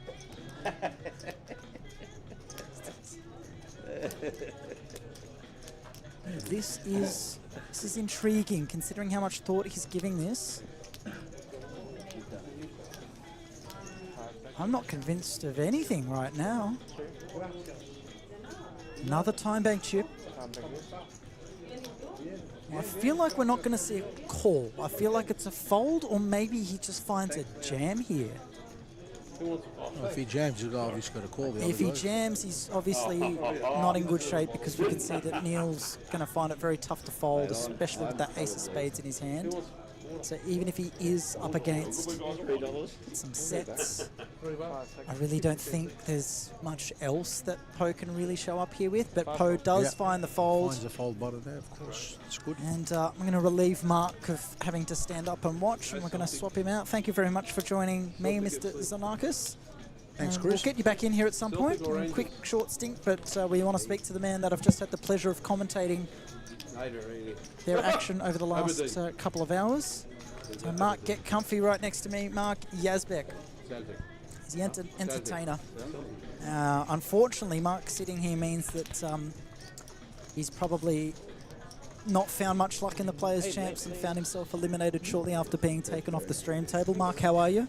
Not bad, Not bad. Could have been better? Could have been better. Yeah, how'd you find yourself eliminated? What was the hand? I ran short. I couldn't win a flip after the break, as like usual. And then, just on the button, I had King 10 of spade. Yeah. And what's his name going back there, isn't it? So I was raised at this big blind by Ace King. Yeah. Okay. And I called. Yeah, ran into it. Obviously. I think the coach. I was expecting it. I was in that mood where. Yeah, you feel like it's not going to be a good. Just couldn't run good at all. Yep. I did well. This is a beautiful tournament. Yeah, it's really one of the best. I couldn't help myself by joining in on day 2. Yeah, oh, you registered today? Yeah, started awesome. on day 2. Yep. I done well. I kept there till after the break. Yep. And I built it up to 300 and Yeah, you had 10 bigs, and then you had the flush draw with the, I think it was the 9-7 of spades. Yes, and you hit the spade on the river, ace of spade on the river. Correct. And then you got up to 30 big blinds. We're going, go Mark, you've got the stack to work with. And then dwindled back down again, so it was great to watch you. You love playing lots of hands, yeah? Oh, I didn't do that today. No? Today I played differently. Okay. I really only played, you probably saw it. Yeah. I chose not to play too many hands, especially on feature table. As Patrick will be watching, he'll have a go at me later if I do. I already had it earlier. Yeah. No, we saw you getting involved, and you made it entertaining because we were cheering you on.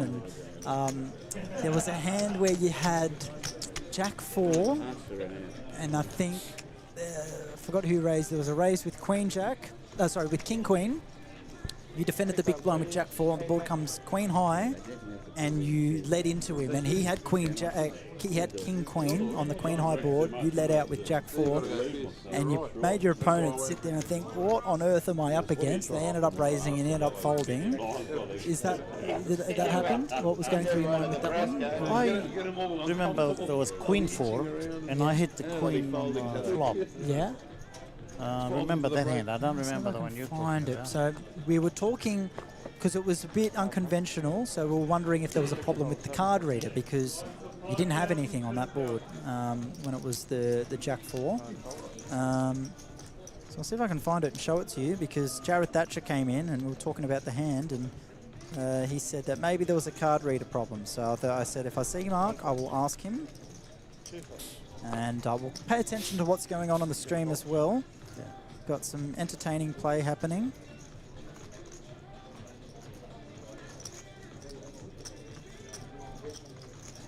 As we see Michael in the small blind, Nicholas in the big blind. He's completed, and Nicholas has found, we've seen this a couple of times from the big blind, where the small blind is called with an all right hand, and the big blind is broken up with nothing. I think Michael Fraser did it earlier with he had 10-4 offsuit and found a raise from the big blind. And now Nicholas has almost returned the favour in the same way. And this time it's a bit of a smaller bet. So now Michael's got a decision to make. 3 calls.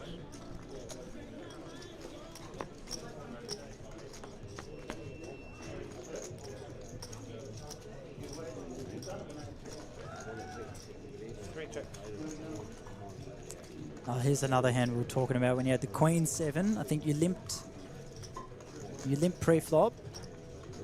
Yep, you called pre-flop, Timon raised. Yeah. You called, you found Queen High flop, you check, he Queen goes all 7 in. suited, I think it was, yeah. Yeah, I remember that, yes. Yep, so there was that one we were cheering you on in that hand. 18,018. And let's see if I can find what we're looking for. So we're looking at this, so Michael has ended up finding a call. He's checked and to see a board does not bode well for him, and Nicholas continues his story, even though we can see that Michael does have the best hand. Nicholas with gutter at best at his disposal. C-bet gets the job done.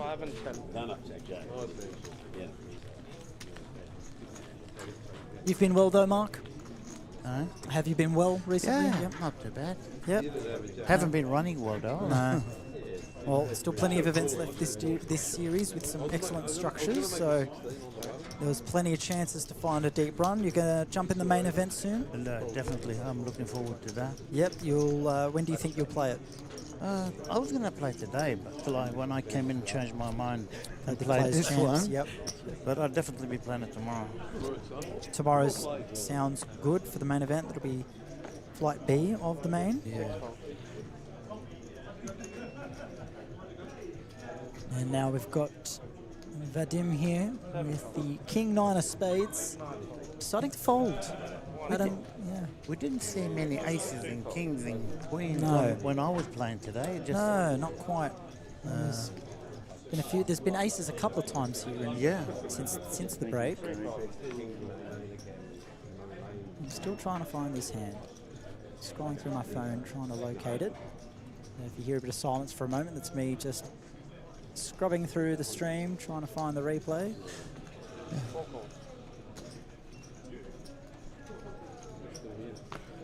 Again, feel free to ask some questions in the chat. Say good day. Mark Yazbek beside me.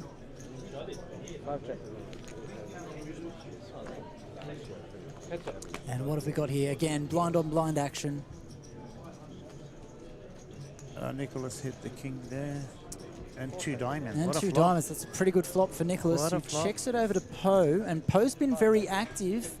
He's going to find a bet. I don't mind a raise here from Nicholas, but he's just got this board absolutely crushed that I'd want to be keeping my opponent's bluffs in. So I'd love just to call, which is what he does.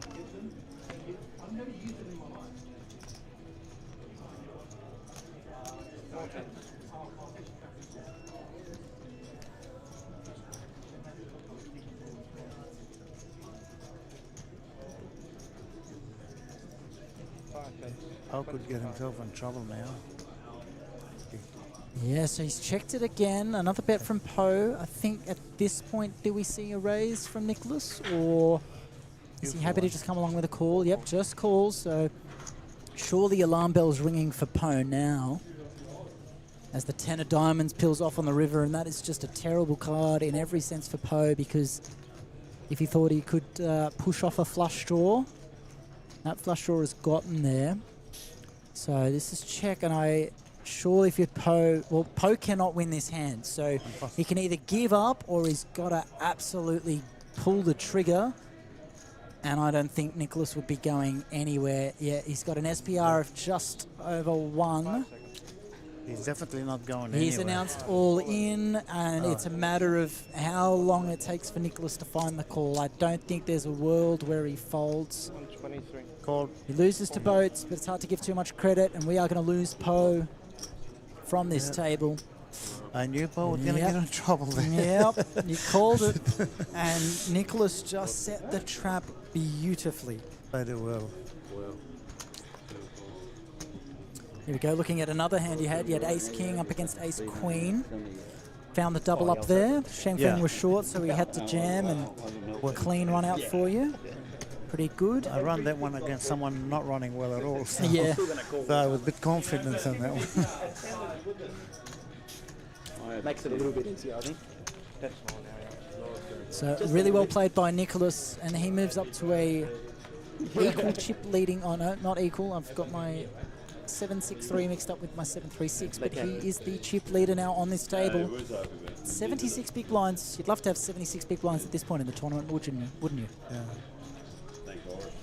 So Mark, you've got the main event coming up. Are there any other events that you're interested in getting involved in as well? Yeah, I nearly busted. No, I main looked event too is much at the schedule. my main. Looking forward to that one. I'll see how we go after that. Here we go, Mark. This is the hand I'm talking about. So Justin raises, Joe raises with King Queen from the cutoff. Justin calls with Ace 9, and you defend the big blind. It says here with Jack 4. There's the flop. Right. 20. And it says that you bet. Jack 4 on Queen 8 deuce. Do you remember that one? Yeah, I remember that one. You're hoping that you could try and bluff at it? Yeah. Yeah? I just wanted to mix it up a bit, that's all. Yeah. And he put Joe in a weird spot. He was sitting there going, what on earth do I do here? I've got top pair, but Mark's leading into me. He ended up raising, and then you folded. So yeah, it made it fun to watch, made it interesting, because if Joe didn't happen to have top pair that hand, your bluff with Jack 4 would have gotten absolutely right on through. So it's good to see you mix up with some interesting plays, and some plays that other players wouldn't quite make, and that's what makes you great to watch, Mark. We love watching you play. Thanks. So hopefully you get back in there soon. Just need some luck sometimes. Just need some luck sometimes, yeah. You never know. You could have called that raise and it could have come running jacks, you know, or running Jack 4. Anyway, speaking of jacks, Ace Jack for Nicholas finds top and bottom pair on this flop. And one check. So Daniel Cook's taking the lead in this pot. So Daniel raised and then bet the flop, and Nicholas again is just happy to string things along, and after Daniel checks the turn, Nicholas... Bet 50, I think. Yeah, that's going to be good enough to get it through. To get him And looks like we have another guest commentator about to swap in. Yeah.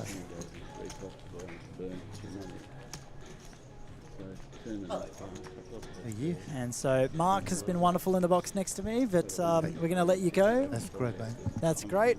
Have a good night. Pleasure to watch you, Mark, and And great to have you joining me next to me. Thanks. Yeah, good chance. No, don't shake your head like that. What'd you have? I had 2 pairs. Yeah, well, there's Huh? Yeah, what did you have? What 2 pairs?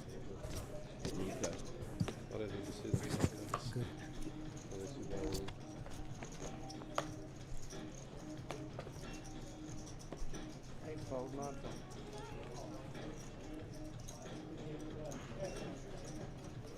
One fold. 2 raise. 20.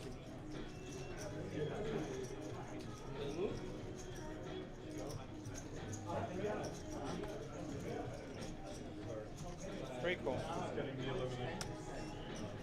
All right, Mark Yazbek out, Colin Tran is in. Welcome to the booth, Colin. How you going? Hi, good. Yeah, just busted the Players Champs. Yeah, lost a pretty big flip just there. Oh, jeez. Want to talk us through it or let it linger a little more? Just pretty standard spot. Yeah. Small blind jams for 20 bigs. Yeah. And we've got ace 9 on big blind. Yeah. Call off, and we're a race against 4s. Oh, okay. Yeah, standard blind on blind fireworks, I suppose, and take the spot. Yep, not much you can do, losing a flip, but Yeah, it's always good to find out early if you could win a flip or not. Yeah. It's the hope that kills you sometimes if you run too deep and fall just short. Sometimes you'd rather bust now than in 31st place. Yeah, that's considering it. top Spot 30 on. get paid. So, Colin, we've had a variety of guests coming in. I just we had Mark Yazbek playing on stream. He dwindled down to 10 bigs pretty early. He found his way up to 30, but was making some interesting plays. And I just quizzed him because I had Jared Thatcher in the box with me earlier. I showed him a hand where Joe Antar raised pre with King Queen O. And the flop came like Queen 8 deuce. 2 clubs and a spade or something, and Mark had no matching suits, Jack 4 off, defended the big blind. Yeah. Flop comes Queen 8 deuce, and Mark donk leads. Sounds like something With Mark would do. absolute, yeah, that's correct. And I was like, yeah, that's something Mark would do. And Joe just pops in a raise, and Mark quickly folds. And I was showing Jared Thatcher, and his immediate reaction was like, no, card reader error. Can't be right. And so when I've got Mark Yazbek next to me, I was pretty quiet throughout most of it, and I should have been louder because Mark's someone that he's not going to talk too much unless he gets unless I kind of egg him on a little bit. But I was just scrubbing through the YouTube stream trying to find the hand in question, and I eventually found it. And I was like, did you have Jack 4 in that hand? He's like, yeah. And he goes, I just wanted to mix it up a little bit. I was like, good on you, Mark. Pleasure to watch. And look, putting it lightly, I was just like, oh, so Mark, you like playing lots of hands here? And he goes, well, today I didn't. I thought I'd play different to usual. And I was like, oh, okay. Yeah, if that's different to usual, then I would love to watch him on one of his normal days. But we'll come back to the action here. Just Queen 10-0, finding a pretty standard raise from the button. 10-5 of hearts, a friendly hand to defend from the big blind. You block all straights. Qiaming new to the table. I just realised he's just made an appearance in the seat that Joe Antar was in. Joe was on the stream to start, got moved off the table. In order to balance, he got brought back, but was down to crumbs. Had 8 bigs left, and he found a jam from under the gun 9-handed with Queen 10-0, which we were at Fletcher Smith next to me at the time, and I thought that was possibly a pip below what you'd want to be running within that spot, but ran into Ace King, found a Queen on the flop, King on the turn. Bye-bye Joe, who's had an excellent year. He's found some deep runs, including winning the 10K at the APO. Trojan, I'm pretty sure, 250k up top in that one. He's got an APL Centurion from earlier in the year. Just deep runs all around. So, Colin, you were just in the Players Champs. You're going to play the main event, I assume, at some point? Yes, so looking to bag the mini-main and the main event. Yep. But the schedule's really jam-packed, so... It's a lot, yeah. Basically playing every day from now and just trying to find a bag in most events. Absolutely. You're a Sydney local, right? Yes. Yeah, absolutely. So nice to have something like this in your local. Yeah, with some incredible guarantees. Speaking about yesterday's Colossus with the 250k guarantee for a $750 buy-in, and to find a prize pool that ended up being over the $400,000 mark is a true testament to the players. And coming back to this hand, the check flop and 𝗤𝗎𝗓 taking the lead on the turn. Again, that kind of board up until the turn has big blind written all over it. We can see that Neil's got the best of it, but again, queen high, not looking too friendly on that sort of board. When the big blind is betting into you, he lets it go, and 𝗤𝗎𝗓 gets one through. Played much with him? No, actually, but you mentioned Joe before, and I do want to do a shout out to Joe just because I think we started tournaments very similar time together. We're both cash game based, and he's done really, really well. We're just looking at player. His recent scores. It was Adrian Pacheco who found a big run yesterday. Joe Antar. If you look at his ended mob, just like some of the recent links he's found, look at that. Very last impressive. 5 ended mob entries. First place, 113,000. 74th for 6K. First place, 250,000. First place, 40,000. Fourth place, 117K. Pretty good for your last 5 cashes. Oh, it's amazing. That is just about $500,000. That is pretty good. No, it's more than $500,000. That's an exceptional run. That's since March of this year. So Joe, a very, very talented player. Didn't have much go his way today. Hard to do much when you're playing off 10 bigs or sub 10 bigs half the time. Yeah, it's also worth mentioning he's a very good cash game player as well. Yes, and that does keep him busy a lot of the time. So not a lot of tournament entries, but sometimes these players are just often grinding away at cash, which is fair enough. And a bit of an interesting one brewing here. Daniel from under the gun. Daniel's getting in the mix with a few interesting hands here. He's found some lighter calls than you'd ordinarily see, and he's found a gun open to 2.5 with the 4-3 spades. And Ray Badawi from gun 1 finds the call with the 10-9, and to have the check mark on the turn with just a pair of 9s is interesting, but Daniel has completely given up on going anywhere with his hand. I feel like that King Jack 5 board from a gun open would like to continue on some flops and hope that his perceived range is good enough to get it through, but Ray's going to be surprised here to see that he was up against the 4-3 of spades, and a pair of 9s is pretty good. That's the thing, it's all, you don't mind, if you're going to open those kind of hands or get really dicey from gun, you want to really continue with it, I suppose. You don't want to give up straight away. If anything, you should be loving that kind of board because it's got gun written all over it. Would you agree to an extent? Yeah, I agree to that, but I'm not too sure if he has a lot of history of Ray. Because Ray does play a very wide range as well, and he's not shy of taking a call, even if he were to float several boards. Well, there was a club on the flop and a gutter for Ray, so gutter to the low end of the straight and backdoor club. So I think if Daniel did find a C-bet, then Ray could argue floating to see a turn. But yeah, I feel like if you're going to open that kind of hand, really go for it. And then if you get called on the flop, you can slow down turn and evaluate on future streets. But I'd like to see some commitment. I love fireworks. We're really enjoying watching Mark play because he just does these plays that no one else really does. And yeah, definitely. So not much in terms of hand strength coming up on your screens at the moment in recent times. You've seen some coolers. There's a crazy hand at the start of the day which resulted in Gary Benz's elimination, where we had pocket 4s open. Mark Yazbek calls with the Queen Jack of diamonds. Pocket 6s finds a 3-bet. That was Timon Prill. Gary wakes up with kings, jams. Ace King then wakes up with a much larger stack on re-jams. Pocket 8s, snap folds. Comes back around, everyone else clears the way. Clean run out for kings until the ace on the river sees Gary Benson walk away. So there were some crazy hands earlier on, and right now we're being delivered King 3 off and 5-4 off, and 5-4 finding a pair on the flop. Looks in good shape at this stage, especially Daniel taking the betting lead, and King High could find some merit in continuing here, floating one street. potentially, but does decide to let it go. How much have you played of the series so far? Pretty much from the beginning, Colin? Yeah, pretty much every day so far, but no results. But it's been a fun series so far still. Yeah, in terms of like the room itself, the environment, there's got Alex Hansen here as our stream table dealer.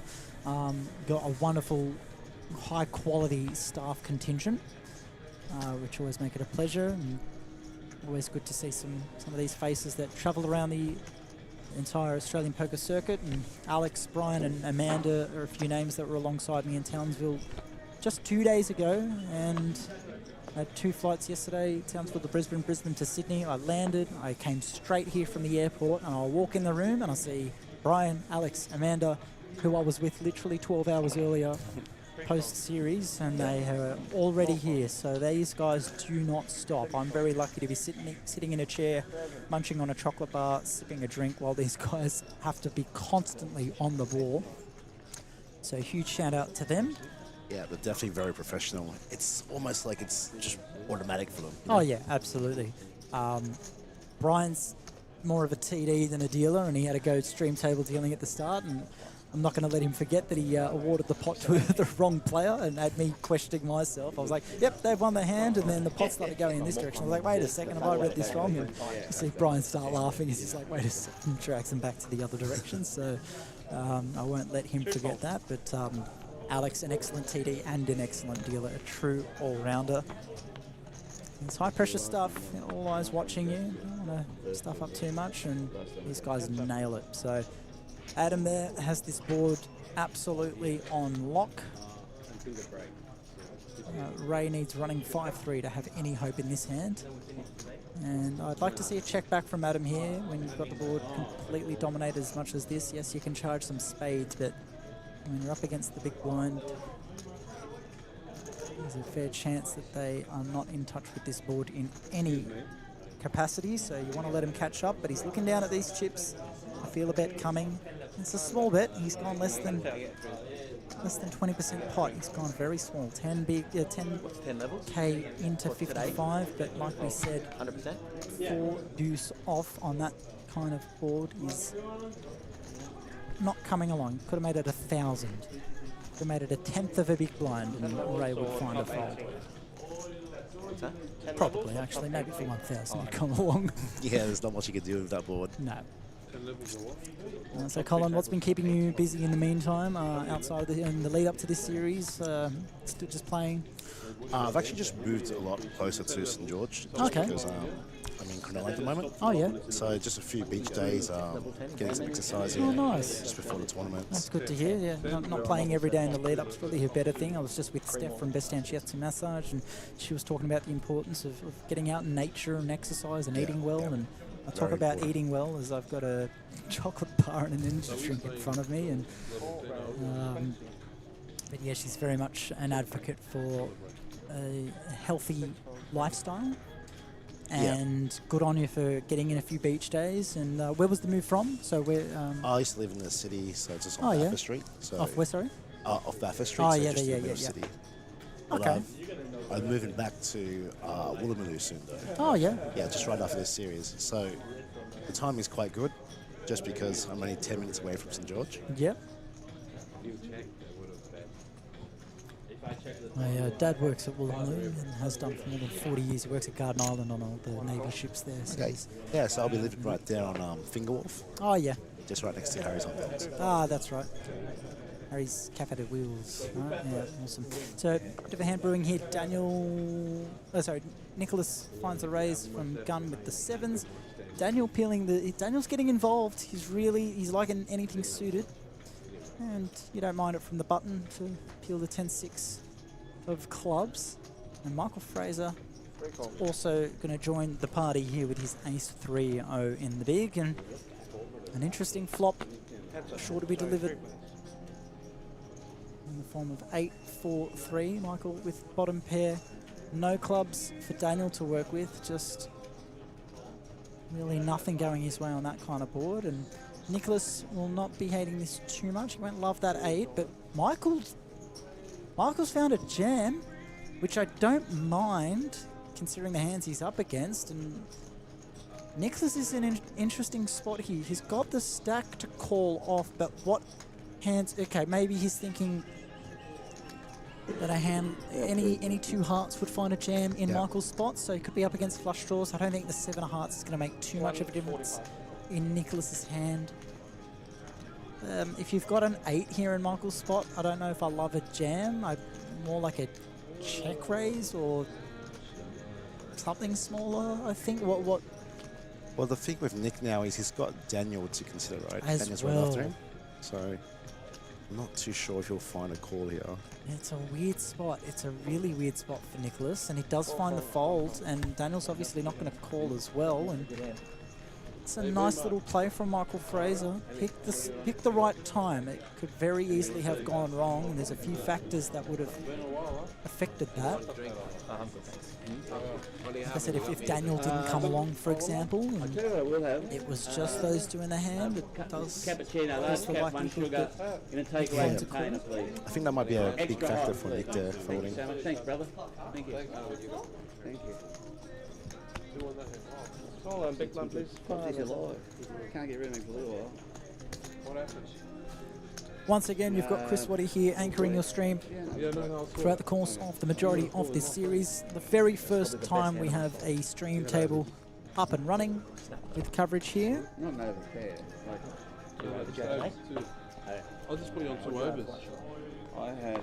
And among the variety of guests that'll be alongside me, got Colin Tran here with me right now. Sydney Reg playing the majority of this series, but not before enjoying a few beach days first. Yeah, that's it. Beach of choice? I think it's called Shelley Pool. It's just right next to Cronulla's main beach. Shelley Pool? Yeah.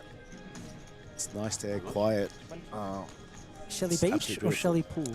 I think there's a small beach, but there's also like a little rock pool as well. Because when you say Shelley Pool, it makes me think of the player Shelley Pooley. Yeah. And so that would be fun. And I just typed in Shelley Pooley into Google Maps. So. Got Shelley Beach. Yeah, so there's a little rock pool near Shelley Beach though. So yeah, there's one in Manly as well. That's also called Shelley Beach, I think. Yeah, Shelley Beach. Shelley Beach Rock Pool. Okay. That look like the one? Yeah, I think that's the one, yeah. It's also good too because I much prefer a late registration. Yep. So then I could enjoy the beach a bit more, and I don't mind even doing max late registration as well. Is that what you did today? Actually today I did go for a quick swim, even though it was pretty cold. Like the water was quite cold. I've just been in tropical North Queensland for the best part of the last 2 weeks, and then I arrived home and said to my family, "Is it always been this cold recently?" It was pretty cold today. It was just kind of nice. Yeah. But not the best beach weather. But let's turn our attention back to this hand. This 3-bet's getting the job done from Nicholas, who earns a bit of chips back after the last one. But yeah, so you max late reg today as well? No, actually, I qualified already, so there we go. I started with starting stack. But most of the time, I don't mind just coming in late because the blind structure here is very comfortable. And I find that you could late reg with 35 bigs, I'm pretty sure, at the start of today. Yeah, that's it. I don't like playing at the start too much just because too deep. It's just way too deep. Yeah. Some players love it, others not so much, and I do love like when I do play, which isn't too often. I do love the 30 to 50 big range is a healthy stack that I love to work off. I don't love sitting down with 200 bigs. It's just overkill sometimes, but that's the way poker works, and good structures, and there's always plenty of players that jump in from the start and trying to take early advantage and just want to play lots of hands, so fair enough. And Vadim here waking up with ace queen under the gun, standard bump up to 2 bigs. Adam with the a7 suited. Got all options at his disposal. I don't love a 3-bet against a button open. I don't love a flat either. It's a tough spot with the a7 suited. I prefer flat, I think. If it was ace5 or anything more wheelie, I'd like a 3-bet in that case. It's just super middling, and his shot clock's running out, so he's using a time bank. What's going through your mind if you add him here, Colin? I think I would just fold his hand, to be honest. Yeah. Because I was just saying, I don't love 3-betting up against the gun range, and I don't love flatting in this position with still so many players left behind to act. So might look a bit tight, but given those reasons, I really don't mind if he lets it go here. And he does. There we go. It's also just quite stressful, I guess, when he's on 12 big blinds and he hasn't seen a good hand for a while. Yep. And I think the pressure of just the blinds are coming by soon.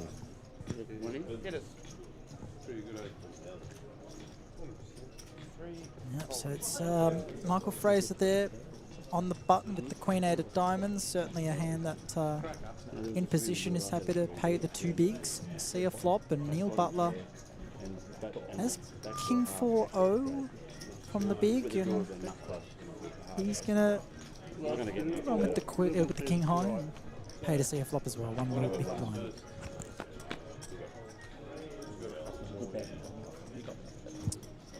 There's 2 hearts, so if you're if you add them there, you're going, not flush draw. You can see 2 hearts there already out of play, so I don't know the likelihood of it getting there, but for now, no one really has a piece of this board. And Nadim does go with a small c-bet. There's about 1/5 pot. 15 into 75. It's 20%. And Michael Fraser quickly gets out of the way, and Neil here coming along, I think maybe with some devious intentions on future streets. There's a few good turn cards that could work for him. That is not one of them. Like with that 4 in his hand, any 3 or 6 or even an ace.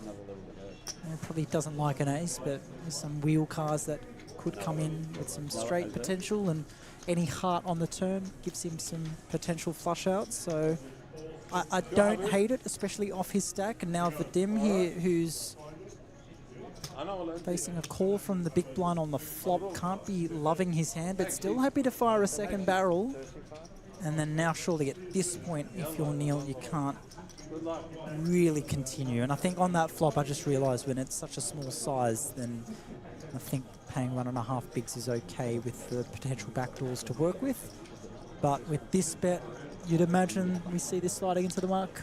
Yeah, I think he's just should be folding here quite often. Yeah.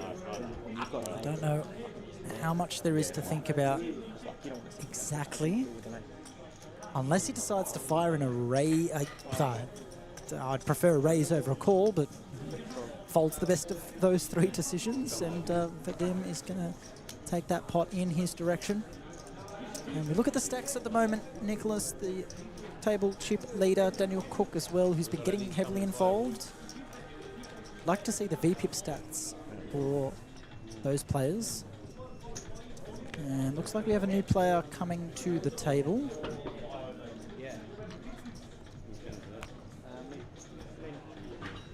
And who's that taking their seat in seat 5? Is that? I'm not going to guess. It's also a lot of new players as well recently that's surfaced, which is really good for the game. Good for the game. Mark was in the box with me yesterday, and he spoke of all the loyal players coming back, and as they should, because they're treated with nothing but excellent structures and excellent service when they play these games, so no reason for them to not come back.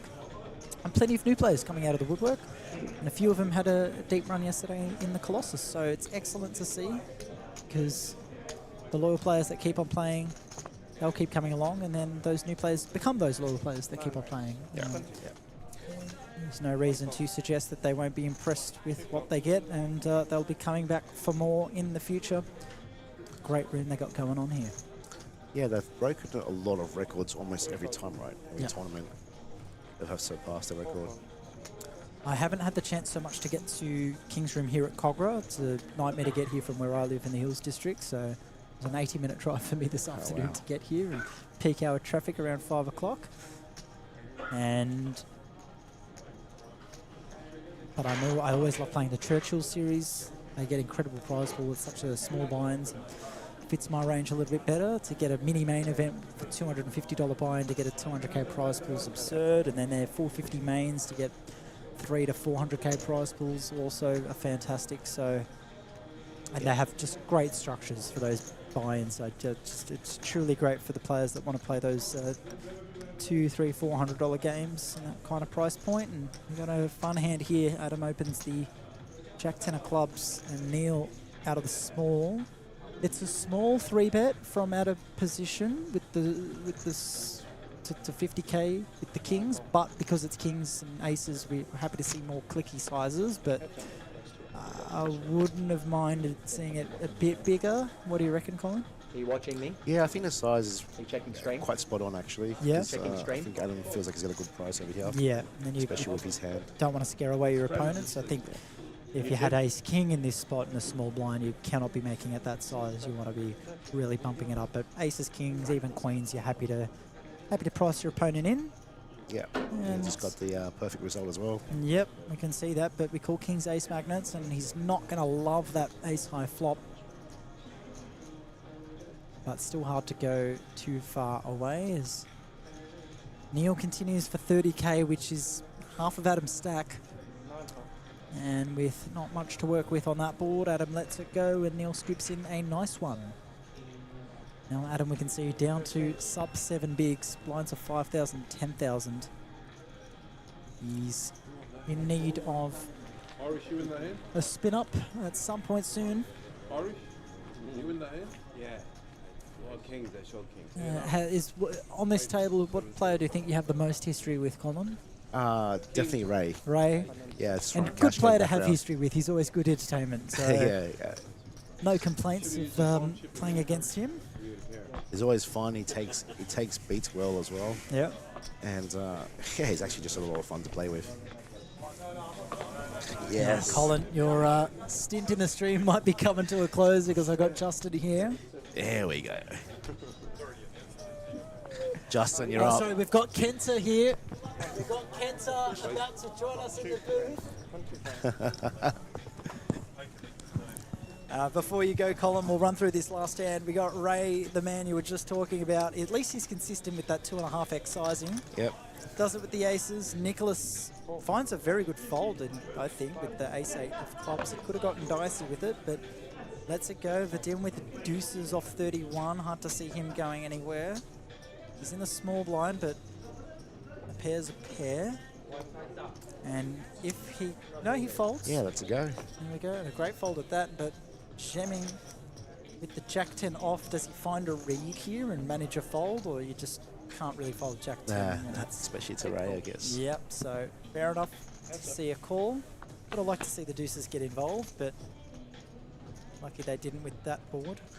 And that's a nice flop for jamming, and aces don't love that sort of boards, but you can see Ray still got the best of it, but you're going to see a check, most likely a bet, and then a call or a raise. He finds a raise here, he puts Ray in a world of hurt, but do you think if you're jamming, you're just flatting him? This one I'm not too sure, to be honest, but I'd probably flat. Jack of diamonds in his hand as well.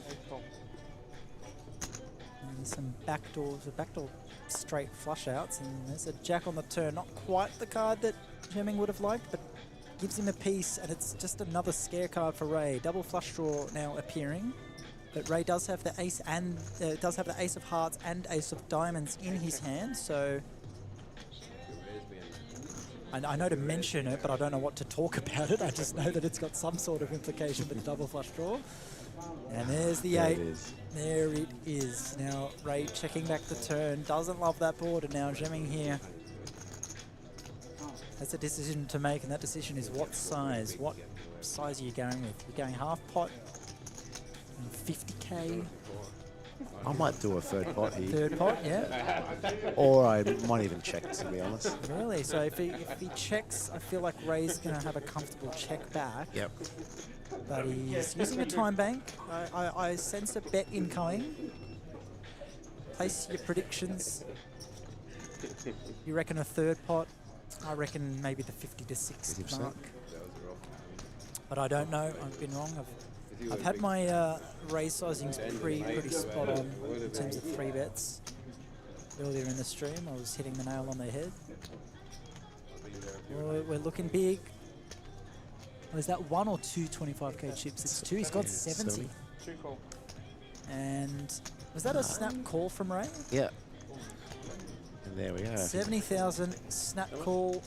There's the bad news. Now he has gone more than a half pot size. So I did think big, but I didn't think that big. Yeah. And he got paid off well. And he did get paid off. He got snapped. So in the end, it's a great sizing. Hard to fold aces. But I don't know. Just I feel like I'd like to see Ray think about it a little bit more before calling.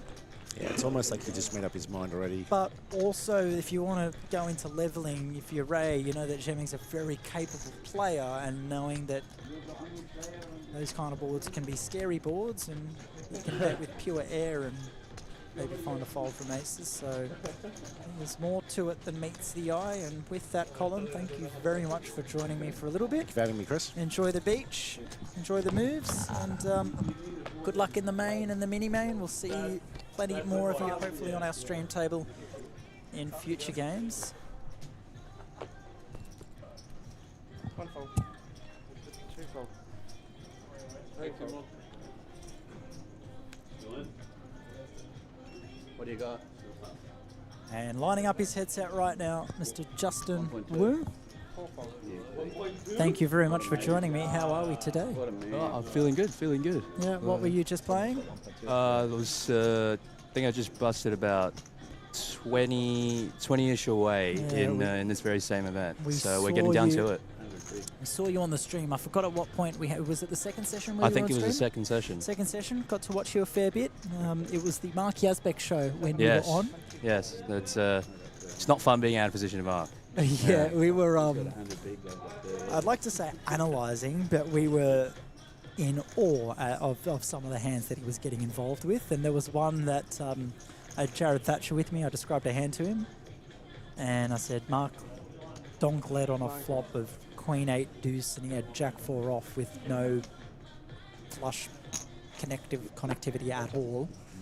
And Joanne had raised pre with King Queen, found top pair on Queen 8 deuce, and from the big blind, Mark defends and donk leads the flop. And when I told him that and showed him that hand, Jared Thatcher's response was, "Oh, that's got to be a card reader error." And I said, I remember this hand. I think I was involved in this hand. Yes, you had the ace-9. Yeah, I think I had the ace-9-0, wanting to...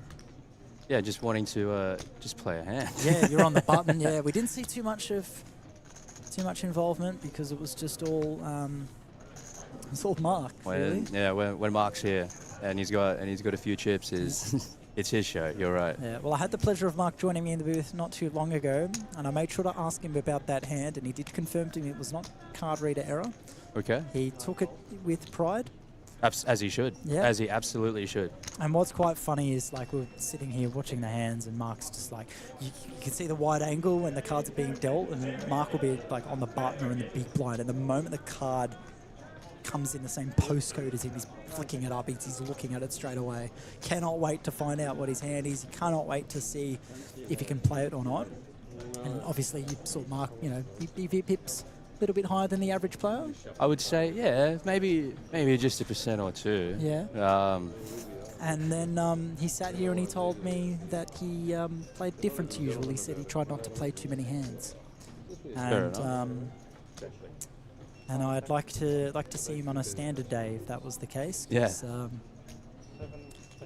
He was fun to watch. He's always good value, good entertainment, and a ripper bloke as well. Oh, absolutely. So we've got you here now. So do you want to tell us the bust out hand? Sure. Go for it. Something to talk about. Hero opens jacks under the gun off of 18. Sounds great. Somebody like in the hijack cutoff-ish, somewhere around that position, with absolute piles, puts in the 3-bet. And then our very good buddy, very aggro play, Anthony Khalil, he 4-bet sends the big blind. Sorry, the small blind. He 4-bet sends the small blind for 13 bigs. Not much to do, I think, for us, so we send her in. And we get the crying call from the hijack with pocket 8s. And 8 scoops, both Anthony and myself, getting everybody still in that much closer to the money. So I think I'm hoping that the next few sessions of the stream will be very exciting.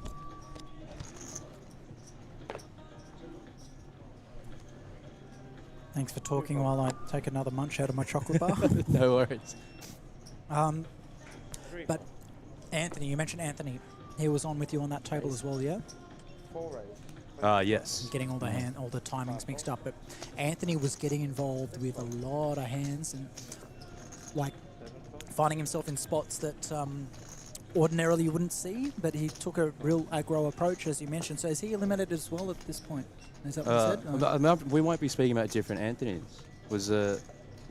I did not play on the stream session with Anthony 𝗣𝗬𝗢𝗪𝗪. I did not. I just played with him just recently now. Oh, he was on the first session. Yes. He was on the first session. Yeah, okay. I think he was doing very, very well.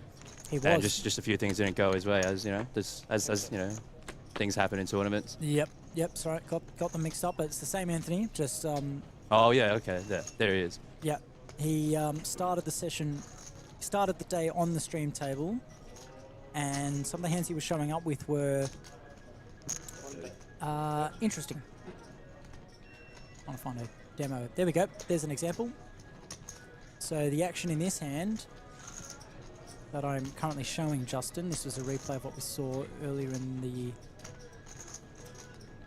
the day. Yeah, there was a raise from +1, King Queen O, and then Anthony from the cutoff comes along with the 7-4 of spades. Okay. Kenny Wang Jack 10 gets involved, and then another call. There was no 3-betting, and then that was the flop. Wow. All spades.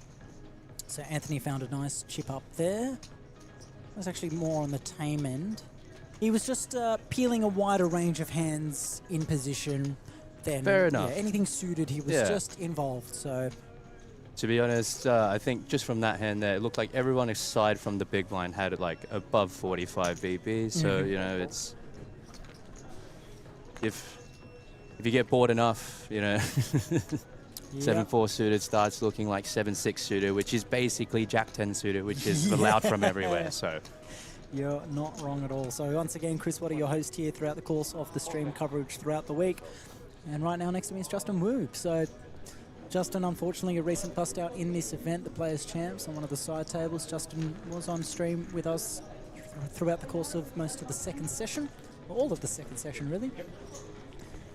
And now finds himself eliminated. Justin, what else are you looking forward to playing throughout the rest of the series? Your main event on your radar? Definitely the main events. It's always good to see different places having a sizable guarantee on on their marquee or their main events.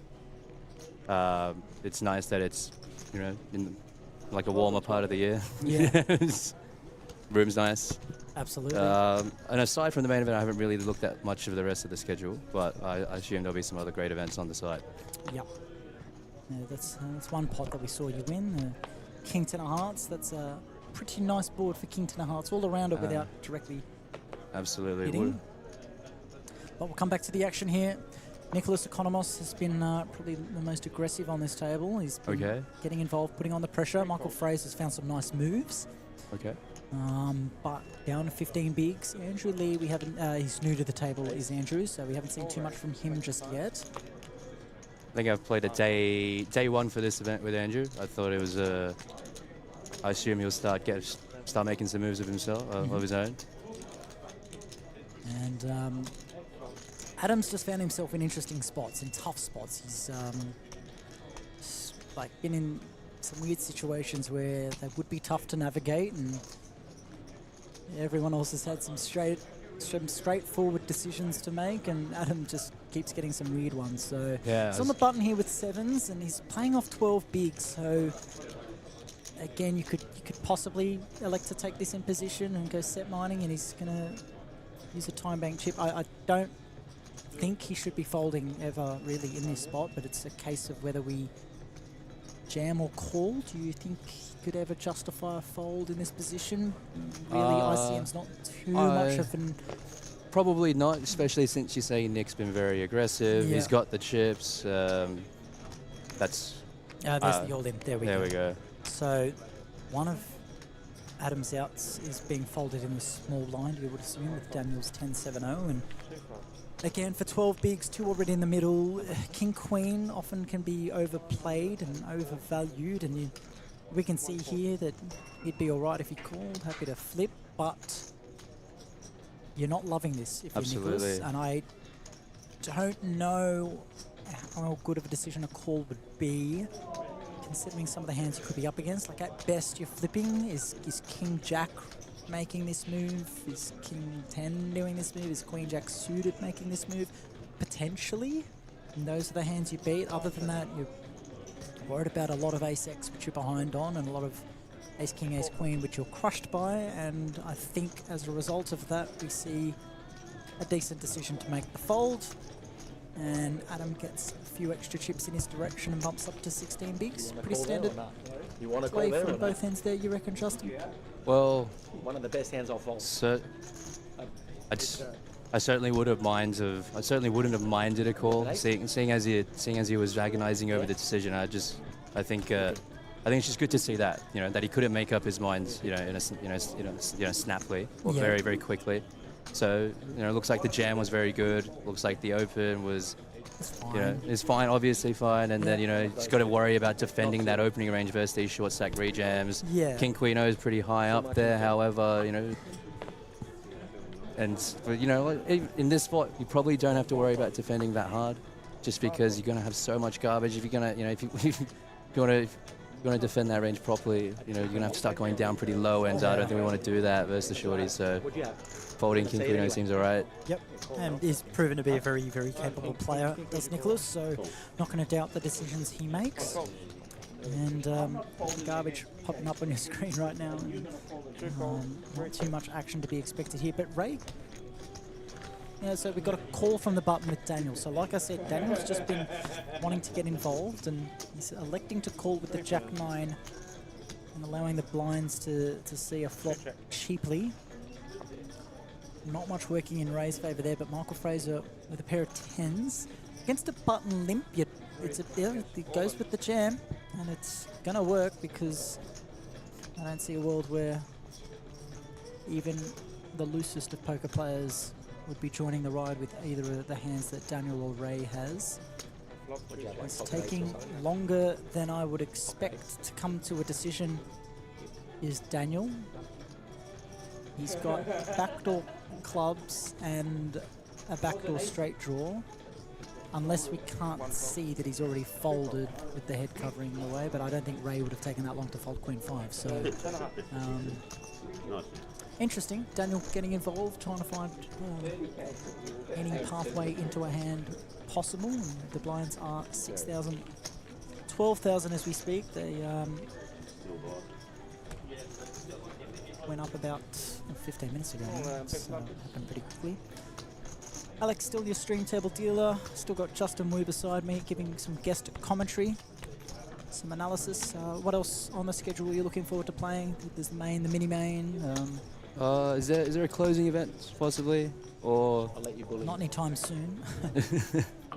The closing event, 10k guarantee, 250 bucks right at the end. Okay. There seems to be a fair few good stuff. You like a bit of PLO, Justin? I've been known to get in the mix, not too much to my detriment, but I don't know. I'd be willing to play it. Well, there's some interesting ones. We've got the Big O, 4, 5, 6. standard PLO tournament. That's on Friday. Saturday night sees the PLO 4-5-6 rotation. Interesting. Does that pique your interest? Yes. Yes. 6-card PLO. Have you played that live much? Live. In a tournament? I don't think so. No, that sounds. To be honest, it sounds like the dealer's going to be stressing very, very hard. Pot. Feel very bad for whoever it is. And then we have PLO rotation again, but PLO 4, 5, and bomb pot. And I'm looking at Justin's face right now, who I don't think has seen the schedule yet or not looked that far, because that is the look of a man that is opening his Christmas presents. So wow.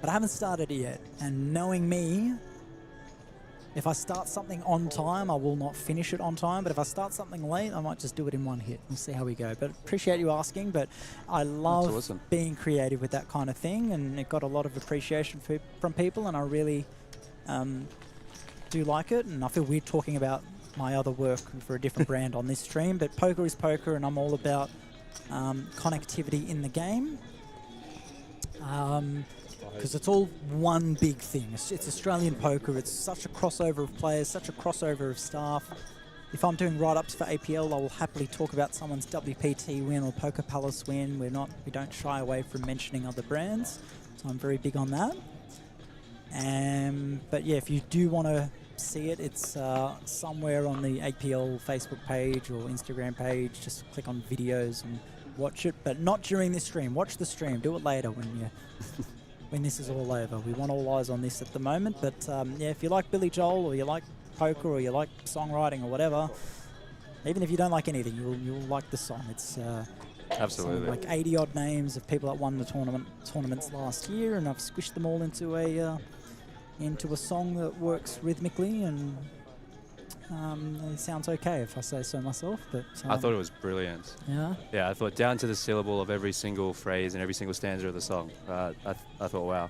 Thank you, Justin. Yeah, no, I don't get too much of an opportunity to explore that level of creativity, but I did with that, and the bosses liked it. They would have liked it a lot more if I posted it earlier, but that's how artists rock, though, isn't it? You can't force it out. I'm very much a perfectionist. It had to be right. And we got out. The thing I struggled with the most was the chorus.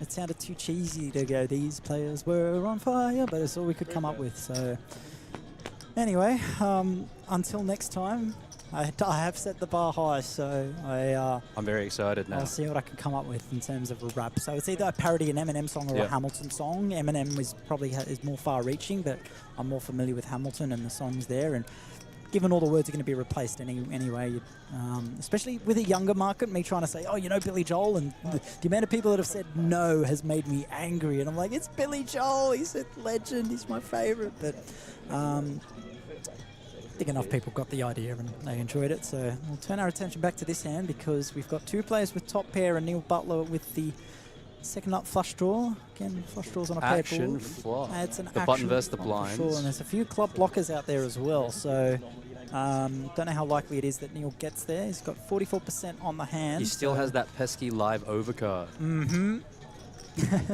Pesky's the right word. So I'm trying to figure out what would have happened pre. Yeah, so I imagine Andrew would have opened from the button. Neil and Vadim happy to peel from their respective blinds and check it around to the pre-flop aggressor, who's gone 25k. And Neil's found a min raise. Just a click. And now Vadim here with top pair and a backdoor flush draw. He's sitting here going, what? I can't imagine he calls. Yeah, what an not awful against a spot bet to be and in. a raise. I'd like to see a fold here, but Andrew I don't think will be folding. Vadim finds the fold. 3-bet bluffing the flop as the big blind is interesting there. Blocking a bunch of continues. Yeah. I'd much rather bluff than call for sure. Yeah, I don't know, the min raise is very weird. I don't know. It's weird. I don't know. I like it. I'm out of the tournament, so. But I don't know. Maybe it's something there. Something Andrew interesting here there. makes the call. He's got top pair, backdoor flush draw. I don't know how many. Like we talk about, the blinds can have all sorts of hands, but like when you really think about it, there's just still not that many threes that show up. Absolutely. In the small blind range. So some people just are of the mindset like, oh, they're in the blinds, they can have anything. But with the small blinds specifically, what I've learned is they're not as wide as you might think. There's just a whole heap of threes that just find folds. So absolutely, you cannot automatically go, oh, he's got a 3. And even so, I don't know if I'd be clicking with a 3. I'd like a call to keep my opponent's bluffs in. And absolutely, what a turn card this is. Yeah. Now if now Neil continues, and now Andrew can be the one to consider a raise here, but I don't think a raise is a good idea, because if he is up against a 3, he's just not in good shape, and if he's up against a bluff, you want to keep those bluffs in. And he does raise. Thoughts on that? He opts for a smaller size, so it's interesting. Perhaps he feels very confident that he would never raise a 3, so he just always puts him on a flush draw and wants to protect against that. I like that as well. And now I think if you've got a flush draw in this spot, I don't like calling. Not on a paired board.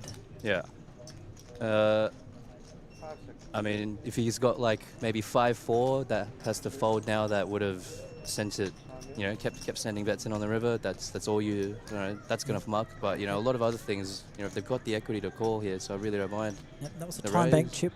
That was a time bank chip from Neil. So sometimes that might confuse the viewers at home, but he's got a decision to make. I don't love a call. We can see here that if he does spike a king on the river, he's going to be good with the better 2 pair. That pesky overcard. The pesky overcard. So he's counting out chips. He's got plenty to work with, so it's going to be 90k more. He'll still have 315 behind. Bless you. Sorry, someone sneezed elsewhere in the room. Couldn't help myself. You are the kindest man. Bless you. He sneezed again. Jesus. I feel like we're getting attacked. Maybe he just faked it because I wonder if he'd do it twice. He just sneezes again to test me out. Okay, so we do get a call. We do get a call. Here comes the all-important. Was a very sick price, to be fair. Brick City. Brick City. I nearly said another word after that out of habit. And lucky I've got my mindset here. I've got the stream mindset to auto-filter. Yeah, that's... I don't... I'm That's on hard. autopilot to immediately say, bless you. But I somehow held myself back from the other one. Oh. That's why they pay me the bucks. Yes. I don't know how you do it, especially for a whole day. No, we're loving it. That's the thing. You love what you do. It's never work. So Neil's already put a time bank in here. This is interesting because he finds a bet on this river. I don't know what to make of this situation. This is dicey. It's good poker. It's interesting poker to say the least. And I've got Justin Wu right next to me. Chris Water, your anchor. With pleasure coming through to you via our streams on Facebook and YouTube from the Sydney Million Series here at King's Room. The very first time we do have stream coverage. And this, there we go, is that an all-in? Yeah, SPR of 1 to 2, I think, in the end. And the snap fold from Neil, not much he can do against that.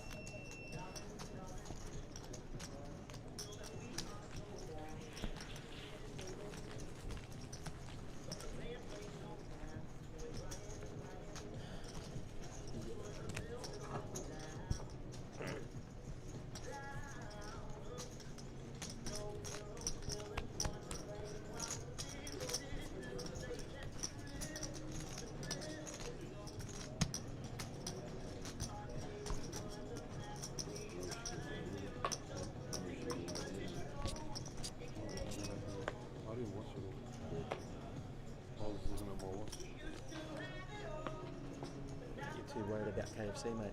No,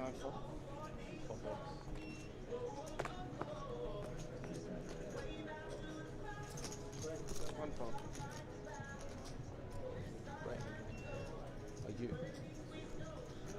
2. No, 26. 3 phone. 4 phone. 5 phone.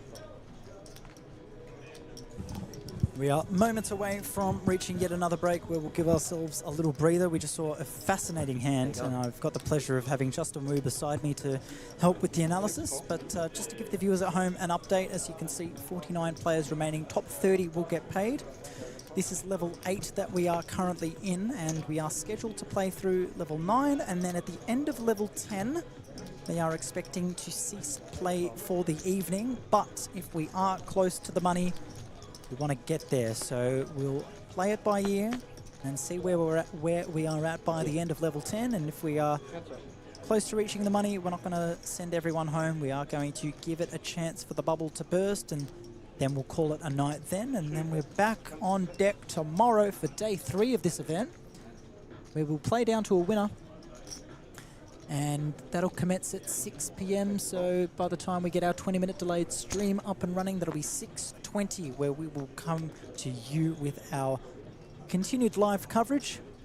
The first time we're running a stream here in this wonderful room with a wonderful setup, and a huge shout out once again to Matthew Marshall and Jamie Hall for helping put this together. And both players happy to check on the turn. Ray slowing down after leading flop. And Neil's going to be happy to try and get to showdown cheaply, which he will get the chance to, presuming he either bets small. It goes about 40% pot on the river, and he's going to find an easy fold from Ray, and Neil will scoop in a nice one. And I think we're going to squish in one more hand before we go on break.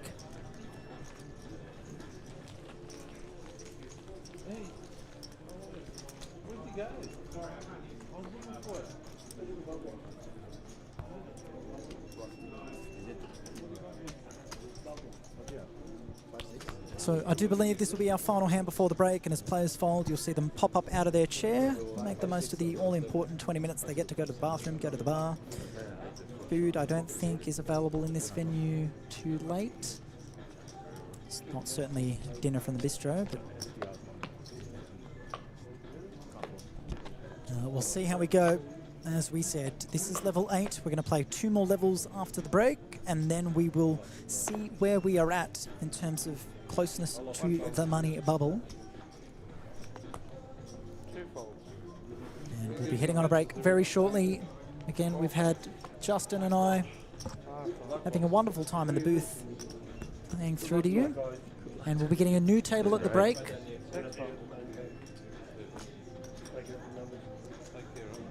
And again, it's folded around. Well, maybe we're not at the break yet.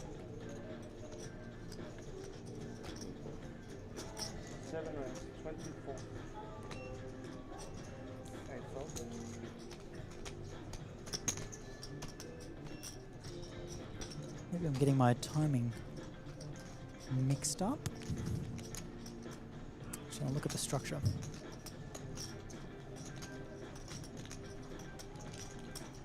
The blinds are 6:12 at the moment. I see the confusion. It's going to be a 10-minute break. So 10-minute break. So that means there's still a few more hands left before we actually head there. So apologies for that. Don't go anywhere. A couple more hands to go. A couple more hands to analyze with Justin as we see.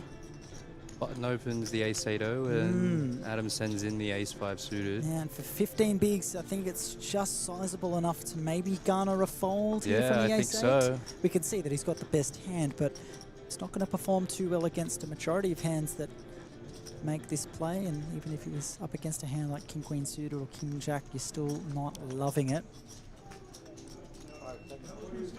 We are getting down to it too. Yeah, if Adam folds, he will just have 26 bigs, and he does let it go. Yep, so 26 bigs is a more than playable stack, and the opportunity arises to hang on to it. He wants to do just that.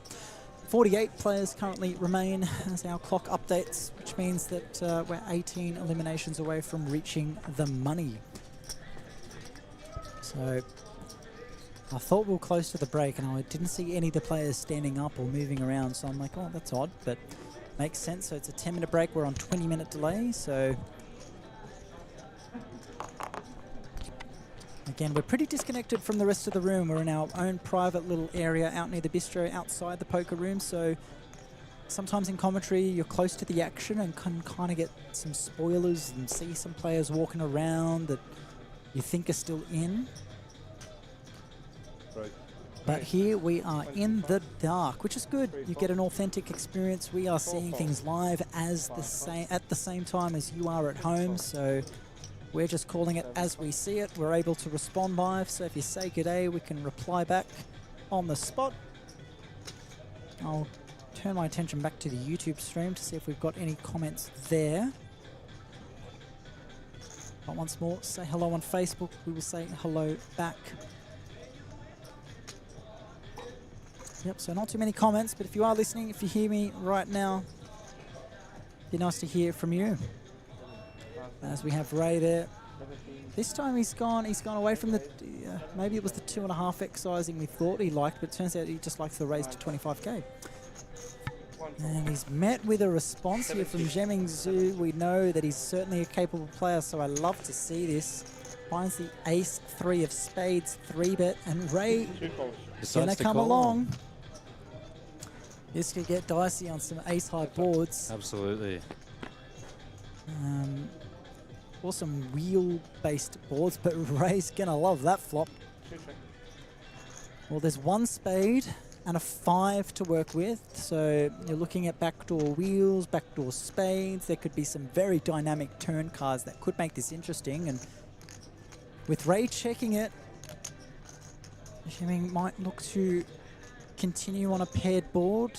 As a pre-flop aggressor, you don't mind a paired board, so you're going to be continuing at a high frequency, which he does on this occasion. Now the question is, does Ray just call? I'd like to see a call, because raising's not going to achieve much on that sort of board. It's as dry as it gets. Jack, Jack 5, you're just losing future value if you're trying to price your opponent out of it now. That is not a turn card that helps 𝗣𝗓𝗍𝗢 in any way, shape or form.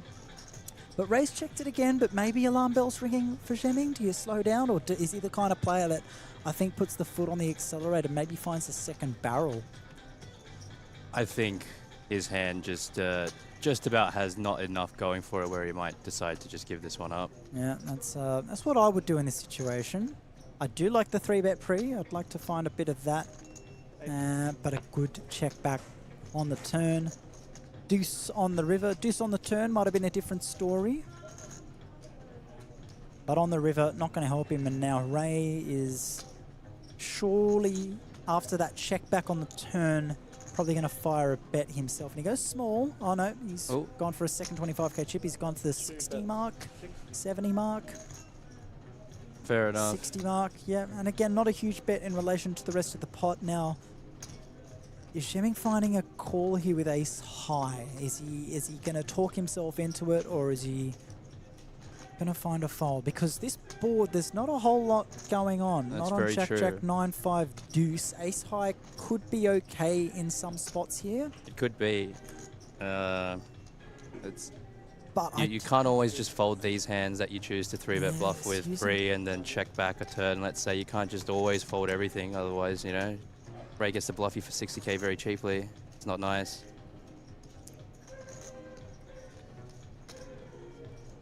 I imagine he'll defend with a better hand than this, though.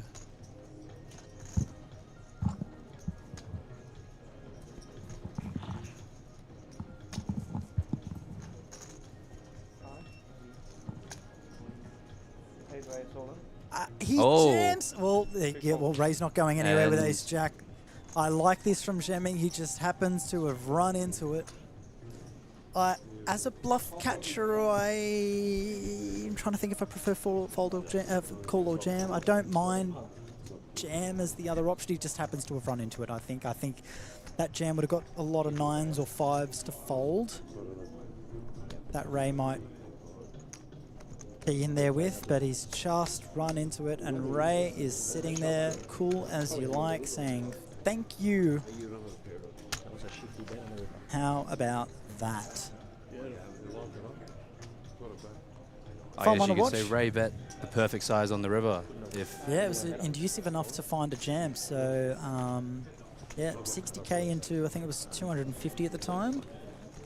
I think so, something like that. Yeah, so something like about quarter-ish. Yeah, quarter bet. Yeah, Ming's definitely very aggressive. Certainly doesn't like giving up on pots. Yeah, certainly a more than capable player, and he was covered as well. So we do lose him. Yeah, again, I don't mind the play from 𝗣𝗓𝗍𝗢. Some people might be watching that going, what is he doing? He's just got this. But there's levels to this game, and players a lot better than I am. That unfortunately they make these kind of moves, which in the past work out for them because they're good enough. to fold out better hands in that scenario, but when a hand is as strong as ace-jack on that, on such a dry board, you're not going to get a fold there. If you've got ace-jack there in that spot and you're finding a fold, I don't know if you should be playing poker unless you've got the read of the century and somehow put your opponent on some sort of boat. So, well done, Ray. Gets the chips with Liu Zheming, who no doubt we'll be seeing plenty more of throughout the series. He'll be in the main event without doubt. And now Andrew Lee wakes up with kings. And makes that 25k sizing as well as it folds around. And looks like they're going on their break. Ace-3. No, I think he's folding. Yeah. I think he's just open folded. Yeah. I think they're very excited to get on their break. To get on the break, yeah. That's 44 left. Probably a lot of chats to have with your mates. Check on how they're doing. Buttons in the right spot. Now, once again, Justin, thank you so much for joining me. It'll be a pleasure to have you beside me. Thanks for having me, Chris. Pleasure to chat with you. And made the time go so fast. Thank you, Justin. Good luck in everything else you jump into throughout the series. Thank you. And that's it from me just for the time being. A 10-minute break, just a real quick one. So we'll be back in absolutely no time. Don't go anywhere. See you here as we play down to either the end of level 10, which will be 2 levels after the break, or until we reach the money tonight. So not long to go for day 2 here of the Players' Champs from St George Leagues Club here for the Kings Room Sydney Millions. We'll be right back. Good work, bro. You played well that session. Thanks, bro. Are we moving from here? I think they're going to...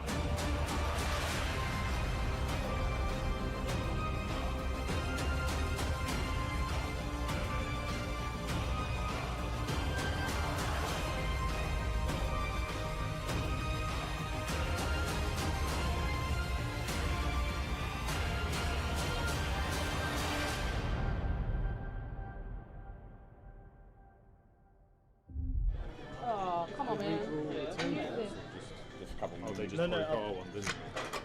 I was on my spot one. I was on 4. Just remember, guys, there is no phone use at all on this live stream, guys. If you guys need to use it, need to leave the area. Yep. Oh, switch. Ah. I got there eventually. Right, we're just about returning from the break here on day 2 of the Players' Champs here at King's Room for the Sydney Millions Series. Getting closer and closer to the money. 44 remain, top 30 paid, 66 grand up top. This is an 1150 buy-in with a 200k guarantee, and that was blown out of the water. Record prize pool found tonight, 288,000.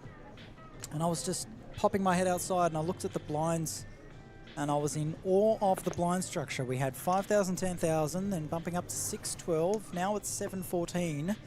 Then it goes to 816 before going to 1020. And the man responsible for that has joined me in the booth, Natan. Oh. Hello, Chris. How are you? I'm well, thank you. You didn't want to put 918 in there as well? You know, it was considered. We thought, you know, this tournament does have to finish within 3 days. I can't say I've seen that before. I've seen, you know, 510, 714, 1020 and some turbo events. I've seen 510, 612, 816, 1020. But I just stood there for a while wondering if I've seen that before. The extra 7? The extra, like the 612, 714, 816. Yeah. I cannot say that I've seen that before because generally we've got a big hand brewing here, so I'm going to cut myself off for a sec. We'll come back to this. So we've got a brand new set of players first of all, and what a lineup this is. Josh Baraba looking pretty good. Michelle Buskila, Nick Woodhams, Butcher. Can't say I'm too familiar with that name. Danny Ayub, Nerlin Bubakov, Yufei Liu, Nicholas Wright, and Daniel Ayo, who was on the stream earlier in the day. But we've got an interesting hand brewing here where we've got King Jack and Ace King. And it's a very clicky size from Daniel. So Danny's made it 31,000, so just a touch above 2 bigs. With King Jack off, and Daniel has made it tiny from the button with Ace King off, and it's a size that is so inviting, and you'd want it to be when you know you have your opponent dominated. But the thing is, you don't know. It's found a jam. Daniel's going to call, and we've got some action here on the very first hand of our new session.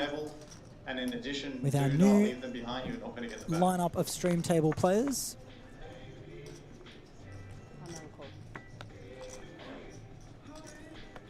And there's a jack on the turn, but a 10 on the river.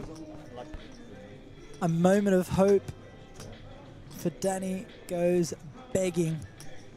And Daniel Ayo finds just the nuts on the river with the Ace King to collect a nice one. We will lose Danny. Tough spot for Danny there. Absolutely. Not many hands he's folding there with 13 bigs. Yeah, absolutely.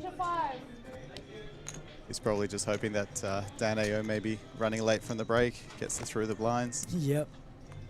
And Josh Baraba himself got out of trouble with the King Queen earlier in the hand, so not many kings left in the deck. Michelle Buskila had 3s.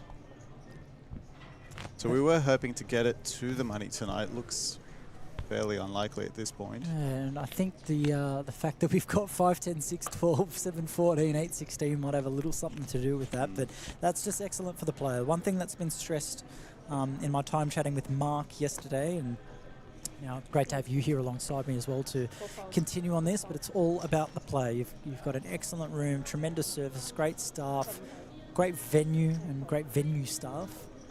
But amazing structures, high quality, you know, equipment. But like I was talking about how I love playing at Churchill's, and I almost make the drive there from out in the Hills District just for the chips. I just love the weight of the chips in my hands. You know what? I've actually tried to have those chips replicated on many occasions. Yeah. You can't get them done anymore. You can't get it done. Wow. You say to China, "This is what I want." Yeah.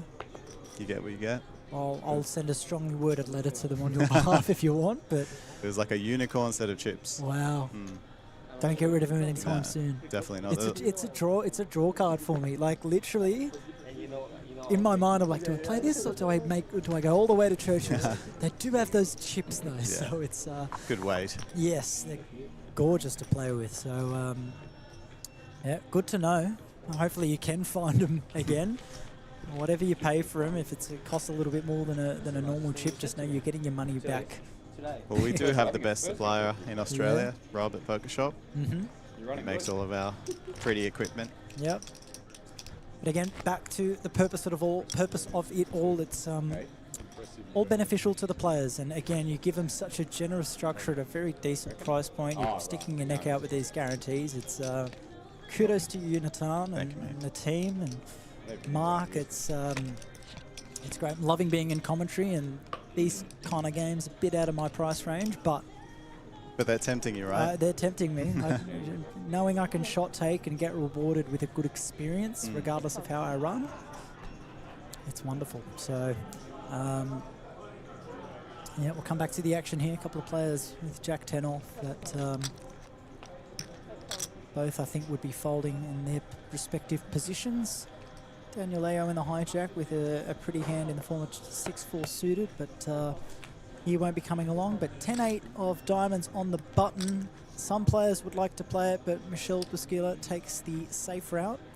And it's onto the blinds, where we can see there are classic blind hands, where you could argue a complete here from Nick, which he does. Nick's had an extraordinary run the last kind of 6 months. He's had some really spectacular results. It seems like he's running deep in everything that he plays lately. So we want to keep an eye on. A decent stack at his disposal as well, with more than 600k, good for 43 bigs at this point in time.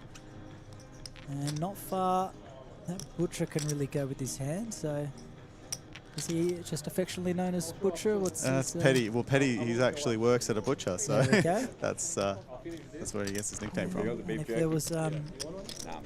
there was an abattoir for poker hands, I'd say 7 deuce would be on the chopping block first, and that's what he just had to. He just got forced to play a hand with it. It's that time of the tournament where it really slows down as we approach the bubble, obviously. Yeah.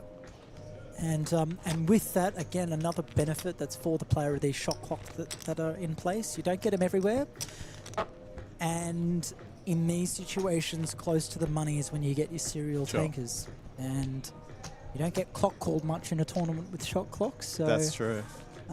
Saves that having to be done.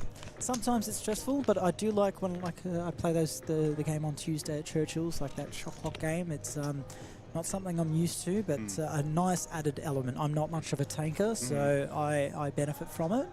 When the shorter structures, it just means that you get to see probably an extra 10 to 15% of hands every hour. So absolutely. And that's a big thing. So when I play my local games, whether it's just the self-delts, they're biggest issue probably out of lucky all to of see them. 15 hands an hour, right? Yeah, that is exactly right. Especially when you got Bill that doesn't know how to pick up a deck of cards trying to shuffle a deck, or you see someone that just spends a minute going, yeah, no, on Wednesday I had lobster for dinner, blah, blah, blah, blah, and just standing there shuffling, and I'm sitting there going, just deal the hand. Yeah. There's players that think they can spend 10 minutes shuffling because that's what it needs. You need to shuffle the deck. Okay, just... We got an all-in here from Petty. Yeah, Butcher putting the king-queen in, and Nerlin in the big blind. He's just worried about Josh behind him, so if it was closing the action, you can imagine a call would have been the play there for Nerlin, but Josh here, this is dicey. Yeah, he's quick to fold, and rightly so. 1, he's dominated. 2, I don't think he really wants to show down the queen-9 off, so fine to open, but against the jam, he's got to let it go, and there's a nice little chip up for Butcher, keeping himself in the game with an extra couple of big blinds. Now, Natan, tell me a little bit about what goes into this from an operational standpoint, in terms of the planning side of things. How, like, I know that you've got to have a solid satellite schedule to make sure you're generating as many seats as possible for your main, and there's a couple of reasons for that. You want runners, you want to put people into it, but we know that the key to getting the pros out of the woodworks, having a whole heap of satellite entries. So talk us through that process and just the planning in general, and what events you add to a series. We see some there's record prize pools, some there's a new game, and what goes into adding those new games. Well, the core of the structure or the schedule is typically the same. Well, it retains a lot of, you know, your headline events, your opening, the Colossus. You know, we've introduced a mini main into this series. And that's all obviously your key marquee events. And we do like to kind of freshen it up with new events or different play styles. You know, we were meant to have Shannon with MGA for this series as well. That was kind of a bit of a letdown that didn't happen one way or another. But we did have his whole schedule, series, an MGA series with our last series here, and it was great to have him. You know, Shannon's such a legend of a bloke. And he is, and excellent poker brain. Yes, and he's so passionate for his mixed games. Yes. And it really does bring a different element to the game. So, and it does feel like mixed games is certainly growing. It's kind of, if you were to reverse back a couple of years, you know, Omaha was seen as something that, you know, and now it's just so normal. So many people play Omaha, and, you know, most of our Omaha games during the series do really well. You know, 4-card, 5-card. We've introduced a 4-5-6 with a bomb pot as well. That Justin Wu hadn't seen the schedule. He was my most recent guest commentator, and he hadn't seen that. So when I did this, and this is where I said we need to have a camera here soon. I think we're going to get that organised. But Justin was like, and I just did that mouth open, wide-eyed surprise face. And it was a look of like those KFC ads. Get me into that, yeah. Shut up and take my money. That's right. So just to get this clear with you, actually, so this alternates each level: PLO 4, PLO 5, PLO 6. Correct. And is it the same for the PLO rotation 4, 5 bomb pot? So it's PLO 4, PLO 5, PLO bomb pot, or is it a bomb pot across the board, or how's that? Oh, okay. We'll check out the structures and get back to you. Because I think regardless, that just looks fun. Well, the last time we introduced Big O as well, and that was spectacularly standard popular. PLO. There's just a standard PLO 4 event. 5-card. 5-card. It's 5-card high-low. Oh wow! Okay. There we go. So Big O is 5-card high-low.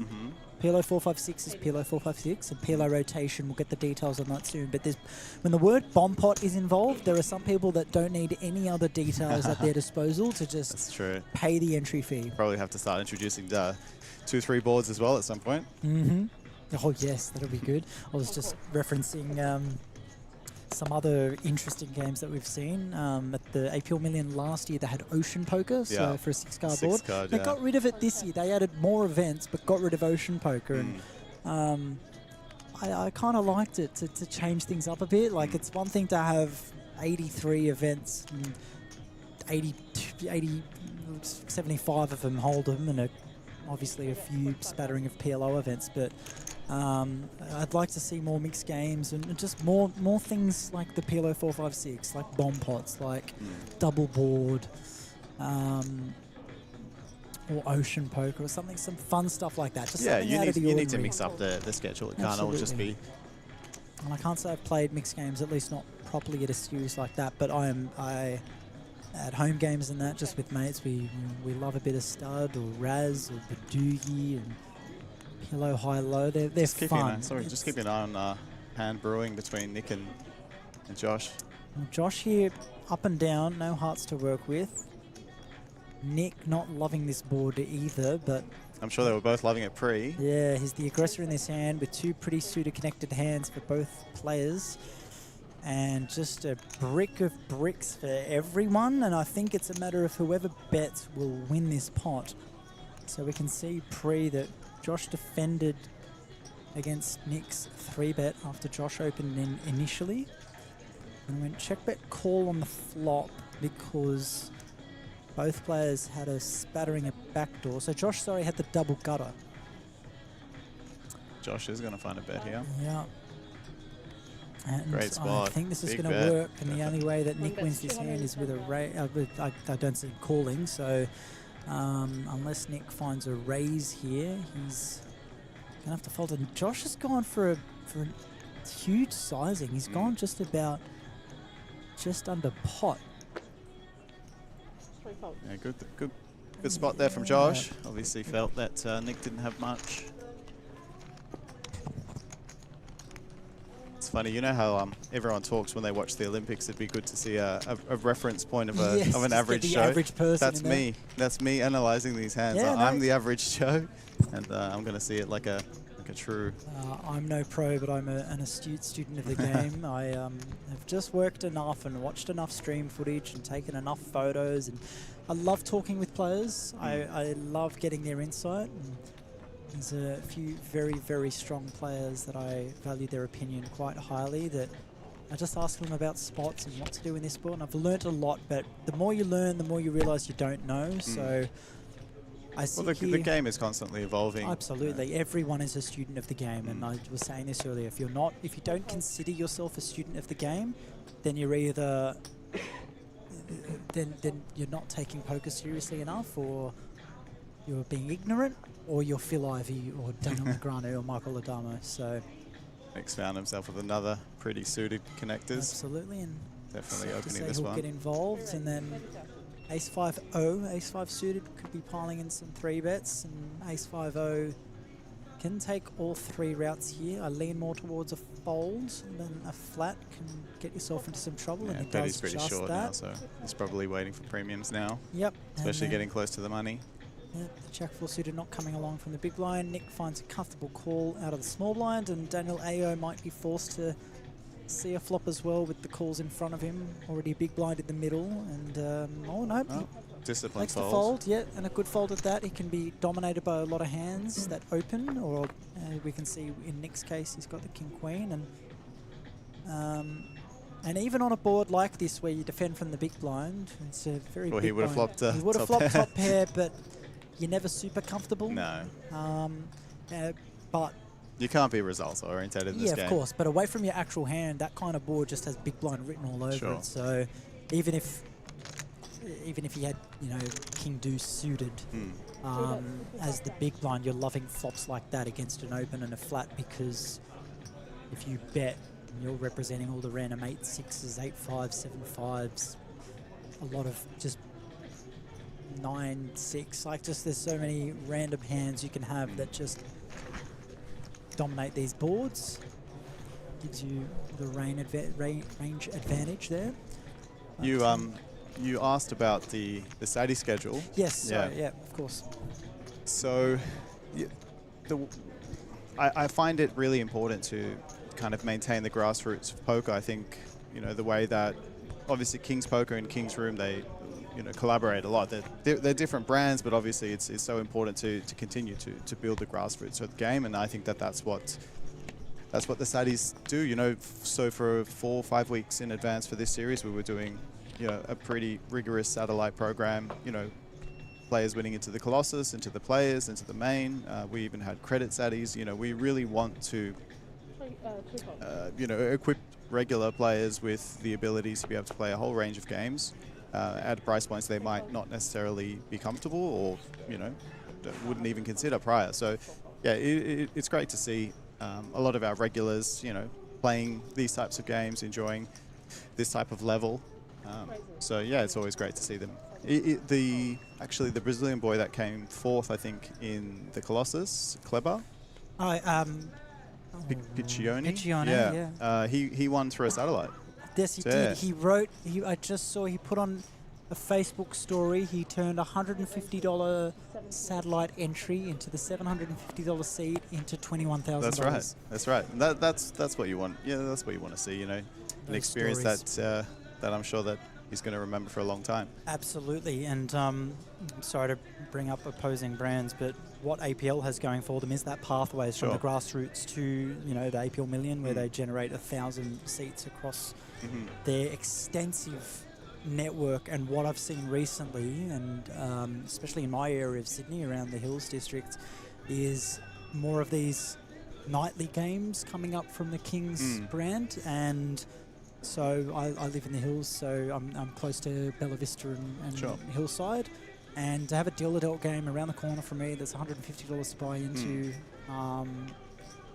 shut up and take my money. Yeah, we really do focus on player-centric type events, deal adult, or obviously we try to make it as another big hand brewing here. We'll come back to that in a sec, because we have Nerlin opening with the ace-9 suited from the hijack. Nick Wright finds a nice 3-bet from the button. Good to see Nick getting active. He's a veteran, experienced player, but They've run into it because Josh has piled in the 4-bet, and because of Nick's 3-bet, I can't see Merlin continuing here from the hijack.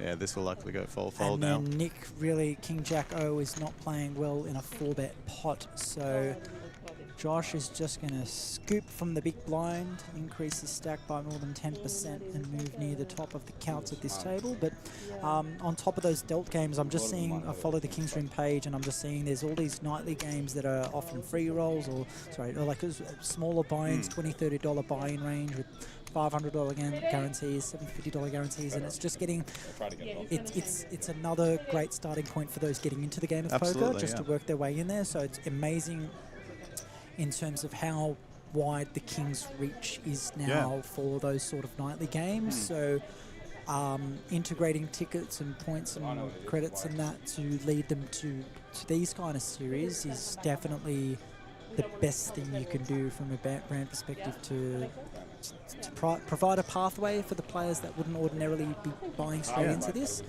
And as well, like I said, it's a double-edged sword where not only are you giving those players the opportunity to get in there, but because they do, pros are more incentivized to jump in because you get all these. You have that too, yeah. So, it's good for both sides, I guess. Absolutely, and that's what makes these fields, these events so strong. Is you provide your pub players or your amateur or recreational players the opportunity to play in the big leagues and play for massive prize pools and get cheaper entry into big events, and the pros are happy to fire 1K bullets or $750 bullets over and over because of their edge in the field. And it's always good for the game with an amateur thinking a nice score, but more often than not the pros will prevail. But always nice to see a deep run from a satellite winner or something like that. So yeah, it's an excellent looking schedule. And is there a part of you that writes down a big guarantee and kind of sweats? It's good if you do, but because it means you are going out on a limb. Well, look, this is the main at 750 guarantee is the largest guarantee I've ever put my name on. And in total the series was 1.5, so yeah, by far the largest guarantee, a collection of guarantees that we've put on. So yeah, again, it's a good thing. Action table right now. Absolutely. There were periods where we were struggling for things to talk about and there wasn't much going on screen, and we're talking about this awesome schedule you've got running. We've got to cut ourselves off here because we've got an open from Nick from the cutoff, Daniel with a standard 3-bet from the button, and now Josh here in a tricky spot, and we need Michelle Busquilla to put his cards on the reader properly. Is he planning a 4-bet? He's come in with a 4-bet of 230-ish, and it's a clicky 4-bet. It's very representative of like aces or kings, so Nick's going to have a more comfortable fold. Yep, and now Daniel has the option to... He's in position, so it's not an automatic decision to have to re-raise, but I think he should be. Ace-king off needs protection. If we've got ace-king suited, we can maybe take it in position. Just going to have another look at his cards. One thing we know almost for certain is he's not going to be folding. The question is, yep, there's the jam, and now Josh is in a world of hurt, and I almost think he's going to be capable of finding a fold here. I really think he's good enough because this is a 5-bet jam, so it's gone So open. to look at the how close we are to the money. They're 12 away from the money. He's got 50 bigs at his and there's the fold. In the end, a relatively easy fold, and because it goes open from the from the cutoff, sorry. 3-bet. He's 4-bet from the small, and a sizing that looks strong. When it's 100K and then 230 from the small blind, it screams enticing. Aces, kings. You want it to look enticing to rep those kind of hands, and then to just have the jam over the top. He's definitely... So Dan actually jumps up to just under $1 mil now. Chip leader on the table. Josh not loving that spot, but I think he's going to see in 20 minutes that he made a very strong fold. But in the end, I think you know, when you're this close to the money, and not even that, just knowing you've got ace-queen off and a 5-bet pot. Yeah, Never comfortable no with that. point, no.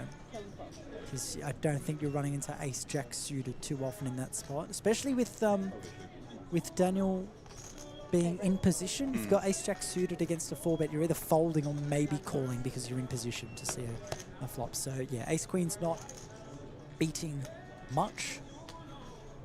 You're flipping against pairs and you're in terrible trouble against aces, kings or queens. Josh seems to be picking up pretty playable hands almost every hand. Now, it's interesting here because ordinarily I'd like to see a 3-bet from Josh there, but one factor could be the fact that he's just been in the wars the last few hands, so he's comfortable to take it in position. And as a result, though, when it goes open flat, the big blind can have these kind of hands that have some connectivity, like 7-6-0, that they feel like they're going to be live and they feel comfortable to peel a flop. So you're looking at king, queen, ace, jack, and 7-6, and 7-6 at best as a backdoor straight draw, but it's all about the king, queen's gutter and ace, jack with the top 2 for Josh. And I feel like this is going to go check from Nick. We'll check from Nick W. Nick, oh, they're both Nick W's. I remember back in the day when I used to play, I used to hate playing king, queen post. It's just like you either miss it, which you seem to so many times, and then almost every flop is just terrible for you. Yeah, but the thing is, it's not a terrible flop for king, queen. You've got a piece of both flush outs and some backdoor spades, and you're peeling to a 10. And it depends how big Josh goes here. He's gone 42k into 110. He's going to see one. Makes sense for Nick to peel. Nick Wright, that is. There's a 9. Not going to change too much. Still looking for a 10 and a 10 only.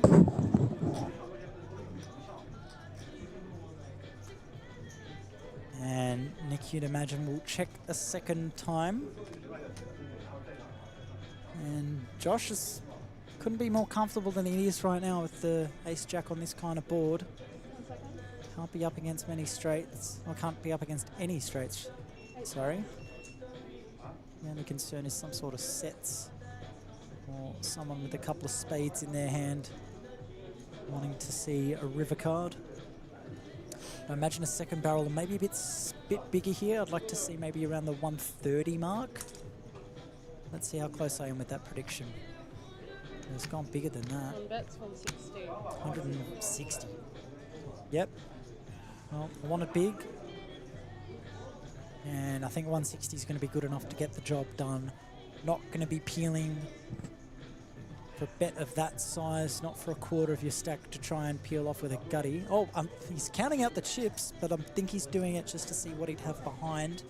I really, really don't like the prospect of a call here if I'm Nick. He's got those calling chips in his hand. He's got 1 second before he has to use a time bank chip. And he's used one now. Yeah. Maybe it's just a lack of belief. If there's anything he does, I'd prefer a jam as a semi-bluff. But we can see that with Josh having such a strong hand that he won't be going anywhere. And this close to the money, and like Nick's a very capable player, but I don't see him ripping it here. But I also don't see him calling. I really, really don't. But he seems to be giving this. He's called. He has called.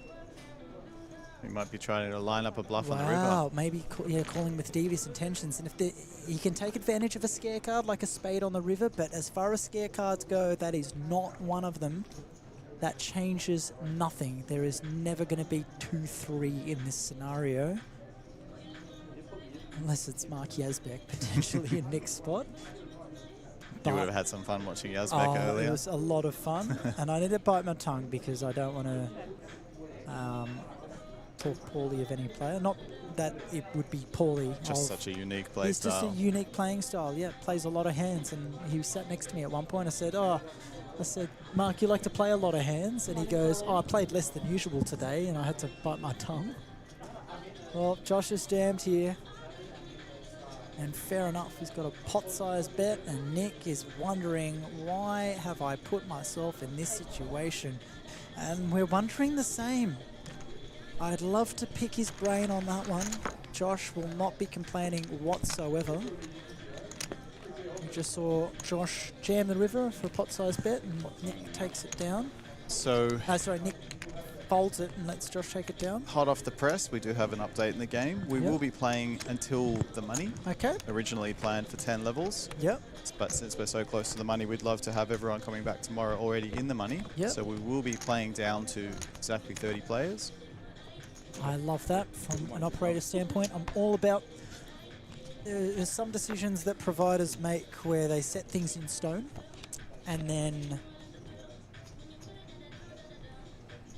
You're in a difficult position sometimes because a lot of players might say to you, well, as advertised is always best. But yeah, we try to be flexible. Reserve the right to change the structure. Sure. Yeah. We always make sure we add those little caveats in the bottom of the schedules. And I wouldn't complain. As a player, if I hear, we might be playing half an hour longer than usual, but until the money, I go, you know what? And as someone that lives an 80-minute drive today, I would not want to drive all the way here and stone bubble. And that's right.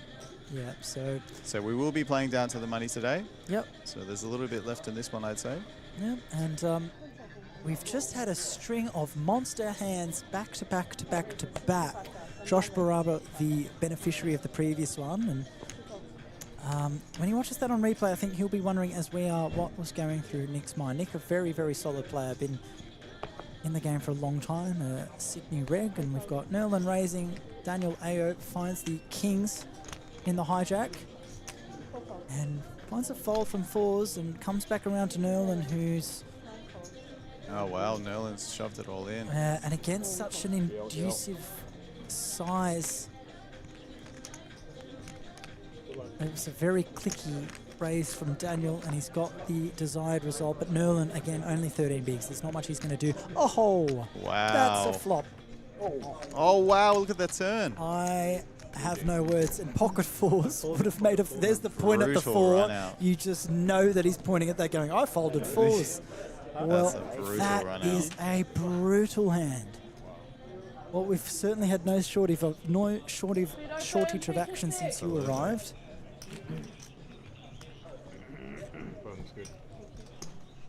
We've had so often for long periods of the day where I've been staring at the hand talking about, yep, folding 9-4, yep, 8-3 folds, yep, 7 deuce folds. And Dan started this feature table with 449,000 chips. He's tripled up within 20 minutes. Wow. That's how quickly it can change. That is absolutely crazy. Adrian Mendoza with the what the helly? Just going, what the hell is going on there? Pretty much. Brutal run out. That is brutal. So I think Nick's on a little bit of tilt there. His face does not look like he's enjoying his time after. I think he's upset with himself for the decision he made. He put himself in such a blender of a situation by sticking around when he probably shouldn't have, and I only talk about it because I know that he's not the kind of player to usually make that sort of play.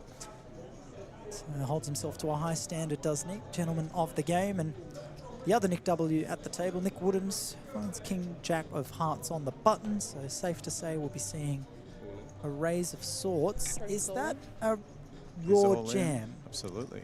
Now, I think what's playing on his mind here is there's a 16 big blind stack in the small blind and a 12 big blind stack in the big blind. He's going to run into it here as well. He absolutely does.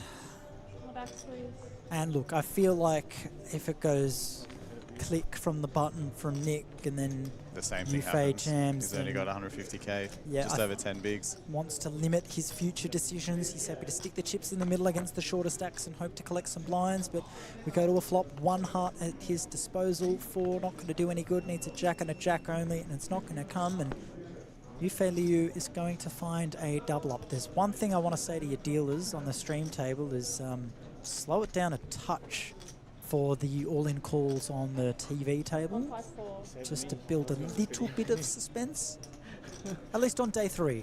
Day 2's fine, but once we hit the final table, I will have a word and encourage it. It's good for the game. I'm not talking WSOP half an hour in between minutes. screens. Yeah, that's right. But give it 5 seconds maybe. Build some suspense. It's good for the game. Anywhere else on an outside table, if I'm playing, run it out. Stop slow rolling me, dealer. And so a comment here from Anthony Pace: would have felt so good flopping trips, then instantly crushed. And that word is key, instant, because there was no time to digest the flop. If that was, I mean, either way, that hand plays. Even if they see a flop without going all in, the money's going in. Oh, the money goes in. It's Absolutely. inevitable. Absolutely. So it's a shame for Nerlin. Pretty standard spot, down to your last 13 bigs. Ace, queen, offsuit, hard to fold. We're having a lot of fun here at the King's Room, here at the Sydney Millions St George Leagues Club. First time you got a stream table up and running? How First do you time feel we've got about a that? proper stream table. Yeah. Look, I feel like we're in such good hands. The best in the business. We've got Matty Marshall running the table. We've got Jamie helping him out. Jamie a on the media, truckload, yourself. yeah. I mean, I feel like I've got the absolute A team. So, of Oh. course, it was a little bit nerve-wracking, but then I thought to myself, well, what more could I ask for? Yeah, you know, with the it's team you've the got. most experienced guys in the business, and it looks spectacular. You know, we're Love the super colours. happy. Yeah, absolutely. Yeah. All the backdrops and Mhm. the quality of the stream it's just outstanding. Even Looks my nice. wife at home, Yeah. she's watching it. She listening right now? Probably not. She's fast asleep. Fast I say by asleep. now. Oh, yeah, true. It's 1 a.m. That's Yeah. fair enough. So I was going to say, tell her you're on, you're commentating. Wake her up, give her a call, set her alarm for Yeah, 101. she has been watching it. So you were concerned about the number of viewers. Still a healthy 42 jumping on right now on our Facebook stream. And then on YouTube, brand new YouTube channel that launched last night. Already 60 subscribers within the space of 24 hours. And 20 odd views there, so at this time of night not too shabby, especially for day 2 of an event where we're not even in the money. Definitely tomorrow as we approach the final table, that count will skyrocket. There'll be all to play for with that 66 grand for first. It's actually a massive day tomorrow. In addition to the third day of the players, we've got a new event. Freeze Out. Yeah, that's one that I really liked when we put it together. The Summit Freeze Out. It's absolutely pure game. Freeze Out. Not many freeze outs running these days, particularly at that price point. Yeah, don't get a 1250 freeze out too often. So it's a 2-dayer, massive starting stack, 150k, 40-minute blinds. Another outstanding 2-day structure. Yep. Late entry open until the second day as well.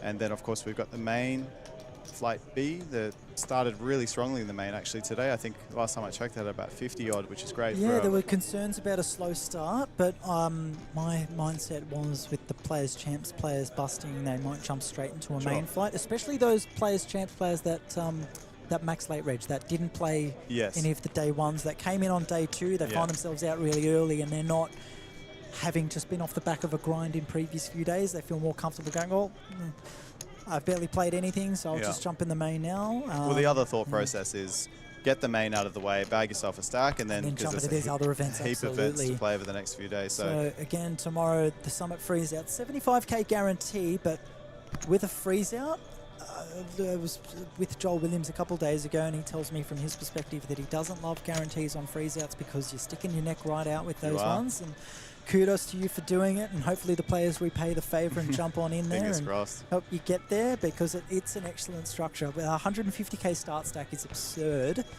and then 40-minute levels, that is generous. So, and if the structure's anything close to what I've seen so far here, I might be putting in my resignation and jumping into it myself. So, but 2-day RDO. Yeah, no, but loving the commentary at the moment, and the fourth flight of the mini main event, so Flight D. Yeah, so the mini's just about hit the guarantee. I'm fairly sure it's about 130k at the moment. It still has 2 flights left. 2 or 3.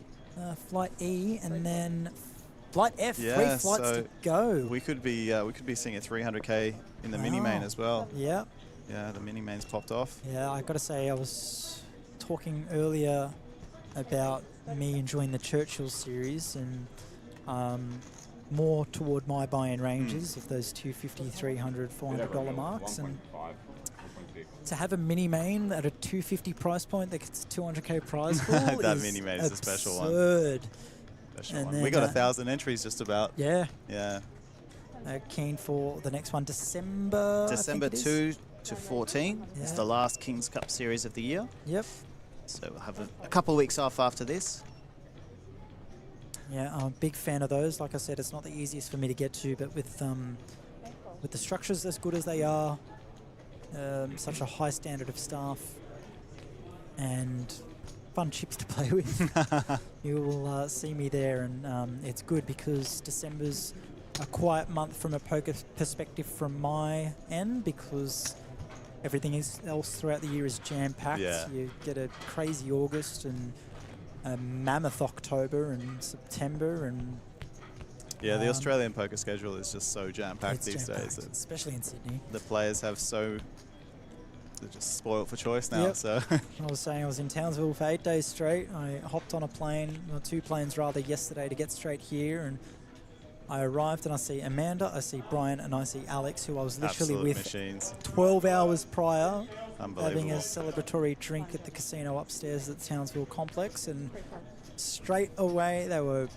right in here, and not just here dealing, the two of them, Alex and Amanda, were rotating between stream table dealing. Yeah. So to do that off the back of the 8 days straight that they worked, and super impressive. I was in the same boat, but I'd much rather be sitting here with an energy drink in front of me than having to be switched on dealing a stream table for 2 hours straight. So huge respect to those guys.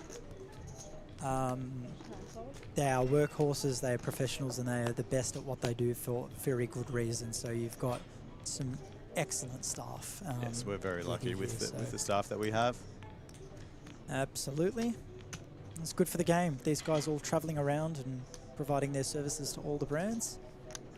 And the players do appreciate it, I know that much. And there's already a couple of players that were in far north Queensland a couple of days ago. Liam J, who I saw out on the felt already, and he was one of the many players that was there till Josh getting a bit frisky here with Jack 3 he's off. shown down some strong hands, but out of the small blinds, I don't mind it, especially against a player that's not going to be continuing or not going to be playing as frequently or as many hands like Michelle 𝗣𝗬𝗢𝗧𝗦. Michelle just happens to wake up with a premium in the big blind, and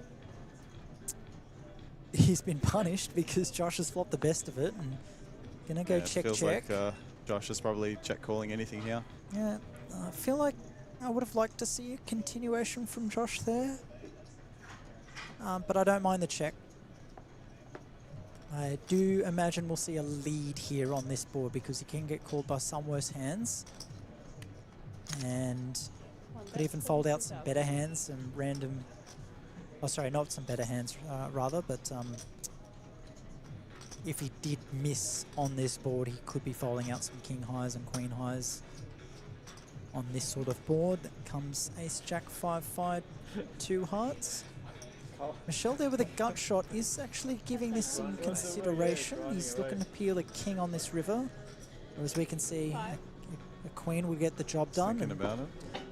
That time bank chip goes in the middle, and Michelle hasn't been too active as I can't recall him yet. playing a hand, to be honest. No, so that's why, like, Josh could have woken up with 7 deuce there and considered bumping up the action blind on blind against Michelle. And Michelle finds a jam here. What a great play there by Michelle. And he shows a jack, and Michelle's going to love that because he's got the best hand to fold, of course. That is a play. Made a stand. Michelle 𝗣𝗬𝗢𝗧𝗦. He's no pushover, and I really like that. And I feel like Josh is going to see that on stream in 20 minutes' time. I think all of his chat groups are going to He's get gonna let talking him know, about that but one. I don't think Josh will even be mad. I feel like Josh is going to go, well, good on him. Yeah. He's good for the game, good to see. And, yeah, no shortage of entertainment. Now we are down to 36 players, so edging closer and closer to the money there. Again, top 30 paid, min cash, I believe, of 2.5K or 23.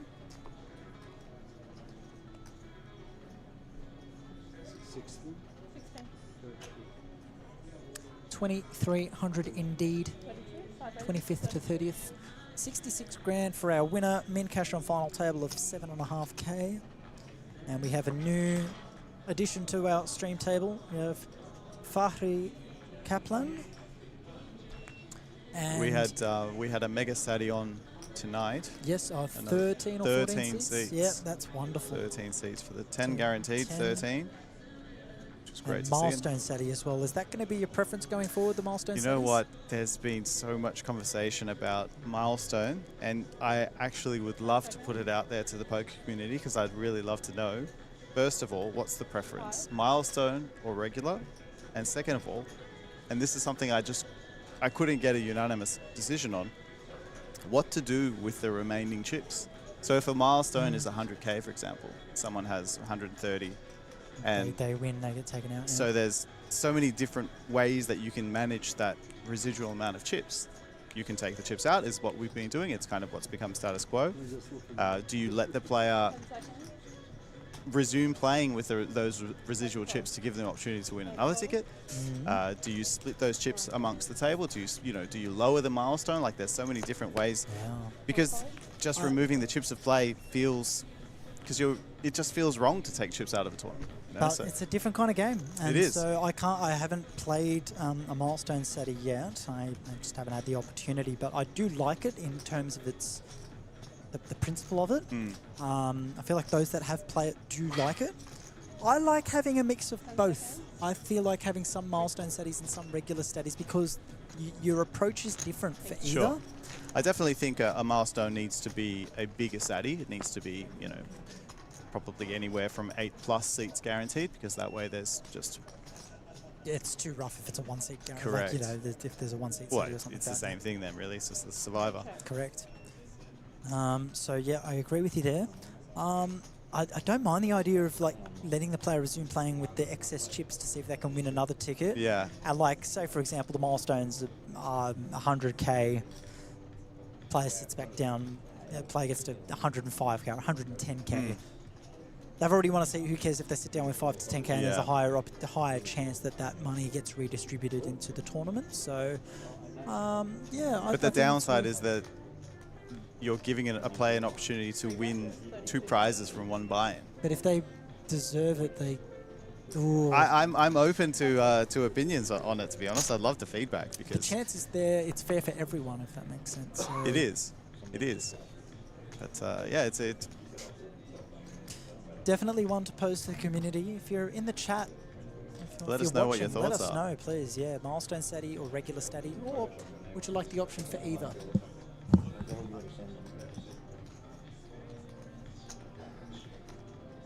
10 seconds. So Natan's had to quickly pop out.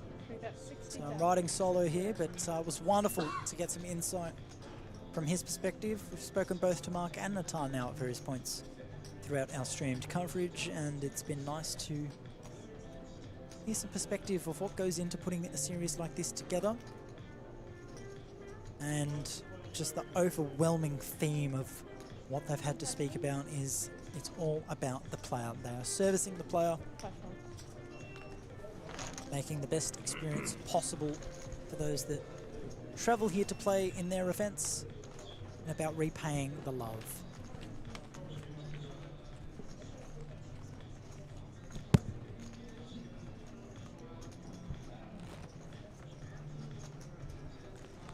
But no, unfortunately, no, not quite on the schedule for tomorrow. There is no Sadie, but there's plenty else on.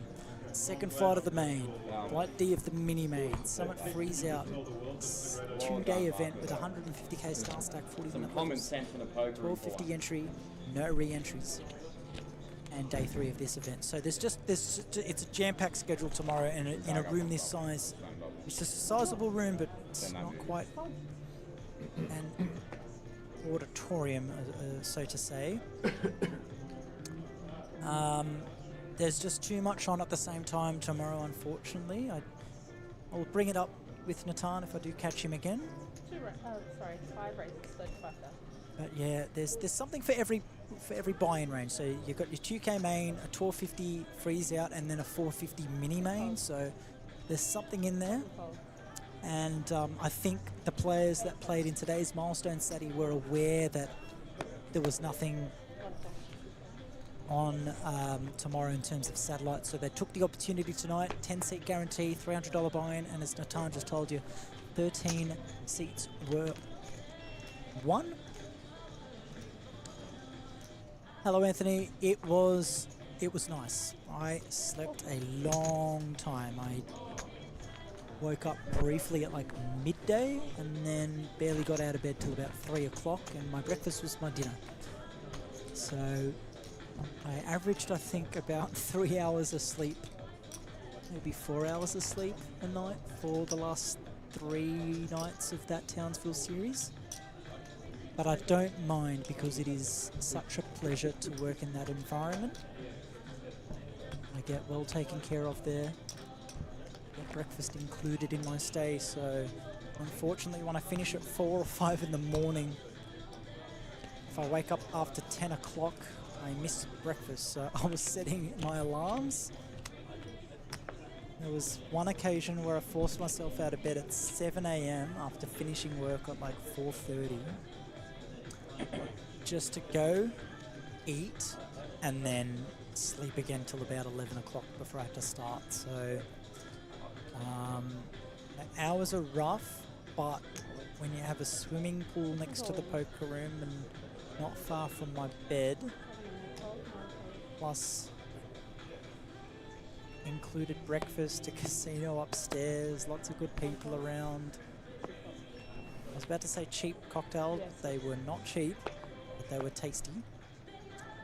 It's worth it to have a good time. The only fear I had was getting too sick with a lost voice before coming here to do commentary for a few days, but my voice is still alive for now to call the hand in front of us at the moment, as we have a jam from under the gun for 12 big blinds, and Petty Butcher wakes up with ace king in the small blind and he's covered by 6k, so it's Petty at risk. Bish needs to find a queen, and a queen only on this river, does not hit it, and he's going to be left with crumbs. Absolute crumbs. Yeah, like 220. Yeah, with blinds 8-16 at the moment. No. That's 160, 180, 8. 180, sorry. There is not much life left in a 6k stack, so thanks for asking, Anthony. Great to have your interaction in the comments as well. Especially when I lose my co-commentator at short notice, it's nice to have some company in the chat. It goes for YouTube as well, guys, so if you're watching on YouTube, say hello in the live chat there.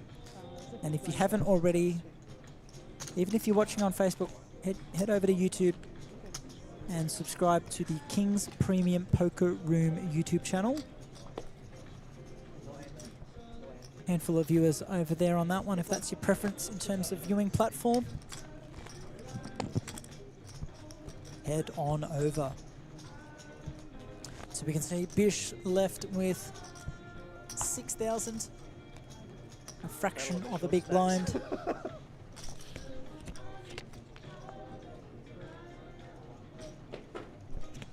And I've got this energy drink in front of me that's been sitting here for quite some time, and I've been too busy talking and listening to pick it up at any point. The glass is still full, and I just realised I have a drive back to the hills ahead of me, so I'm going to make sure that I don't fall asleep anytime soon, and I will sip away at it in a moment. So if you hear some silence for a sec, do forgive me for trying not to fall asleep at the wheel anytime soon. But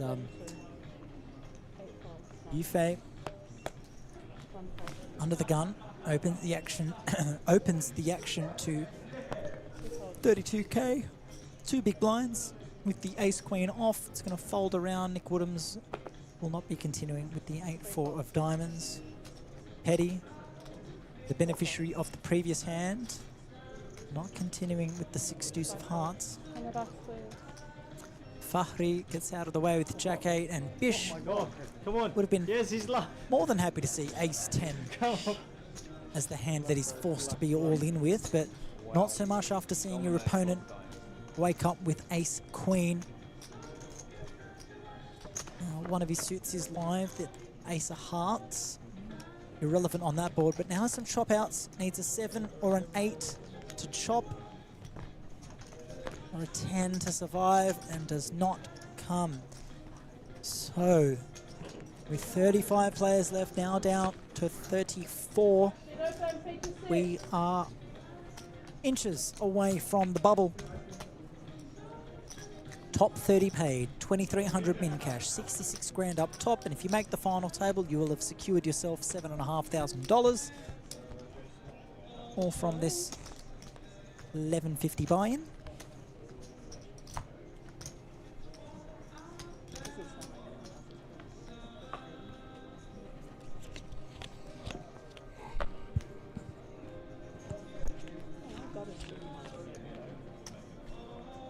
$11.50 entry, 200k guarantee. We ended up with 288,000.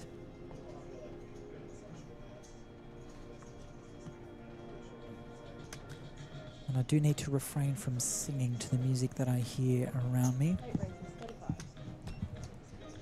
Remembering I do have a microphone in front of me with people watching, and I do not want to do that to them. But it's Miley Cyrus and Dua Lipa.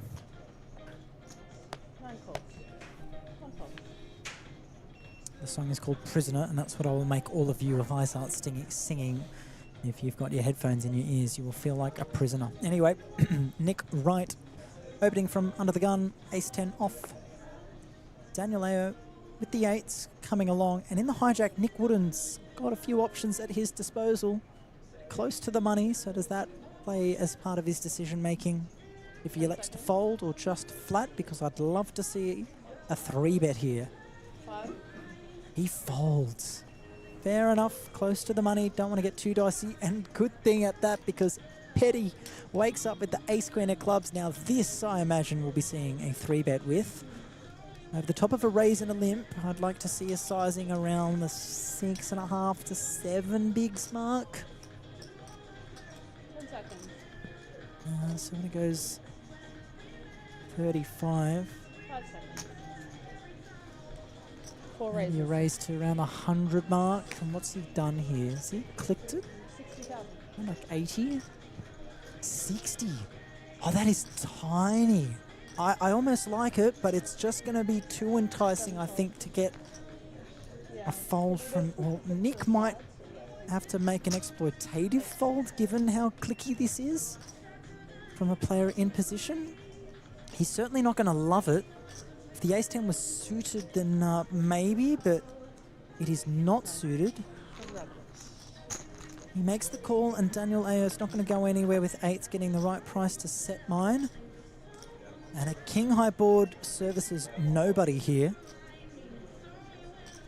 And you'd imagine this is going to go check from Nick, check from Daniel, and then Petty perhaps might find a C-bet, but he's going to be in a tricky spot. We can see that if he C-bets, it's going to bode well for him. Maybe eights can peel one street. I don't see Nick continuing, so Nick's going to act before Daniel, so I'd imagine we're going to see Nick clearing the road, and then Daniel's going to be heads up with a decision to make.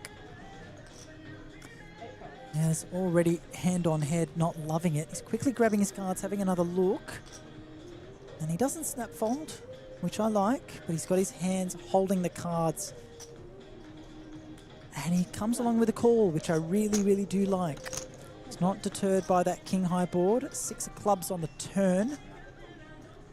Shouldn't change anything, so obviously we can see it brings a friendly-looking nut flush draw for Petty. But Daniel's still got the best hand, and if he thought he had the best hand on the flop, then the turn shouldn't change much. Petty dials up the aggression, and it's, I think, gotten a snap fold from Daniel, so interesting one there. Just that extra bit of aggression with the second barrel on the turn, good enough to get the job done, but Daniel, we can see, did have the best hand, and you've got to think, if he thought he was good on the flop, shouldn't change much with that turn, but regardless, king-high board, close to the money, fair enough.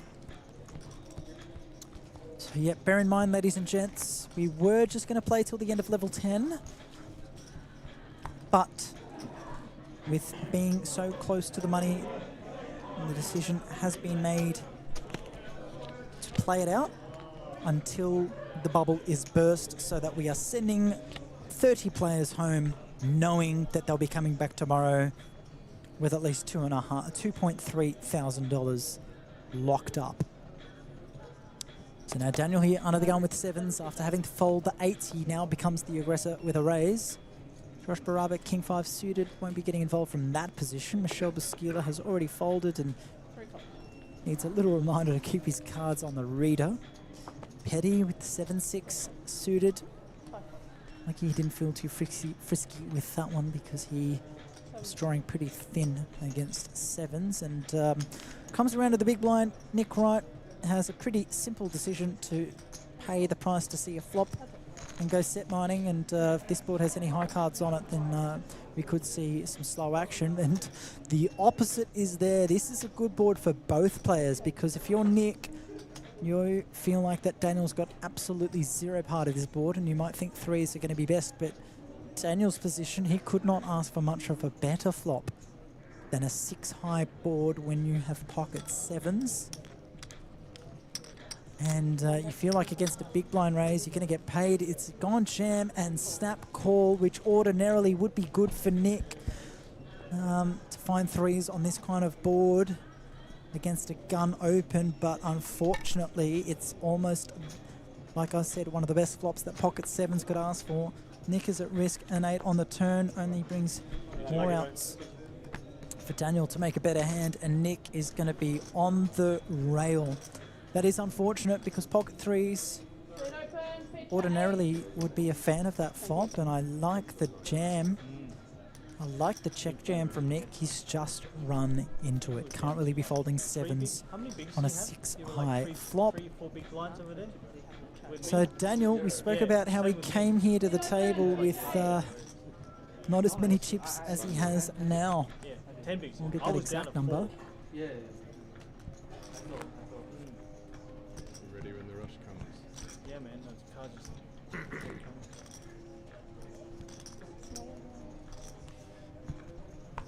That's small one, yeah.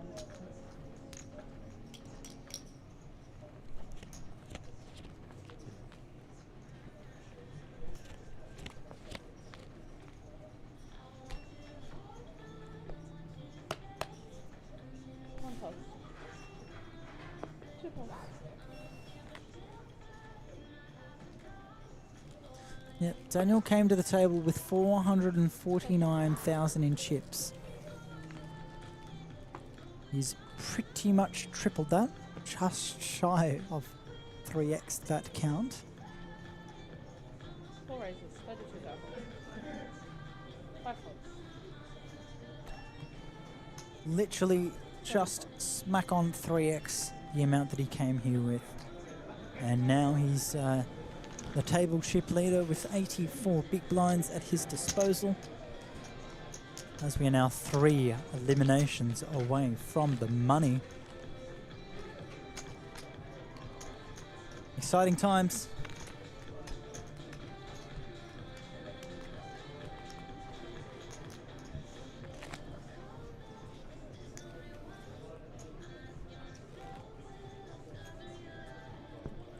Stay tuned as ICM implications come into play. And what's interesting here specifically on this feature table, that the shortest stack, 𝗣𝗬𝗬𝗢𝗬𝗢, has 21 big blinds, so nothing to sneeze at. That is certainly a more than playable amount. So no real shorties here. 𝗣𝗬𝗬𝗢𝗬𝗢 under the gun. King Jack off. He will open.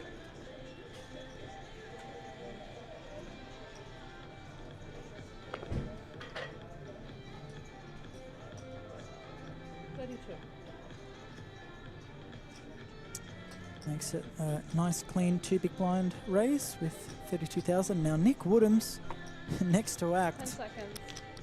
Not loving this with ace 10, and again close to the money against a gun raise. Ace 10 offsuit, just one of those dicey hands that you just rather not get involved with in a tricky spot. So he's happy to fold, take the safe, the conservative route.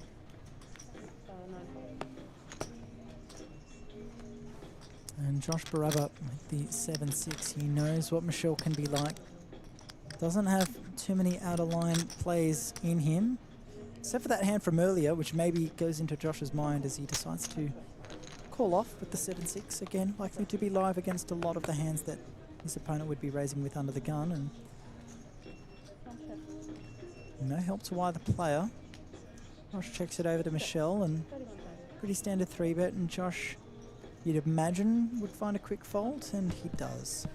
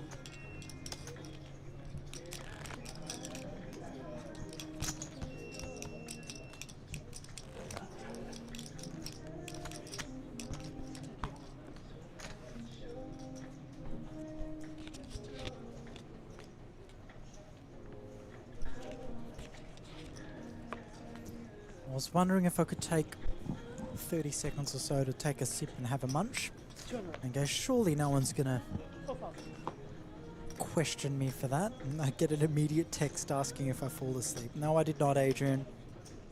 I got hungry and no one needs to hear me chewing. And I thought the hand was uneventful enough that it didn't really need me for that, so we're back, don't worry. I won't keep you waiting all too long as we get one step closer to the bubble now. 32 players remaining, top 30 paid. We are on the soft bubble, so keep that in mind as you watch the decisions these players make. For example, Daniel Ao with a hand that should be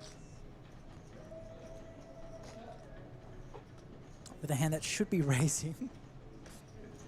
No, Adrian, I mentioned it earlier about me not wanting to fall asleep on the drive home. So, and I had a glass full of Mother energy drink. And I barely touched it, so I was like, I need to sip some of this if I want to get home safely.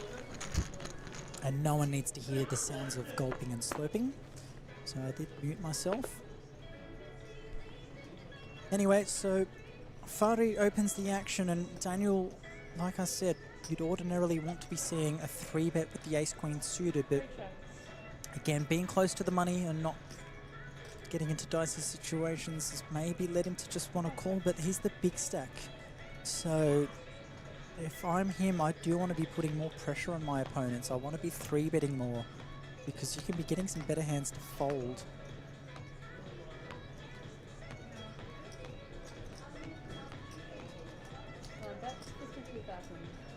Anyway, does flop the best of it. Queen 4 not boding too well here. And Fari does check the action over, and I think this is just going to go fold-fold from the two of them. Yeah, and it does. So Daniel picks up another nice one, but again, I would like to be seeing a 3-bet in that scenario. And we look at the aggression frequency. 𝗣𝗧𝗦 opening the action with the 10-9 of clubs. 40%, that's aggression. And Michelle 𝗣𝗓𝗬𝗢𝗨𝗧𝗦 down the bottom. Not so aggressive.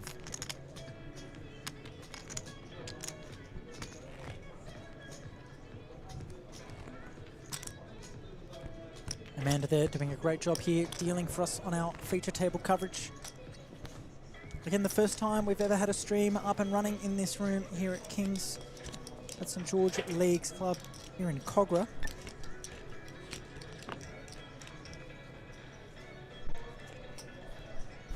Confuse me then for a second, Michelle.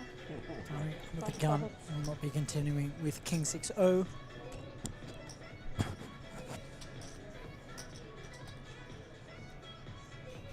Six faults. 7 faults. I'm with this.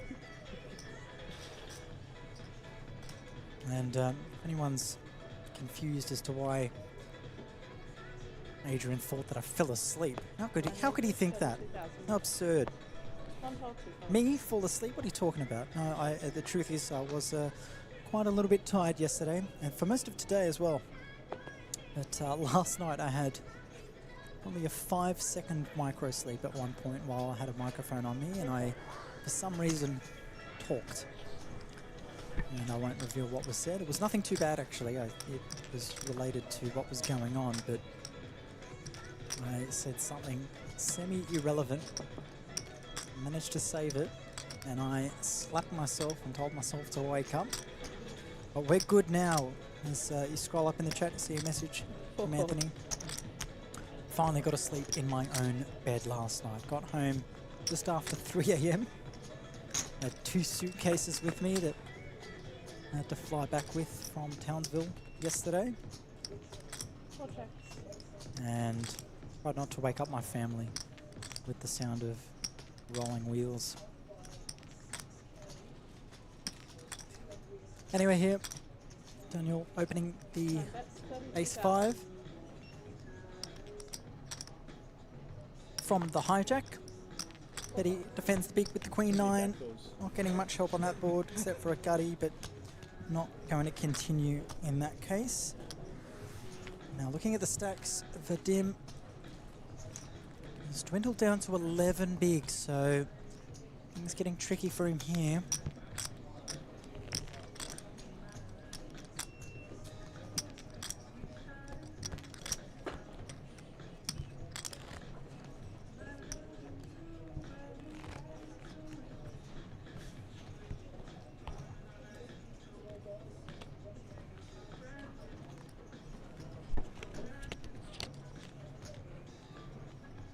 I've been open to welcoming guests into the commentary box to co-commentate. Now I'm willing to welcome anyone into the commentary box to help me open a pack of lollies. I do not see a Tear Here sign anywhere, and I'm on Struggle Street. So if anyone wants to make their way to the King's Room commentary booth, please feel free. Or if anyone's got a pair of scissors, help me out here. I'm looking around, wondering how am I going to get this open. I'm not a lolly eater much of the time, but where I can take a sugar hit, I'll get one. And I cannot open this. Bad beats all round. I've been cooled by, it's not even branded, it just says party mix, 120 grams. It's not Allen's or anything, it's just, oh my goodness. I hope you're having fun. Those at home. If you hear this plastic rustling, it's me struggling to open these lollies. Right, I'm going to have to dial up the aggression. Much like Josh Baraba is with 7-2 soft and the hijack, that is dialing up the aggression. And, well, this is fascinating. He's, Nick Woodhams has flopped a flush. So 𝗣𝗧𝗦 is drawing dead with 0%. Josh Baraba finds a pair of 7s. So he's not got the worst of it.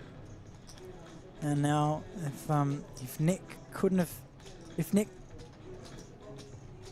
hit the board any harder than he did on the flop, he just has on the turn with an irrelevant pair of jacks. And now after it goes check, check, check on the flop, you would want to start putting some money into the pot now, I believe. Ooh, a check. A jack on the river, which does improve Josh's hand, and then maybe we could see a stab here. So Fahu's been aggressive, but not aggressive enough to do anything with the 6-3-0 in this scenario. Josh might think he has showdown value, so he might check this just to try and get there. Or he could bet with his 7s, but I don't really see it being a value bet considering it's bottom pair on this sort of board. Maybe you can get some random ace high to call, but he decides to check, and now Nick is almost certain to place a bet here. And with by almost certain, I mean 99.9% sure. But the question is, what size? Does he go small? Does he go 16% pot with a bit of like 20k, or does he go half pot? Does he go pot? 3 bets. He's gone. That looks like around the half pot mark. I'm colorblind and struggling here. 83,000. Okay, 2/3 pot. That'll get it done. Folds all round. I would have liked to see a bet on the turn, maybe. Something small. Flop a flush, check the flop, fair enough. But we want to be putting some money in there at some stage, but of course we also want our opponents to try and catch up. Yes, the old faithful pub lolly mixed bags, yes. Faithful indeed.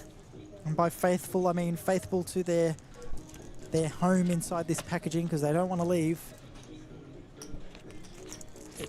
Yeah. Oh my goodness.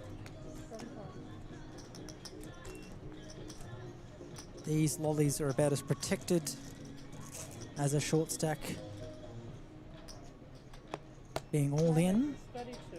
And then the chip leader rejamming over the top. That is protection. And these lollies, if they can feel pain from being eaten,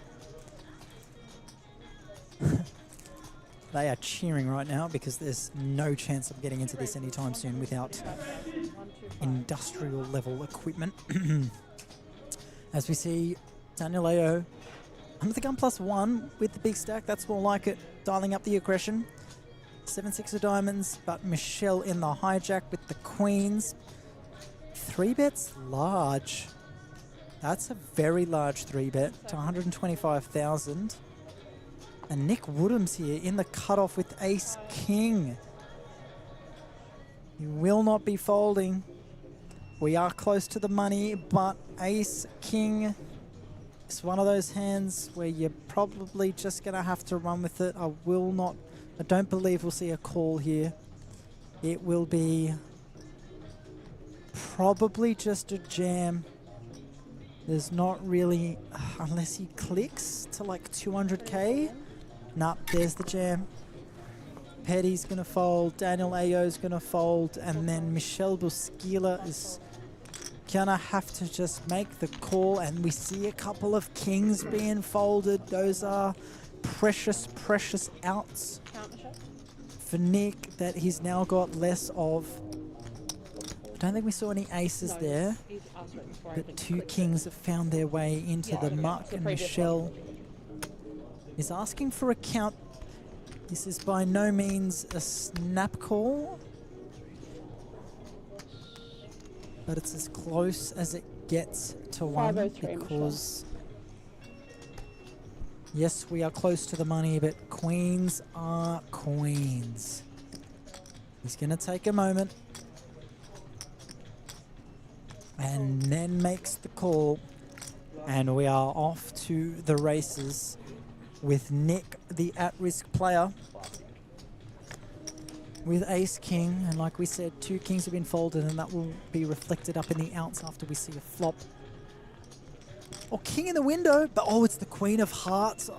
on a 3-heart flop. River card is a heart, and Michelle, despite being out-flopped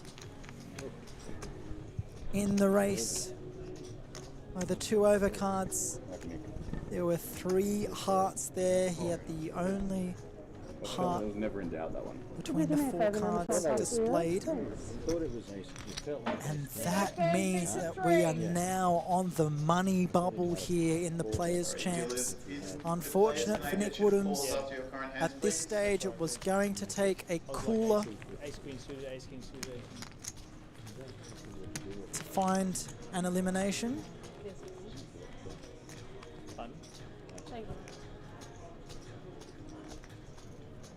Yeah, I did that with the clock before on the other table because you just I snap thought us for the you- count. I thought you missed it. Nah. I did it for him and then Michelle was like, snap count. So GG's for Nick. I'm down to from Queensland to give me a heart attack.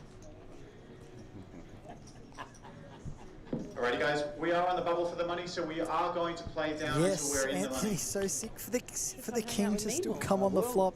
Now, bear in mind, I could give myself an advantage by walking around outside and catching some of the action, but I'm on my own. I'm standing here, seeing things in line and on time with you guys as you're seeing it. So when I saw those 2 kings folded, I'm not saying that for dramatic effect, knowing a king is going to come, because I did not know that.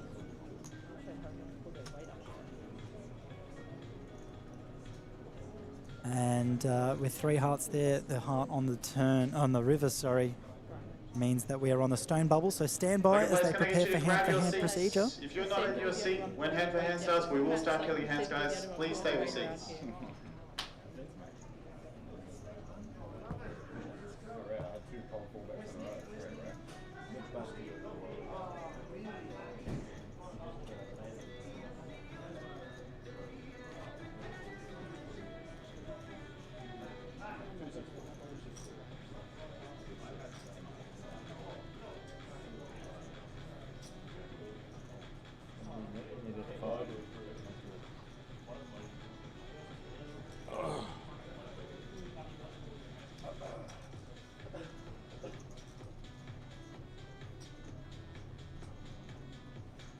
Down today?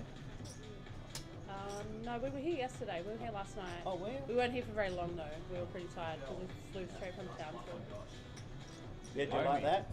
You like So that? just getting briefed on the procedure here.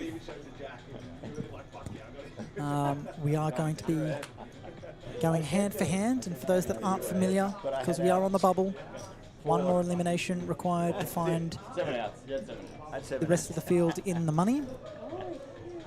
There is going to be 1 hand played at a time, with every table starting that hand simultaneously.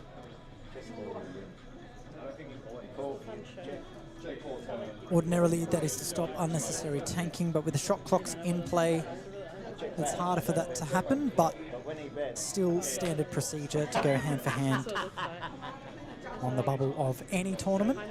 So what's happening now is they're just waiting for all hands to finish being played on the other remaining tables. And then we'll be As the clock is underway. there will be a 2-minute reduction per hand. Players, can I please have your attention? Playing down to the money before, calling it a night for the evening. We're on the bubble for the money. There will be a 2-minute reduction per hand. Players, please limit your So if you've made it this far, if you're still viewing players and dealers, our stream at 2 a.m. Sydney time, kudos to you for sticking around. You've been rewarded with some dynamic hands over the last hour or so when we had Natan in the booth. We saw some very exciting, massive hands. Lots of ace kings, ace queens, queens, kings, aces. It was just mayhem. And it was fun to watch, and fun to commentate. So glad you were with us to enjoy that. As the first hand of hand for hand begins, we are on the bubble for the money. Next player to be eliminated will walk away with $0, but everyone else will lock up 2,300, and that's from an 1150 entry. Only one. 6 hogs. Once is enough. Once is enough. I have to do it once in a while, otherwise. What's the delay? 20 minutes. You know I'll never get caught. 20 minutes. Now, I can never get If someone manages to stretch a hand to 20 minutes in length with these shot clocks in place just to see what happens on the stream, they honestly deserve it. Good on them. Let them know what their opponent hand has, or what their opponent's hand is. Yeah, but if you were solid. Not going to happen. 20 minutes is pretty safe. And in the past, it's been half an hour, I think, for these kind of streams. But 20 minutes is more than sufficient. And I'd like to tell that to the team at WSOP, who, for some reason, I think they have like 1 hour delays or 2 hour delays. Someone will need to confirm that for me. But when we sweat some of the Aussies that go over there each year, it's a nightmare to figure out what's going on, because you hear one thing and then you see another, and then it's an hour by the time you find out something that you've already found out. But yes, 20 minutes the gap here, and you'll see Amanda standing on the chair, and that is to signify that the hand is over. Once all the dealers at all tables are standing up, then it means that everyone's done, and we can get underway with hand number 2.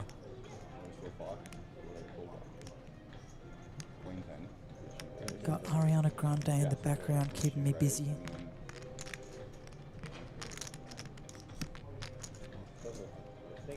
And I'm using every fibre of my being to hold myself back from commentating. And for those at home wondering what the update is regarding my party pub mix of lollies is, they are still closed. I cannot open them. I'm going to try a bit harder now. This thing is indestructible.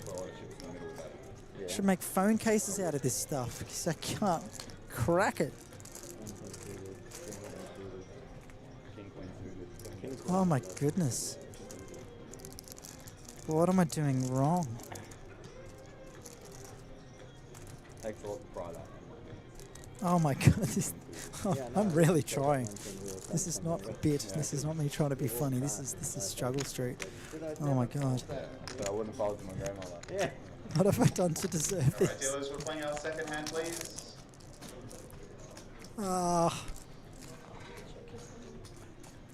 I brought a backpack with me, but I'm going to go out on a limb and guess that I haven't miraculously just popped some scissors in there just in case. That would be weird.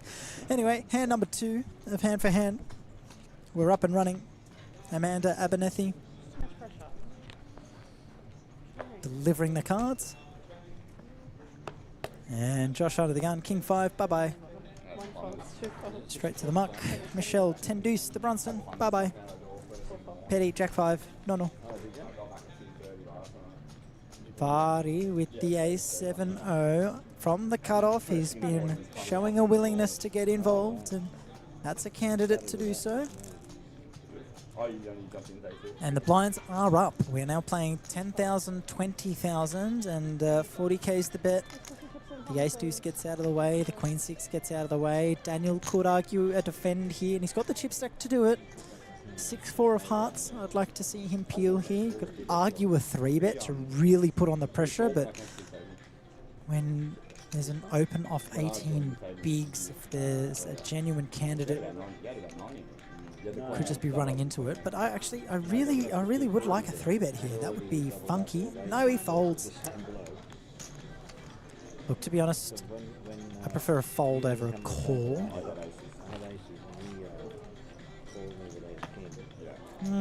Actually, I don't know. This is where I need a pro next to me. Just someone that loves my pretty suited connected hands. Might have to stab them with your car keys now. My car keys are the ones that they're the button pushy wireless ones. Oh no, I can get the key actually out. Anthony, I'm taking your advice. If you're hearing some noises here. Oh, here we go.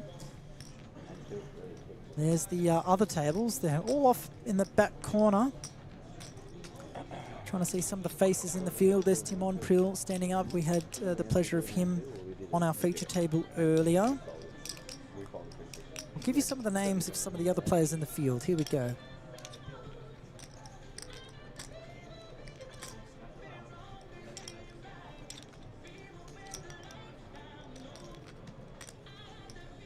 So,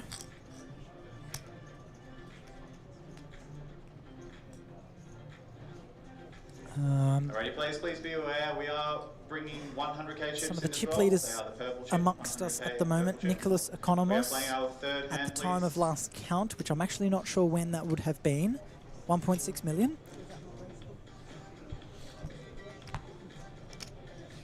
Daniel Ayo with us now, his second chip leader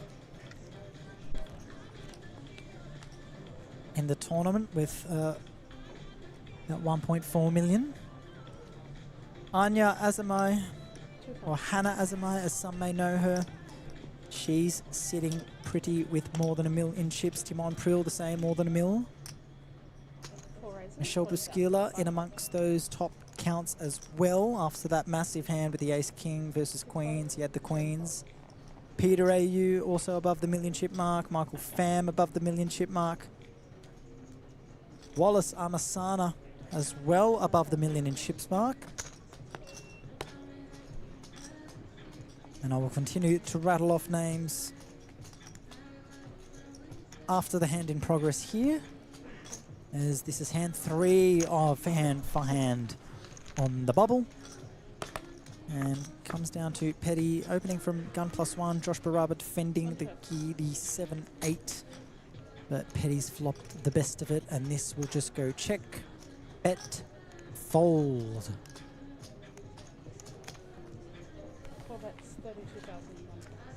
Yep. It's a simple game sometimes. There are no definites, as I've learnt in the commentary booth, but I'll go out on a limb on some occasions and make some pretty safe assumptions.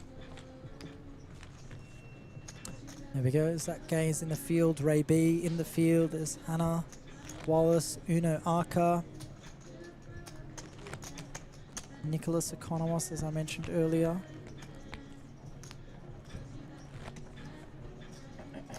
Here we go. So Eden Kim, Jules Raw, Josh Baraba, Ray Badawi, Uno Arca, Nicholas Lee, Butcher or Petty is on our TV table. Danny McHale, Zach Gay, one of my good mates, still in the mix. Nav Mahajan, Andrew Lee, Surya Regiswaran, Michael Fraser, who was on our stream coverage earlier, Majid, and I'm going to give this a go, Majid Shahi Karajani.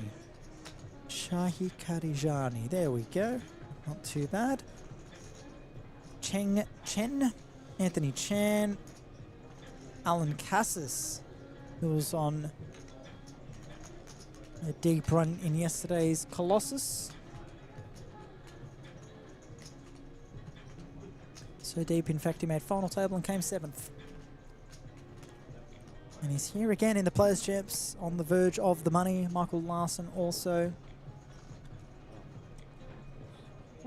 Anthony Maljacic. And then two of the shortest stacks at this point in time belong on this table, Yufei Liu and Vadim. So there's the action of the other three tables. As you can see, the players eagerly wandering around. We see Andy and Alex both standing to signify that the hands on their table have been completed. Whilst I can't quite pick who the other dealer is.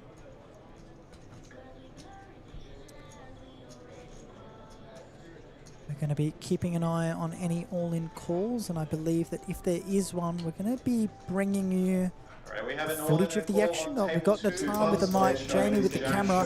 Here is the all-in call. We'll let the commentary do the rest from Natan. Queen has ace jack is at risk against king queen. See the turn, please. Jack is at risk. It's a 9 of spades on the turn, giving king queen a straight. 9 of spades. They have a queen of diamonds. Rules and way out. Congratulations, players who are in the money. Congratulations, players who are. Well done. Well done.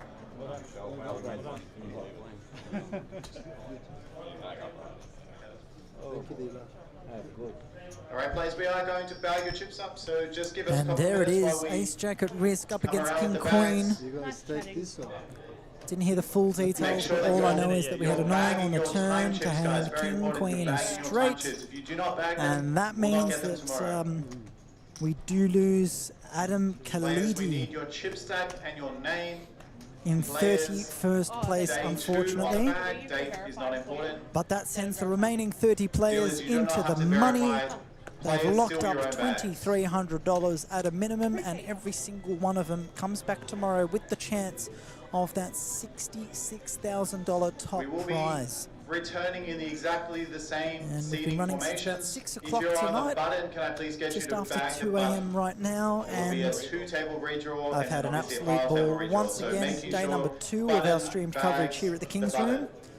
As part of the Sydney Million Series here at St George Leagues Club, I've been Chris Waddy once again as your stream anchor. I'll be back in tomorrow with a variety of guests once more as we play down to a winner. How exciting for the Players Champs. 1150 buy-in, 200k guarantee, out the window, 288k in total thanks to a record field. And they've been rewarded with an excellent structure. I'm still in awe of that 510 to 612 to 714 to 816 and then 1020 blind jump. You will not see that structure anywhere else, I promise you, and I know that because I've never seen it before. And I've been to pretty much everything that Australian poker has had to offer over the last few years, so that is phenomenal, and I'm reconsidering my decision to be a commentator because with structures like that, you'll have to drag me away from the Rego desk in We're future. starting at 6 p.m. tomorrow, guys. 6 p.m. Same tables. So once again, thank you for tuning into our coverage here at St George Leagues Club, King's Room, Sydney Million Series Player Champs Day 2 is over. We are in the money. Top 30 remain. There will be no redraw at the start of day tomorrow, so we are going to have the same feature table lineup, and then there'll be a redraw at top 27. So the bags come out, we'll load up the chips, and these players are going to go home, get a fresh sleep, a good breakfast, maybe a swim, as Colin Chan was telling us about. From your cruise. Enjoy a little bit of beach time before a 6 o'clock resumption of play tomorrow, and the stream will be up and running from 20 past 6 onwards. Thank you everyone. If you've stayed till this point, good on you. There's plenty of you still around, so thank you for tuning in. You'll be rewarded tomorrow with some exciting play if you haven't already been rewarded already with some of the crazy action we saw. I look forward to replaying some of it because that was fun. Thank you to my guest commentators, and thank you to Kings for giving me the opportunity. I can't wait for tomorrow where I'll see you all once more for day 3 of the Players Champs. A reminder to tune in then on both YouTube and Facebook, and if you can't, better